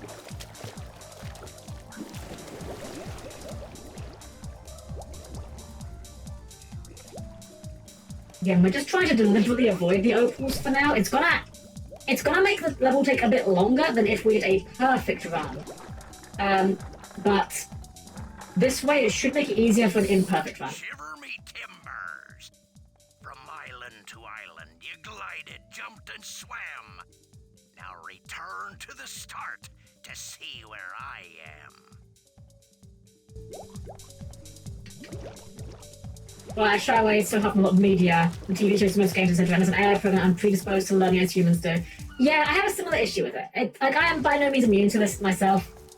But it's something I've been trying to get better at. I actually deliberately did that with Helldivers 2, actually. I could tell I was very much on the cusp of reaching that point of, I've heard about this too much, I don't care anymore. So I actually made a point of buying the game before I hit that point. I had an okay time with it. Obviously, there's all of the big issue going on right now about the whole Sony account linking suddenly being mandatory. But I'll be honest, like, it was okay. Even before that, like, the new car smell wore off quite quickly for me. I think once I realized that a lot of the best things you could do were airstrikes and turrets, I'm just like, that's neat at all, but like, I feel like I'm not doing it then, you know? If most of my kills are coming from me throwing an airstrike and someone else bombing the area, am I really getting the kills? You did it! You found Wedgwood's treasure. Ye've searched far and wide, ye landlubber ye. Now here be me treasure, so go, let me be. Ugh. Well, one thing's for certain. Yeah, what's that? Wedgwood was a pirate, not a poet. Yeah, had a boat and couldn't row it. Well, look at that. A thunder egg. Who would have guessed? You little I can't tell if she's being sarcastic. I'm genuinely not sure if that's like deliberately sarcastic or if the tone is meant to be like kind of like awestruck. I genuinely can't tell. And I was going through some rough moments, unfortunately. Some kind of company politics or bad programming and really hurting it. Yeah. It's kind of gaming in general. It's really hard finding what you like when everyone blows up a title to oblivion. Tears of the Kingdom is a great example to this. I was lucky insofar as Tears of the Kingdom was a game I was never going to like because it's an open world game.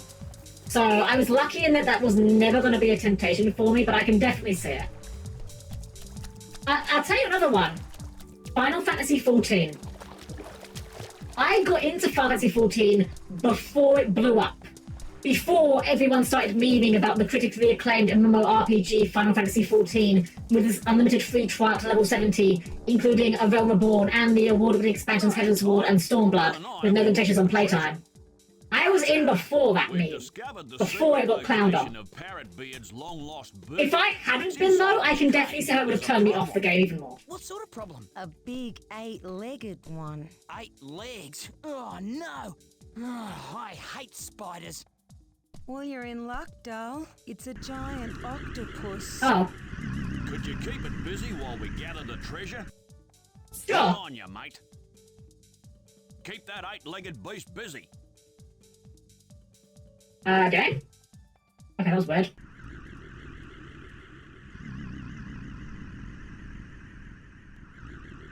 Shoot the tentacles! Well, I've seen enough Japanese media to know where this might go if we mess this up, so let's just not mess this up. Thankfully they go one at a time, so we just have to avoid, just shoot the tentacles before they come back. the Vex comes back, and we'll just make sure he doesn't get tentacled.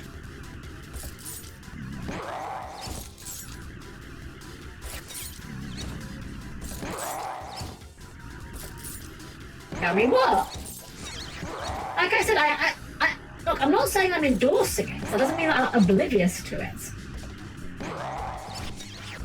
Oh, darn it, we missed it.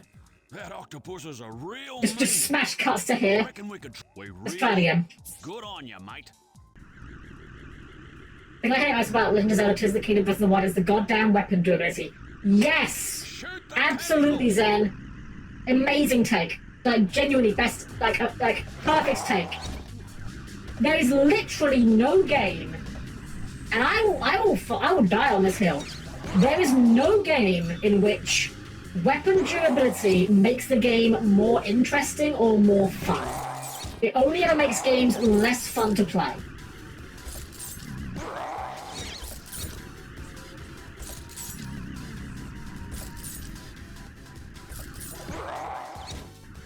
Even FF14 has weapon durability, and in that game, the weapon durability only exists as kind of a way of being a gold sink, you know, to help the economy a little bit. Shouldn't be a feature too big. Definitely Dr. Hero, definitely. It's weird. There's so many things that are just like standardized and just like expected, and yet they're not good or fun. I've said this one before again. Crafting systems. Not every game needs a crafting system. In fact, most games shouldn't have a crafting system. If the only loot I'm getting from your game is boring crafting materials, don't bother. Just don't bother. Give me the items. I will happily take the slight immersion hit that comes from getting a sword after beating a squirrel. If it means not having to collect, you know, 50 chunks of iron ore just to make a new sword. It's just busy work. You kept that giant octopus off our backs. We couldn't have done it without you, doll. So here's your share. Wicked!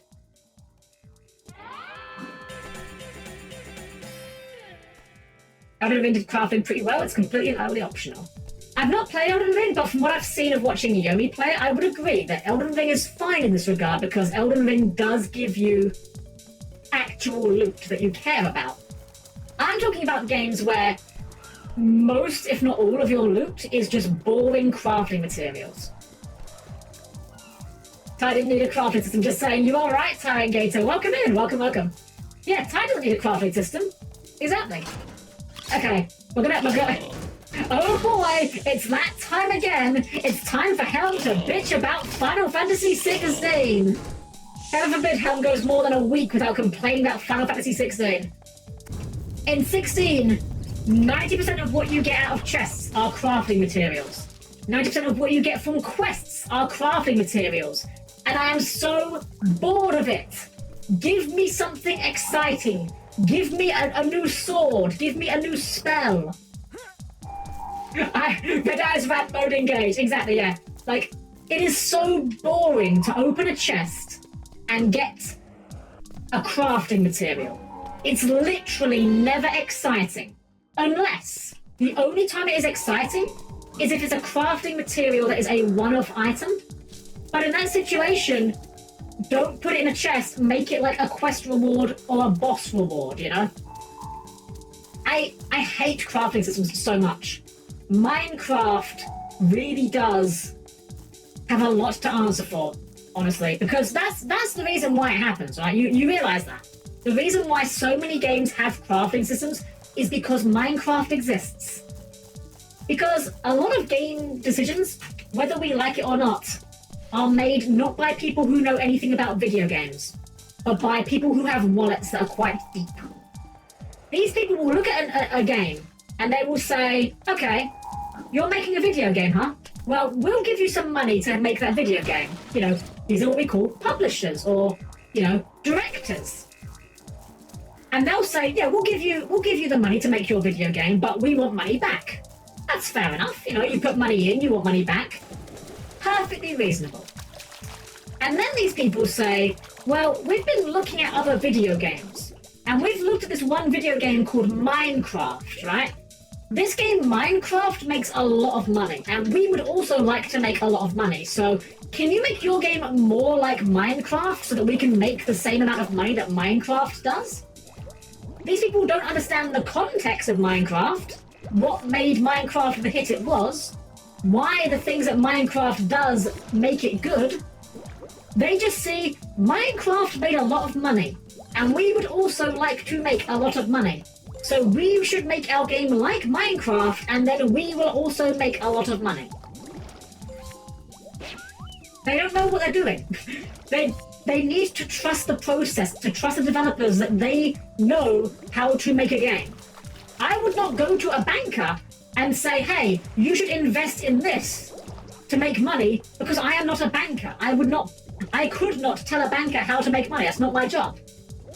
In the same vein, however, I would not trust a banker to tell me how to do my job and do my cleaning. Or to tell a game designer, you know, someone who has studied video games extensively, how to make a video game. TCG and fishing minigames will instantly make me not want to play the massive chunks of the game, regardless of the final award. Yes! No, I agree. Fishing minigames are another one. Now, funnily enough, with fishing minigames, I think it's actually different. I don't think fishing minigames are a result of the directors getting involved when they shouldn't be. I think fishing minigames are more just a fact of they're very easy minigames to make. To just put something in your game so you can say, oh look, we have variety in our video game. You know? Because if you're making a fishing minigame, what do you need? Well, you just need the game to be able to acknowledge what part of the game is water. You need the game to have a animation for fishing, maybe a graphic for different kinds of fish, and that's basically it, right? At that point, the minigame is basically just cast rod, wait, and then push button. The basic concept of modern game design all falls to a board of executives predisposed to corporate instead of passion, which is the detriment that Konami fell into a little while after Capcom had a mode. Yes. And here's the thing, right? I don't even blame the people involved. Because video games have gotten to the point where they are basically unsustainable, right? So, think of, video games 30 years ago. You know, let's think of, video games in, the NES era, let's say. Back then, the teams were much smaller. The games did not need to have, 500 people working on the models because, well, they didn't have models. They had very basic sprites. You had one, maybe two, maybe if you were a very lucky boy, you could have 3 artists working on your game, and that was very exciting. Nowadays, no, that won't cut it, right? You need 3D models, you need textures, you need bump maps, you need alpha maps, you need reflection maps. The amount of time it would take one person to make, a very polished, model for a modern video game, you could probably make several NES games in that time. The graphics for several NES games in that time. Video games have gotten so expensive to make and time consuming to make, they need to make a huge amount of money to be sustainable, to be profitable, you know? Now obviously you have indie games like this that can get away with it. You know, stuff like say Undertale or Undertale, Shovel Knight and Bloodstained, stuff like that can get away with it. But in terms of your big AAA developers, you know, they need to make all the money in the world. Otherwise they just won't make money back off of it. Now, I understand that. The problem is that they don't understand what makes money. They just see, oh, this other game makes money, so we should do what they're doing. When what they should be saying is, what the game we are making, what do other games like it do that people like? That's the question you need to ask. Because ultimately, like most products, if you make a good enough product, people will enjoy it. You know, people will enjoy it. The best products sell themselves. If you make a great game, it doesn't matter. Oh, dang it. Oh, dang it, thank you for the follow. I'm glad you're enjoying my takes. But yeah, if you make like a really good game, people will like it. And if people like it, they will talk about it. And if they talk about it, other people will buy it. Good example, Helldivers 2. I might not have been as keen on that game as some people, but I'm not going to say it's a bad game. It just didn't really ultimately do what I wanted the game to do. But the people that do like the game for what it is, great, and it got people talking. Baldur's Gate 3 is another game that everyone smoked the hopium for, and then a few weeks later, oh look, you Doom Eternal. I did not play Baldur's Gate 3 because I know for a fact I would not like the game. It is not my type of game. I don't like that particular kind of RPG. Even though I love tabletop games and Pathfinder is my favorite system ever, that sort of, I think they called it CRPG, like classic RPG, I'm guessing. That sort of gameplay loop, I do not vibe with at all. I bounce really hard off of it, in fact. That said, though, I mean, I can look at the game for what it is and still appreciate this is a game that clearly had a lot of love and a lot of attention put into it. It's not for me. Absolutely not for me. But you know what? I can see the effort that went into this. And I'm not going to lie, if nothing else, if absolutely nothing else, even though I may not have cared for Baldur's Gate on a pure gameplay standpoint, I have to at least respect the heck out of the fact that it made all the other game designers crawl out of the woodwork to start sputtering excuses about why their games are not good. Seeing the AAA game industry like fall over itself to try to like explain why their games were kind of bad compared to Baldur's Gate was the kind of comedy you can't find elsewhere. Like, I forget what it was. I forget which developer it was, but I remember there was one developer that after it came out, after Baldur's Gate 3 came out, they literally came out and said like, oh, well, you know, players shouldn't expect this to be the new standard. And the punchline here is the developer that was saying this was a way bigger developer. Far, far, far bigger developer than the one that actually made Baldur's Gate 3. And it's so funny because it's kind of like the equivalent of someone saying like, okay, imagine like a weightlifting competition, right? Some skinny little guy lifts a huge amount of weight, and then like some super buff dude goes, oh well, you know, we shouldn't all expect everyone to lift huge weights. You know, it's like, dude, you are several times the size of this man. You can do better. Stop slacking. On the flip side, Baldur's Gate 3 fans crying why Alan Wake 2 took a few awards from them. Yeah, I mean, I'll be real. Getting upset about Game Awards is clown behavior. I'll be entirely real. Literally, who cares about Game Awards? They literally do not care. I do not care. Like, I think Baldur's Gate probably was a good contender for some Game Awards. But at the same time, like, seeing people on Twitter like, poking fun at Baldur's Gate when they were advocating for Spider-Man to win, like, don't get me wrong. I'm sure the Spider-Man game's probably quite good. But, like, let's not pretend that, like, a cutscene is gameplay. If you're gonna clown on Baldur's Gate 3 for literally being rolling dice, then I'm gonna clown on you for your game being a QuickTime event. It goes both ways. Just, you know, you haven't got to hate on things just because they're doing something different. I don't like Final Fantasy 16. I am well on record as not liking Final Fantasy 16. I am Final Fantasy 16's biggest hater. You know?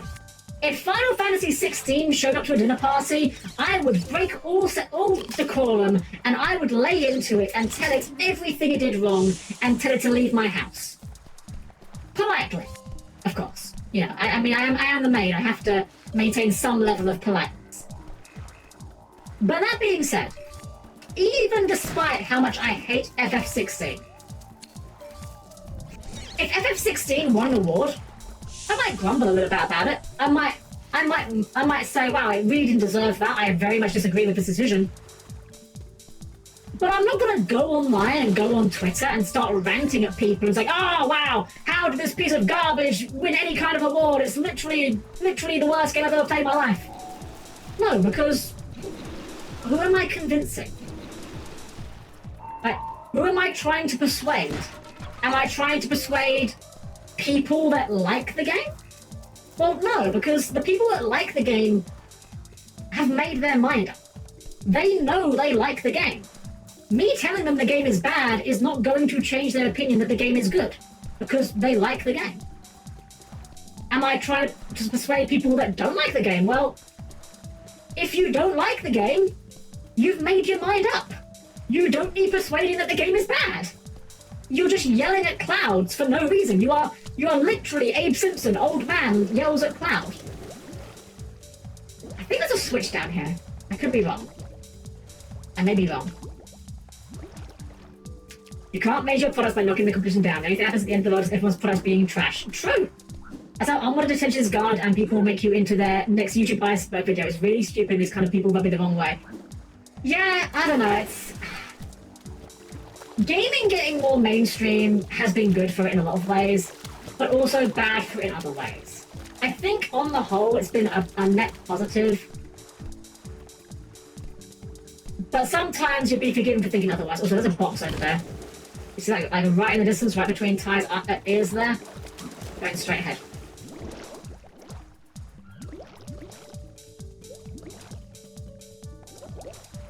Yeah, exactly, yeah. Yeah. At the end of the day, like what you like, dislike what you dislike. If you have an opinion about something and you don't like something, by all means voice it. But at the end of the day, there's a lot more to be gained from saying, well, I can see how you would think that, and I disagree. But you know what? I'm glad that you enjoy it. You know? That's just a much more positive way to have that discourse rather than just say to someone, no, you're wrong, this game's terrible, it's awful, it's the worst game I've ever played in my life. Like, there is a big kind of mob mentality, I think, on just the internet in general. Not even video games, anything on the internet in general, where all nuance and compromise gets lost from conversation. Where, like, I could sit here and bitch and moan, like, oh, FF16, worst game I've ever played in my life, blah, blah, blah. You know, whatever. But, like, if someone actually said, well, I actually really liked FF16, I wouldn't sit there and say, wow, you're so wrong, terrible, literally the worst game I've ever played in my life, wow, awful opinion, you suck, you know. What are you trying to achieve in that viewpoint, you know? Just accept the fact that the guy likes it and move on. Someone liking a thing you dislike does not affect you in any way. Someone disliking a thing rather that you like does not affect you in any way. Move on with your day. Oh, Viking, you're good. Did you see how Pokemon Go hit their players' creators with the fugly beam? I did. That was a giant yikes. I never played Pokemon Go. Funny enough, my phone, when it first came out, wasn't good enough to run it. And by the time I did get a phone that was good enough to run it, it was kind of, you know, the new car smell had kind of faded by that point. But I've seen the pictures about it, and oh my god, that is a big yikes. It's like, why did you do this? No one asked you to change these models, and they really are awful. Like, not even just ugly, incompetently made. I saw a really good comparison shot of someone's character, where they showed the before and they showed the after. Now, this character was wearing a white top. It was a white top, I think it was a bit of a crop top, I think it showed off a bit of the belly button. And it was like a spaghetti strap top, right? They showed the version of their character afterwards. And they had, the new model had like a completely flat chest, but the texture on the shirt still had a shadow below the bust.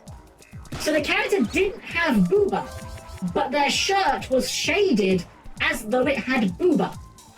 And it made for a really uncanny look to the design, just literally incompetently made. Ignoring whether it looks good or not, it doesn't. It's the kind of mistake that, like, no professional should be putting out in their work. Bentley, hello, welcome. We've been having a big old chinwag about video games and what's going on with them right now. Welcome in, have a really good evening. 2024 is definitely a vacuum for gamer with how incorporated it is in the real world. It's kind of disturbing. I mean, I personally am okay with gamifying things. Like, I think gamifying some things can be really positive. It says you can make your characters look more like you. Yeah, that is actually, like, unintentionally hilarious. Hey guys, you can now make your character look more like you. Releases the ugliest avatars ever known to man. They have been tearing Oh god, this sound. for the last week, causing all sorts of strife. If you can make... Okay, we'll make them stop. Just don't put the camera there so we don't have to hear them. Jeez. Oh, that's how that works. Okay. Wait, why did that one blow up and that one didn't? Wait, why did the first one blow up and that one didn't? We need the boomerang or something? Wait, why is... What? Am I missing a trick here? I thought we just hit these guys. Do I have to like... Oh, do I have to like make them blow themselves up? Oh, that must be it. Yeah, they're throwing bombs. I see. I'll just hit them when I throw the bomb. There we go. Okay, yeah, that makes more sense. I think when I actually did this last, I was using a special item we haven't got yet, which I think has properties that ignore this entire mechanic. Oh, whoops. Let's get the zoomerang out. Get them snipes. It was good today. It's kind of thought out and double with like-minded folks or androids. Yeah, it is. It is. It's very good. I like this kind of discourse. I think it's healthy to discuss things that you like. I actually think it's also very healthy to discuss things you don't like, you know? In a constructive way, not in just, like, you know, just being... I don't want to say just being a hater, because I think that's very dismissive. But you know what I mean. That wonderful silence. Nothing. That wonderful silence as it starts pinging. Thanks. Well, I'll be off. Oh, yeah, your reward. Will this do? I don't know what it is, but sure is pretty. You beauty! Oh, Ty. I think there was a box over this side to pick up. Saw it, but I forgot where it was. Oh, it's over that side, never mind.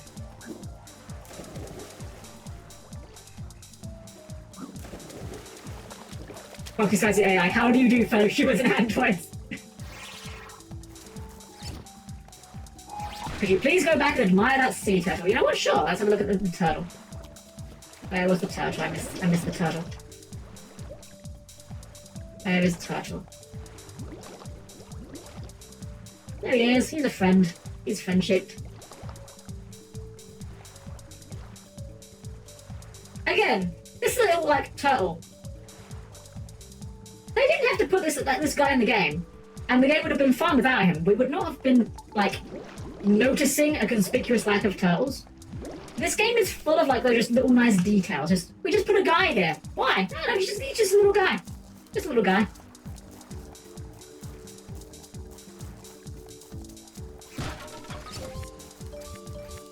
Living his best life at Turtles. He certainly is. No thoughts, head empty.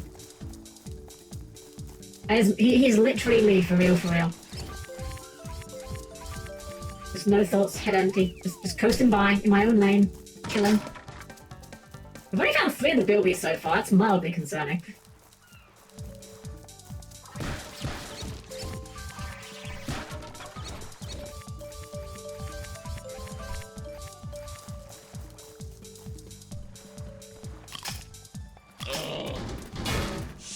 Rude.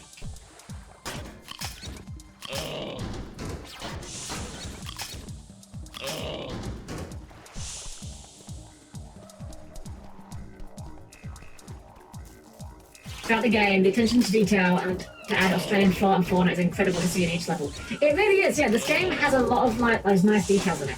The developer Chrome Studios were actually, I don't know if they are still about, but they are an Australian developer. So like they were very passionate about, you know, really trying to show off Australia and, you know, put all these weird and wonderful things in that most people wouldn't know about, you know? Heck, even the boss, the main villain of the game, Boss Cass being a cassowary, like, how many people know what a cassowary is, you know? It's not exactly the kind of thing you learn just in school, you know?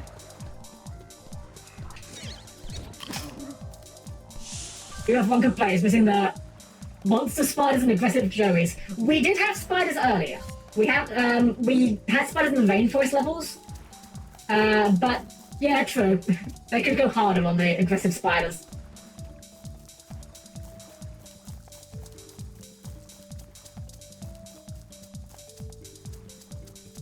Alright. How are we doing? Find 5 bilbies we haven't done. Racing Rex, that's easy. Guys, I'm hot volcanic panic. Right, I know where the volcanic panic is roughly. Again, this stage is kind of emblematic with the biggest problem I have with Ty's design.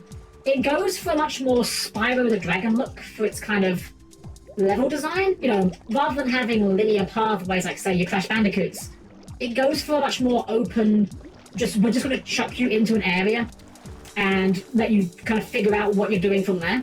Especially this area. Like, this area is basically completely non-linear.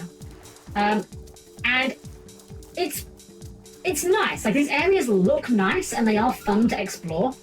But when you're trying to go for 100%, it's a little bit of a pain to try and find that last opal or that last bilby or whatever. How are we doing with the picture frames, actually? Oh, we've only got one more of these to find. That's good. Once we take out the last picture frame, we can just... oh, there's a button there. I knew there was a button. Yeah, once we find the last picture frame, we can swap off of the infrarangs at last. We will probably end the stream when we're done with this level, because getting a little bit late. And to be fair, we're still going to be here a little while anyway, so... we got a while yet to go. Did you try the double summon event in Master Duel? I didn't actually. I probably should try that. Considering that I have play decks that really like their normal summon, I feel like I could do a lot in that. But I kind of have this horrible feeling that it's just going to turn into go full combo and then normal summon Pachycephalo pass. That's my prediction.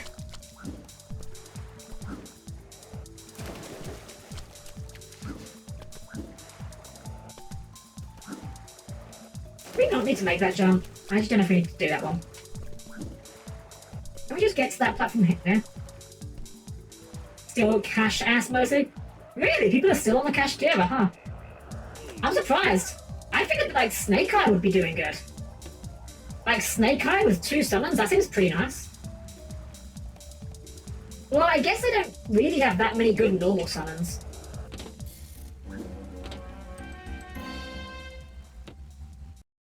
Okay. Imagine that normal summoning would beat it twice! Right?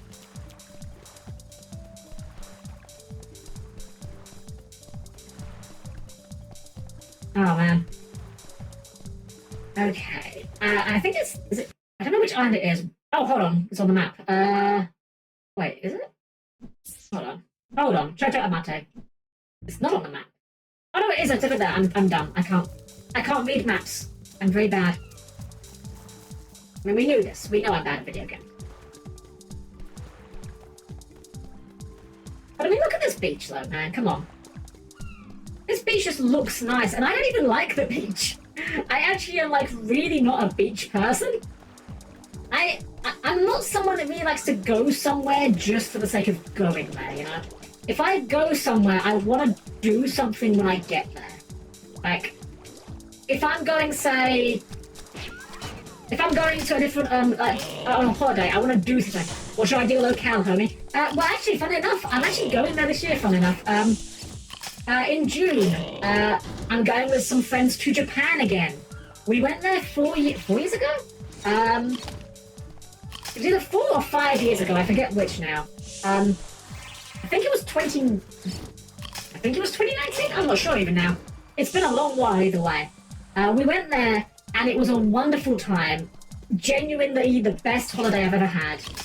The only criticism was, we only went for a week. And we didn't have enough time to do everything we wanted to do. So this time we are going for 2 weeks. And we're going to try and make sure we get everything done this time.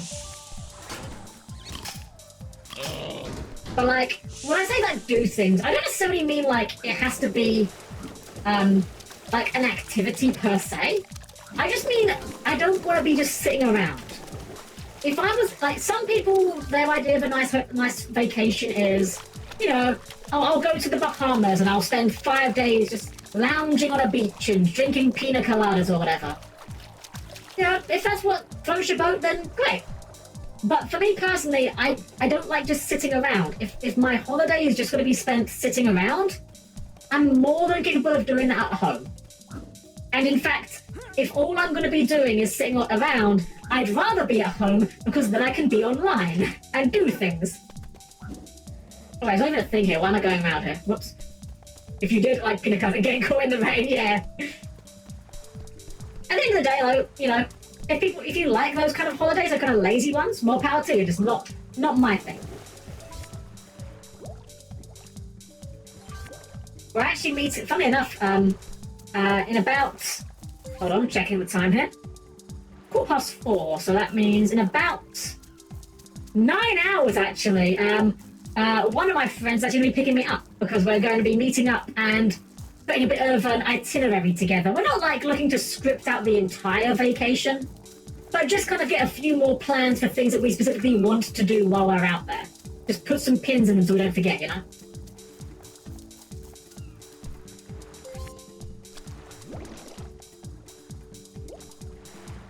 I will say this much, I am not looking forward to the plane ride.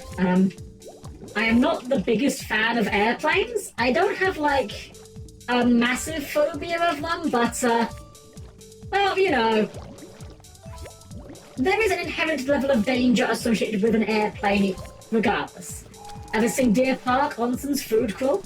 The Deer Park, definitely. That was actually on our list of things that we wanted to do, and we just did not find the time to.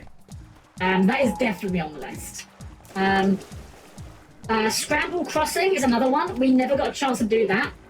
We were going to do it, but on the day that we were going to go to Scramble Crossing, we ended up going to see the Gundam, the one-to-one Gundam, Unicorn Gundam statue. And don't get me wrong, it was a great time. It was a good day. The problem was we arrived to the Unicorn Gundam statue like 5 minutes after it had just transformed. And so, as a result of that, we basically had to sit around for pretty much like 3 hours, I think it was, before it did the next transform. It was worth it. It was worth it, 100%. But it did mean that we basically ended up like just milling around for 3 hours, and we kind of missed going to Shibuya. So that's on the plan for next time. Now, are you allowed to be while on a plane? Do your radio waves interfere with the guidance system like a cell phone?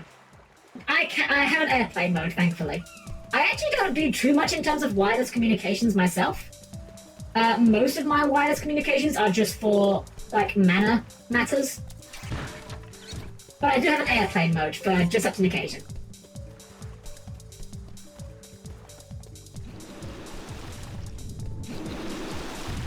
We're near the volcano. Okay, we are near the volcano. Oh, hold on, I need to wait for that platform to come back around. I didn't know that Australia had geysers, I'll be honest. I don't know where I thought geysers were, but I didn't know they were in Australia. It should work. Glide onto it from there. There we go. Yeah, I've just reminded myself. I was going to to see if I could get my hands on a pair of good noise-cancelling headphones for the airplane, because last time it was a bit of a... I had headphones and they weren't noise-cancelling and they did not really work very well. I've been fun at being around, but it's time to shut down. Good night, Helmy. Thanks for doing it, making tonight fun. No, thanks for being here, Proxy Cells. Always a pleasure. Have a wonderful night and take care. When you go to Shibuya, make sure to tag the area to mark the area as belonging to the GGs. Man.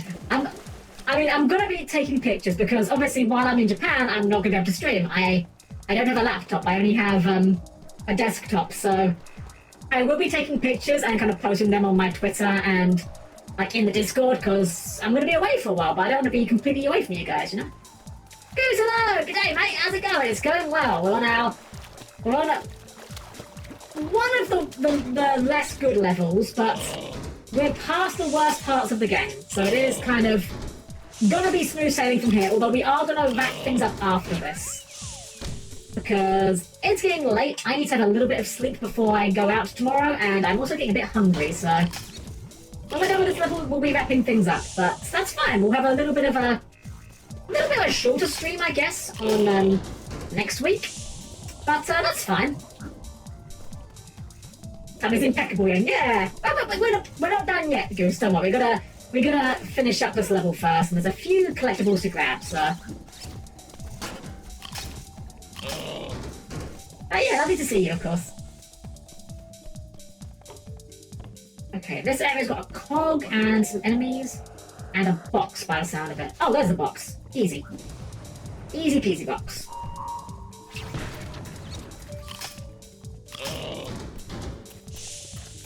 I don't think we actually even need to kill these enemies, they're just kind of in the way.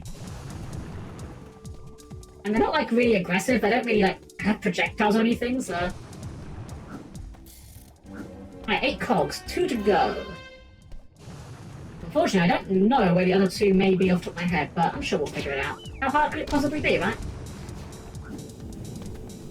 Wow, spikes that you can run into it don't still damage you, right?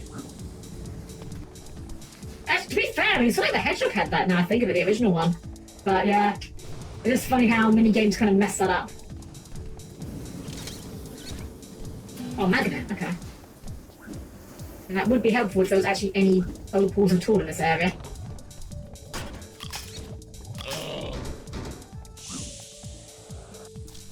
Where are we going from here? It's just this way.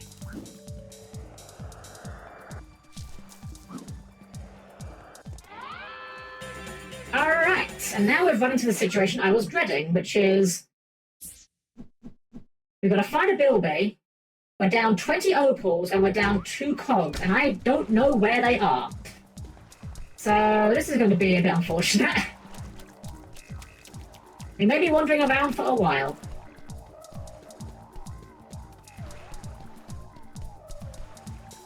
We've done these with... We didn't do the left one. Let's try the left one. See what that puts us. Okay, just in the drink. Fair enough. Oh, another portable. Yike. The good news is, once we get to, I think it's like 295 opals, if we find a magnet at that point, I believe it does just vacuum the opals from across the entire map. So that's like a small convenience, but I don't know where these 2 cogs could be. I mean, if we wander around for too long, I'm not above using a walkthrough, frankly, because this is like another one of the... It's not the worst level in the game. It's far from the worst level in the game, but it is very much an oh god this bit kind of level. Like if you're just trying to play it casually, if you just want to get to the end, it's fine. But if you're trying to get everything, it does become kind of an oh god this bit moment. Like, oh god, trying to 100% of this level, ugh.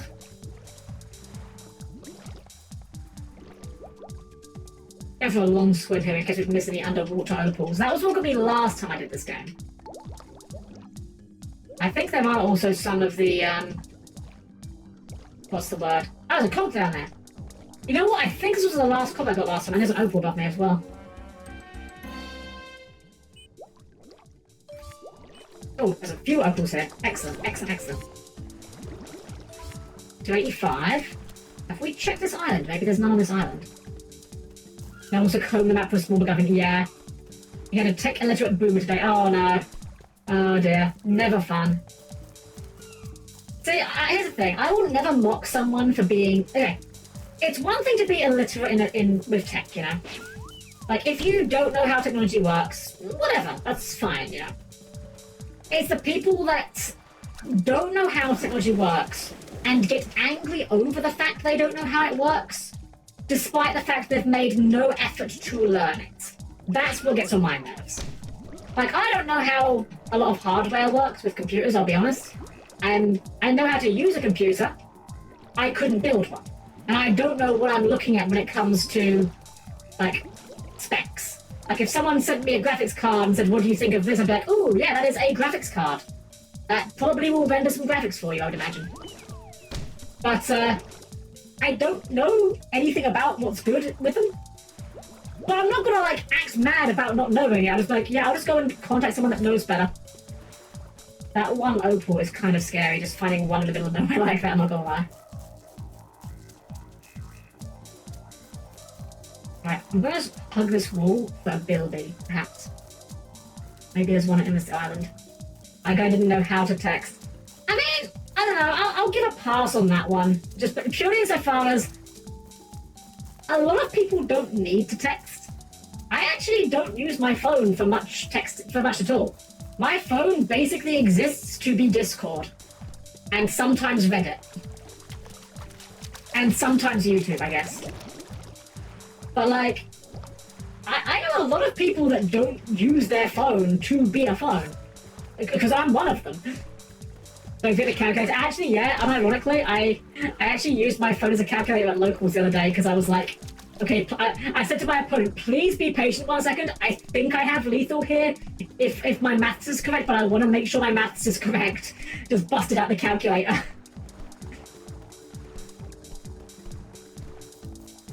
As it turned out, it was correct. It was exact lethal. But hey, the fact it was exact lethal means that it was the kind of maths that I definitely should have double checked.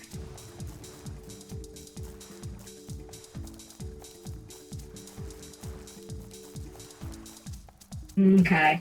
Starting to get a little bit stumped here. So let's go ahead and cheat. I'm gonna go ahead real quick and just search for Ty. What was it? What's this game? What's that one called? Rex marks a spot. Bilbies. Let's do the Bilbies. We'll cheat for the Bilbies, and then we'll hopefully find the other Bilbies in the same process. Oh, this isn't a map. It's just directions. No, that's no good. I need an actual map. Oh, perfect! Someone has literally made a map of this exact level with illustrated diagrams and everything. That's wonderful. Thank you to whoever made this map. All right, so let's see. Where's the Bilby on the island down there? Let's try that way first. I think I might have used that island. I've done that already, but you know, we'll check. Double check. It would be unfortunate if I'd missed it. So. Where are we right now? We are on this island. There is a Bilby on this island, or there was. This gap. But I think we got this one. We did get this one, okay. On the next island, is there a Bilby? It does not look like there is one, although it does look like there's a cog underwater. We might have missed that cog. Well, it's meant to be like right. Oh wait, it's above the water. I see. It's on the platforms. We got that one. I think. And then there's another one under the water, like on the edge of the island. Let's check that real quick.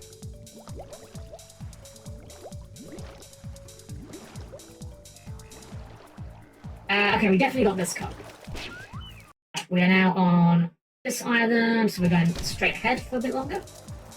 Map sensors on, switch to search mode. Exactly, yeah. We're zeroing in, but we're going to this island in the distance, Skull Island. There is apparently a Bilby on one of these platforms over here that I feel like I got, but I could very well be incorrect. So, when in doubt, start at the beginning, and when you get to the end, stop.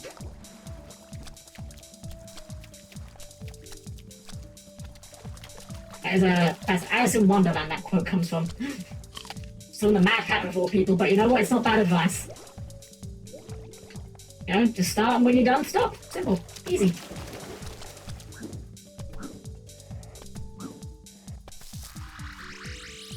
Bounce.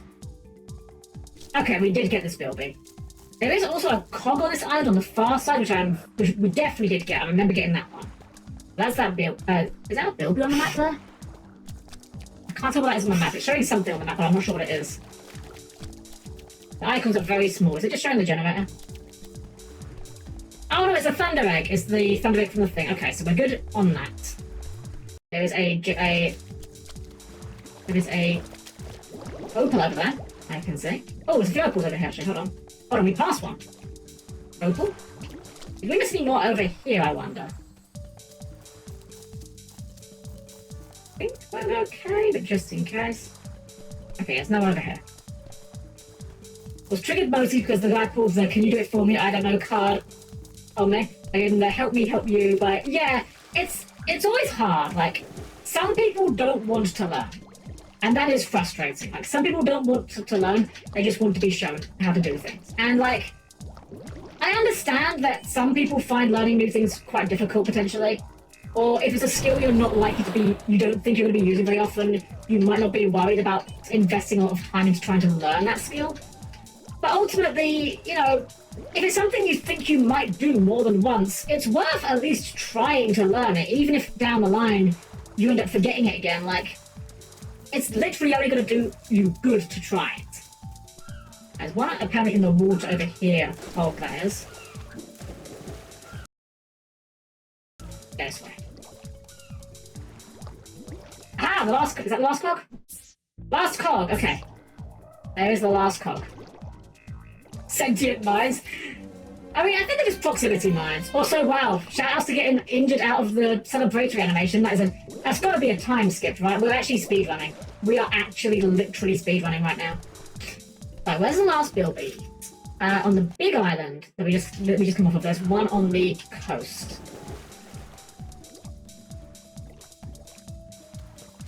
On the exact opposite side to where we are, just around this corner here. G-Fuel mode engaged. And could you imagine, like, it's never gonna happen. I am realistic. But could you imagine if, like, I got my own G-Fuel flavor? You know what we would call it, right? You know what the Helm G-Fuel flavor would be called, right?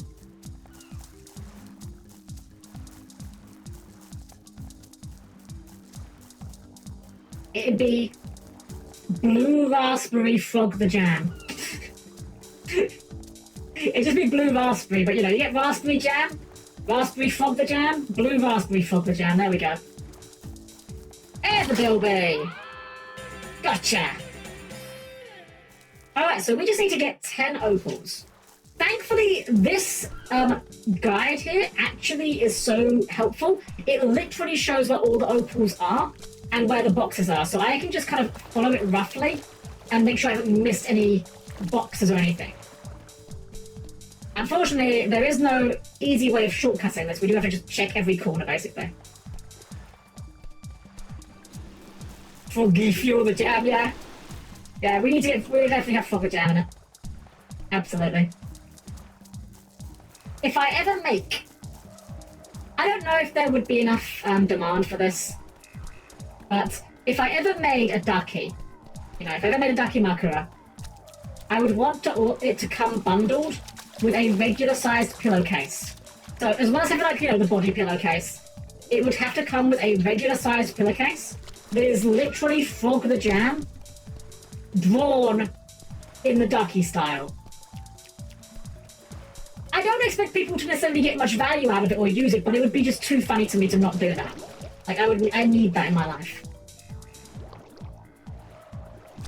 Okay, this one apparently had some on this side, but I think we've done this bit. Let's go back to the volcano island. I thought we might have missed some on there. Make a beanbag Frog the Jam chair. That's another good one. That is another good one. I would love a Frog the Jam plushie. Like, custom-made Frog the Jam plush. That'd be amazing.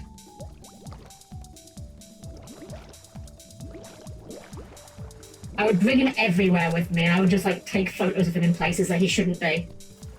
Bring him to locals, Frog the Jam. Hit them with the Nibiru, and then give them the Frog the Jam plushie as their final being token. Ooh, box! Excellent, excellent. We possibly only need one more box. Or potentially a magnet. Wait, is that a box? Is that a box in the distance? Oh no, that's the chest, I think, isn't it?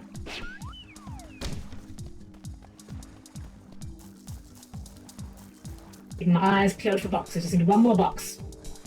It might not be in a box. Like, I'm assuming it's in a box because it's 5 and boxes contain 5, but it may also just be 5 loose ones out in the open. I've got to keep an eye out for either of those. There were boxes here according to the map, but it looks like we've got them all. Have we gone to this far island?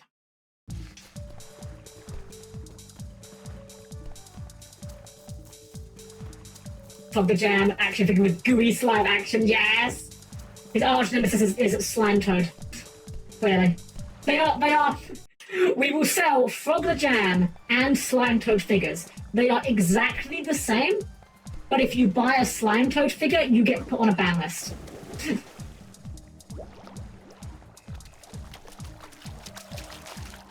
So any robots, the chest acts have an very important purpose when the liquid coolant is kept. Yes, that is the purpose of them, yes. Absolutely.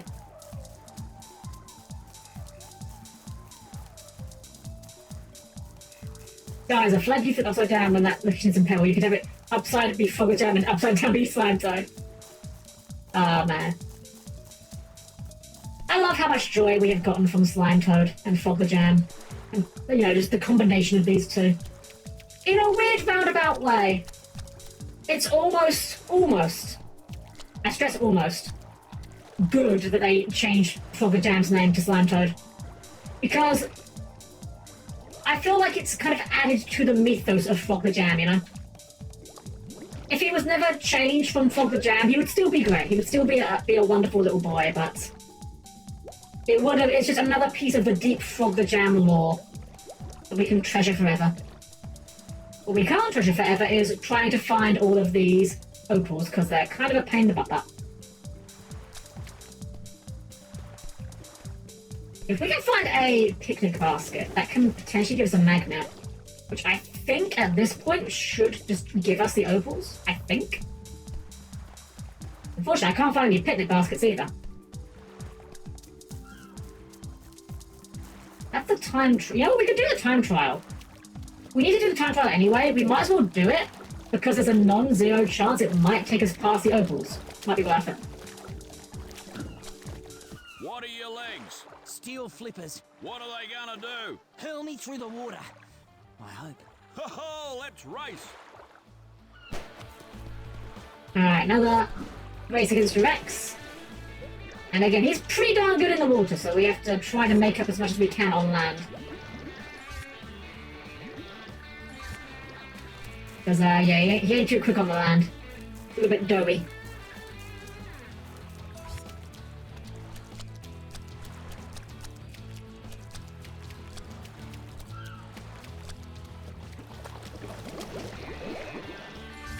Oh, come on.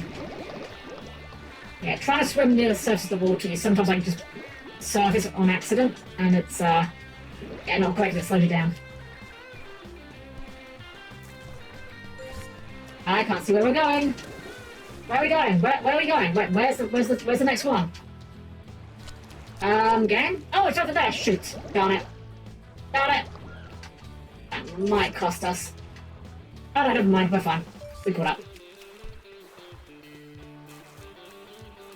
I forgot how funky the bass music is. It's good. I like it.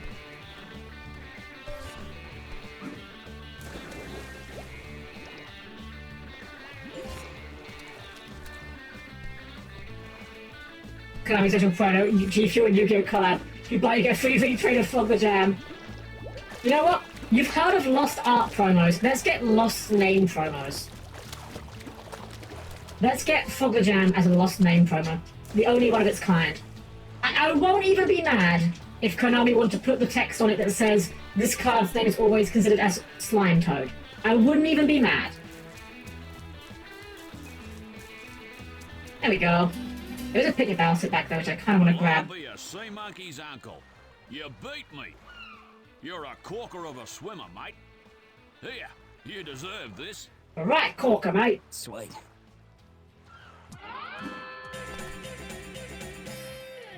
I saw a picnic basket, but I don't know where it was. But if we can find it, that might get us the opals rather. Because again, I'm pretty sure once it's only 5 left in the level, it does just give you them.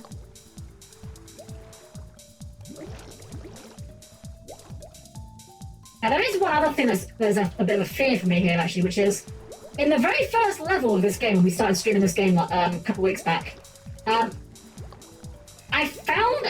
Okay, please give me a magnet. Dang it! There's the one item I wanted, but I didn't get it. Okay, in the very first level of this game, we were combing the entire level trying to find the last opals. We could not find it. And I eventually quit the level and joined back and re-entered it. Which if we spend too much time in it, I may do as well. it doesn't respawn the opals that you have collected, but it will respawn. Well, it will obviously spawn the ones that you haven't collected. When we re-entered that level, a box appeared that I am very sure we did not see before, and it had the opals we needed in it. And I hope that wasn't like a weird bug that we ran into. You know what I think I'm actually going to do? I think I may actually possibly just leave... Well, no, I'm not going to leave the level. I'm going to go back to this end of the level, and we're going to just follow this route that's on this map I found. It'll be a bit tedious, unfortunately, but it will get us to, like, check every place and make sure we're not missing any opals at all. So it starts from, like, around here. Just make sure there's no boxes here we haven't missed as well.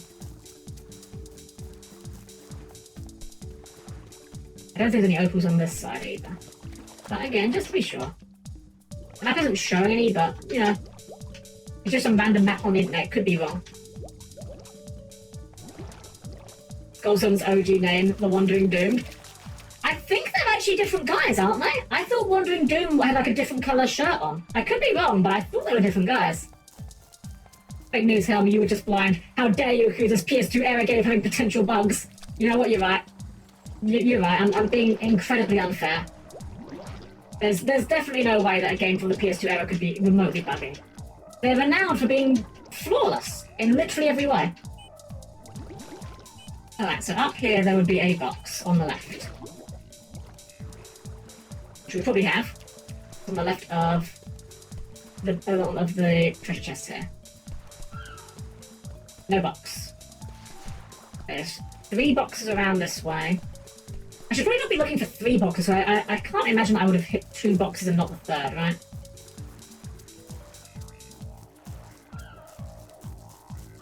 Okay, there's 1 box further down this beach, and then 2 boxes on the edge of the beach.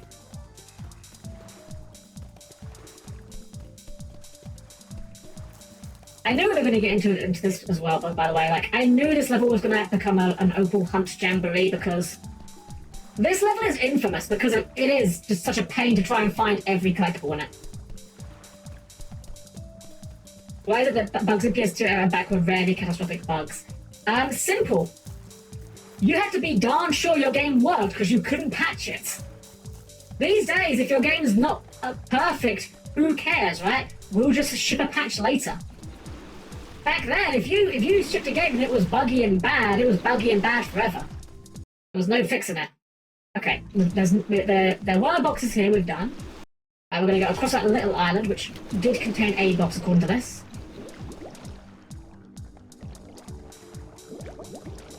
There was a box on this island here, which I think we've gone. Oh wait, we have the... No, we are on the right place again, yeah. No box. We've got this box here.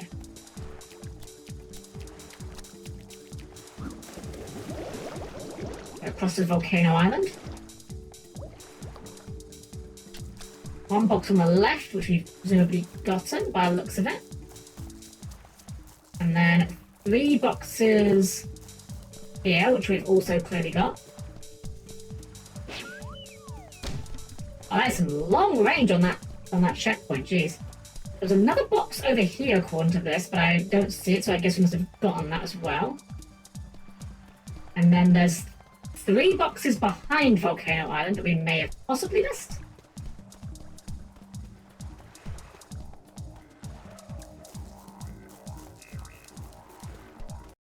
Map real quick to make sure we're in the right spot. Yes, there's boxes around here. Well, there were. Again, we may have gotten them.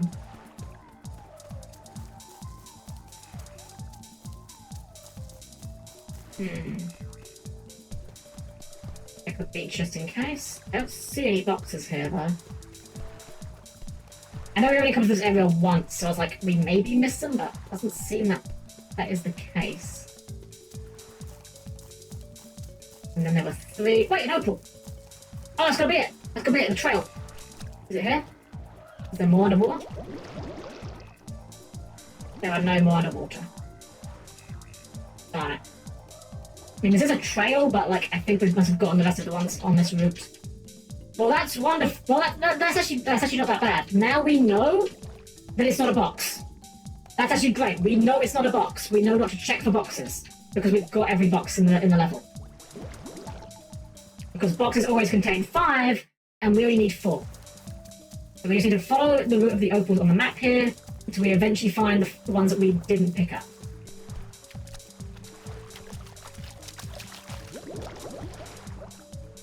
They are largely underwater as well, so it's not too hard to scrub, but I think both these patches should come with a formal letter of apology from the company. Oh, magnet! Darn! I guess the rumors are false. I thought that maybe it's only the last 3 opals then. Dang it, that's unfortunate. None on the backside of the island, I guess.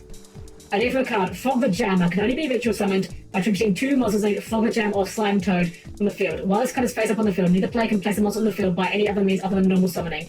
Negate the activation of any card that attempts to summon a monster or token. This card is treated as both Fog the Jam and Ritual Toad at all times. I love it. Just the idea of Fog the Jam just becoming this annoying floodgate as like revenge for all of the years he has suffered is, I don't know, I just love it. It's wonderful to know. If every deck's going to play a floodgate, we might as well play one called Fog the Jam, right?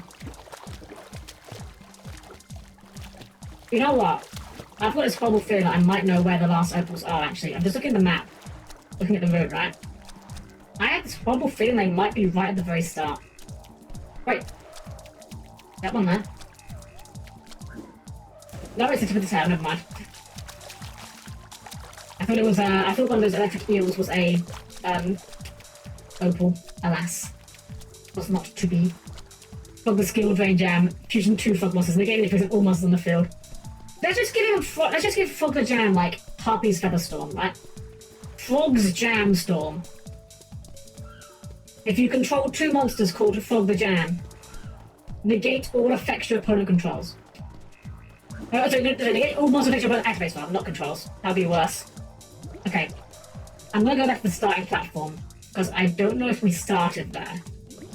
Well, that was a stupid sentence. I don't know if we got the opals from that platform.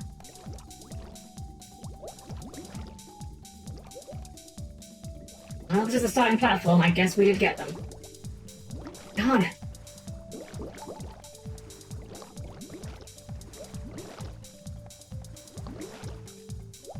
I'm just following this map here real quick, see if we can see any under... Now we know that we're not looking for a box at least. That's at least one thing we can ignore.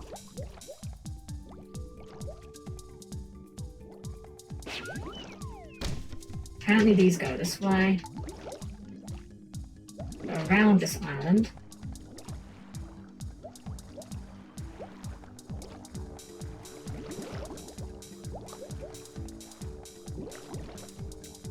And these big open areas, I feel like there's a chance I could have missed them in here, so paying a little bit more attention. Where are we now? Oh, we're not where I thought we were. Hold on. Hold on. I thought we were... Hold on. Hold on. Choto Amate. I thought we were going somewhere else. Not around this island. I thought we were going on a different island. That may have affected what we were looking at. Okay, never mind. So the path goes onto this diamond-shaped island here. And then the opals go this way on the map I'm looking at. We must have picked those ones up. I'm just going to check the map this round here really quick anyway, because apparently there are boxes here. I don't think so, but like, I guess there's a non-zero chance we maybe broke open a box and didn't get all the opals out of it.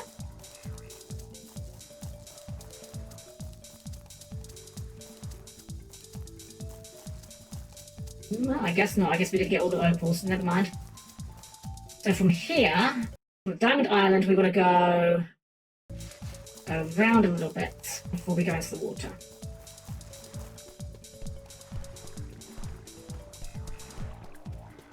Round here-ish? Round here-ish. Into the water. And there were some apparently that go across here, which we've obviously collected.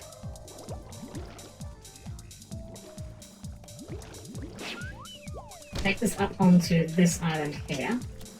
And then apparently there's a walking path along here, which again, it looks like we've Wait, no, I've missed a bit. Dang it, I keep missing them. Even with a map, it's kind of hard to just keep a track of where you're going on this level. Okay, there were apparently like a few here, but we've very clearly already got them, so never mind that. Then we go around this island, and there's opals on the island. Fog the Atlas down. Gemini normal summon. Again, this frog's name becomes Fog the Jab. And I got a big chuckle out of the fact that they released the what's the name? The Everybody's King card, you know, the Jack Atlas card. I got a real chuckle out of the fact they made him a human type card. Obviously the card isn't legal, so you can't play it, but I just like to imagine a situation where you trick someone into thinking the card is legal. You use like Creature Swap or Shien Spy or something, give them Everybody's King, and then hit them with Tick Boo so they can't summon anything.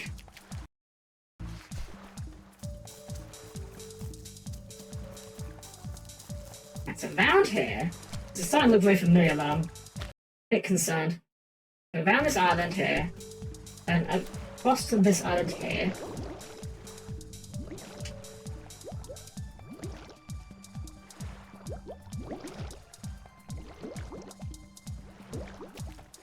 Oh, Rivalry, you're correct, yeah. I always get my fuckers mixed up. Yeah. Sorry, Rivalry was the one I was thinking of. I said Tick Boo, but yeah, Rivalry was the one I meant to say. You are correct. It is getting late and the hard drive is slowing down a wee bit. And this very stimulating gameplay of following the same path, trying to find this last 4 opals is not helping matters. I keep thinking that eel is an opal, but it isn't. Alright, so then around here, I'm concerned. We've followed the entire route here of where this where this map reckons the opals are. Which is a bit scary. I'm hoping we haven't, like, despawned them or something.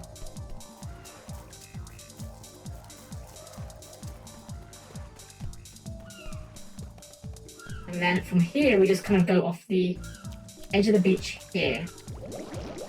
And there was some more along here, is what I reckon, but... yeah, and this looks pretty cleaned out.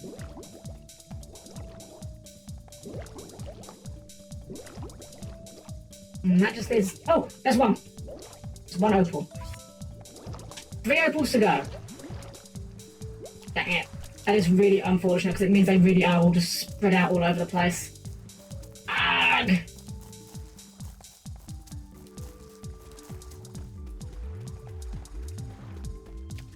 Okay, we only need 3 opals now, so if the story is true, if the rumor is true, we should just be able to get, like, 1... if we can find any picnic basket and get a magnet out of it, that should point us in the right direction. The fact that we only need 3, though, we definitely just missed 3 odd ones somewhere, which is very unfortunate, because, well, I mean, look at this place, it's huge, and very spacious.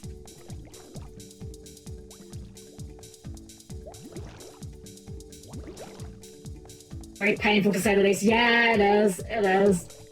Thank you for sticking with me during this extremely exciting gameplay of running in circles. Let's check to see if maybe the map missed something, or... I don't know. I'm just not looking around underwater at this point.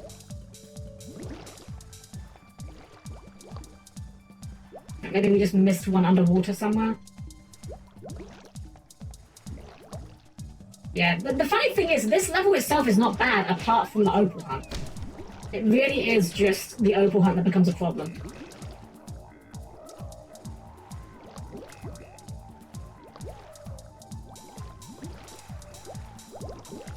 It's a shame, because if I did have, like, something in the game... I thought... I got excited for that, but it's just the seahorse. Yeah, if this game had, like, a better way of finding that last opal, it would really just... it would really help. Like, Spyro, you had sparks, where you could just point you towards it, but... unfortunately, Ty is not so clever. Alas.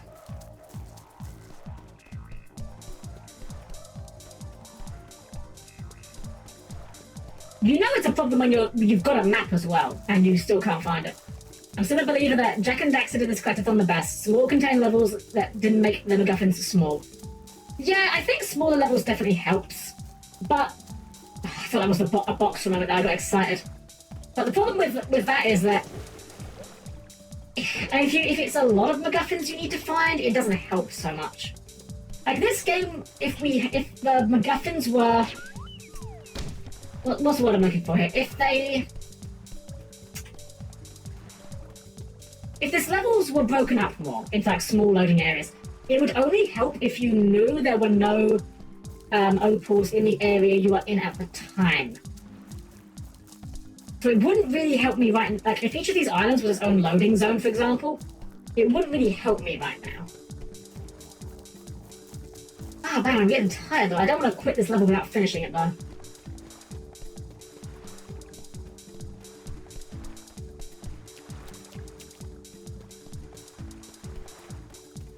And we literally just need the 3 opals and we're done with it, you know?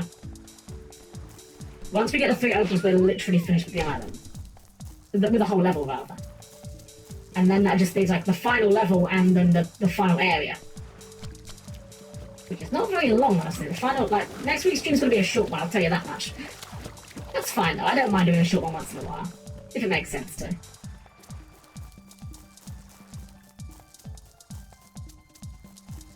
Where in the heck is this last opal? These last 3 opals. Alright, we're going to make a decision here. I'm going to leave the level. We're going to come back in the level and hope that respawns the picnic baskets. And that will hopefully make it easier to find the last 3 opals. That's the logic. Son. Alright, skip. Alright. Let's follow this path to the letter. Actually, no, we don't need to follow the path to the letter. We just need to find a picnic basket, ideally. Are you kidding me? Game? I'm upset. Whatever. Literally.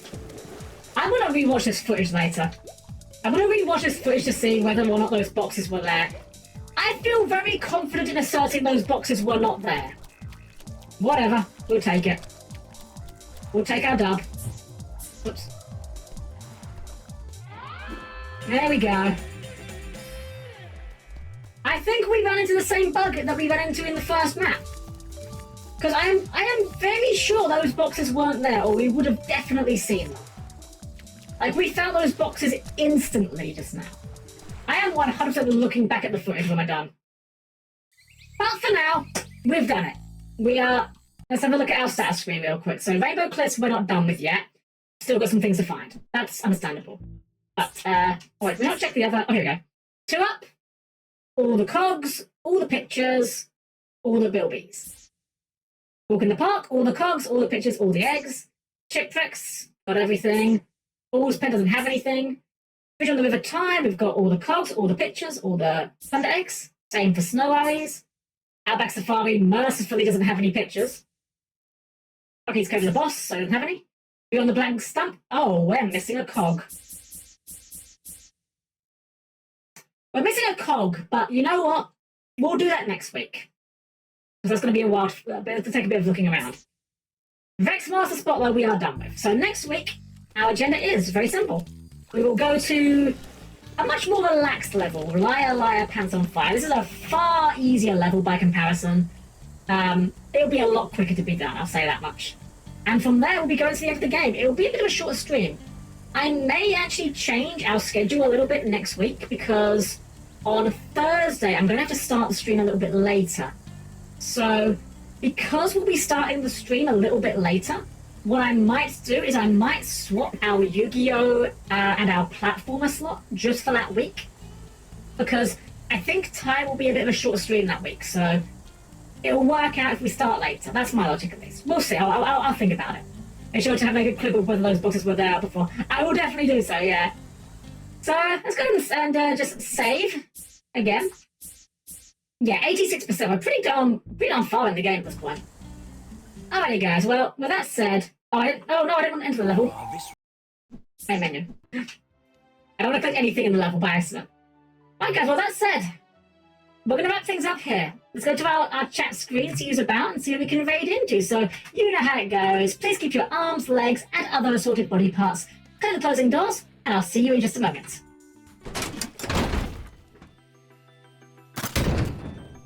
Alrighty, everyone. Well, despite the somewhat awkward end there, with having to run around for 5 hours to try to figure out where we're going, we managed to do pretty good progress, I'd say. I'm pretty happy with that. Thanks for the banger stream. It was a blast. I'm glad you enjoyed yourself, Dr. Hero, and thank you for giving the gifts about earlier. I really do appreciate that so much. It really does mean a lot that, you know, to know that people enjoyed being here so much. So, thank you so much. I see we can have a raid into. There's quite a few people online, surprisingly, for this time of night. Let's see.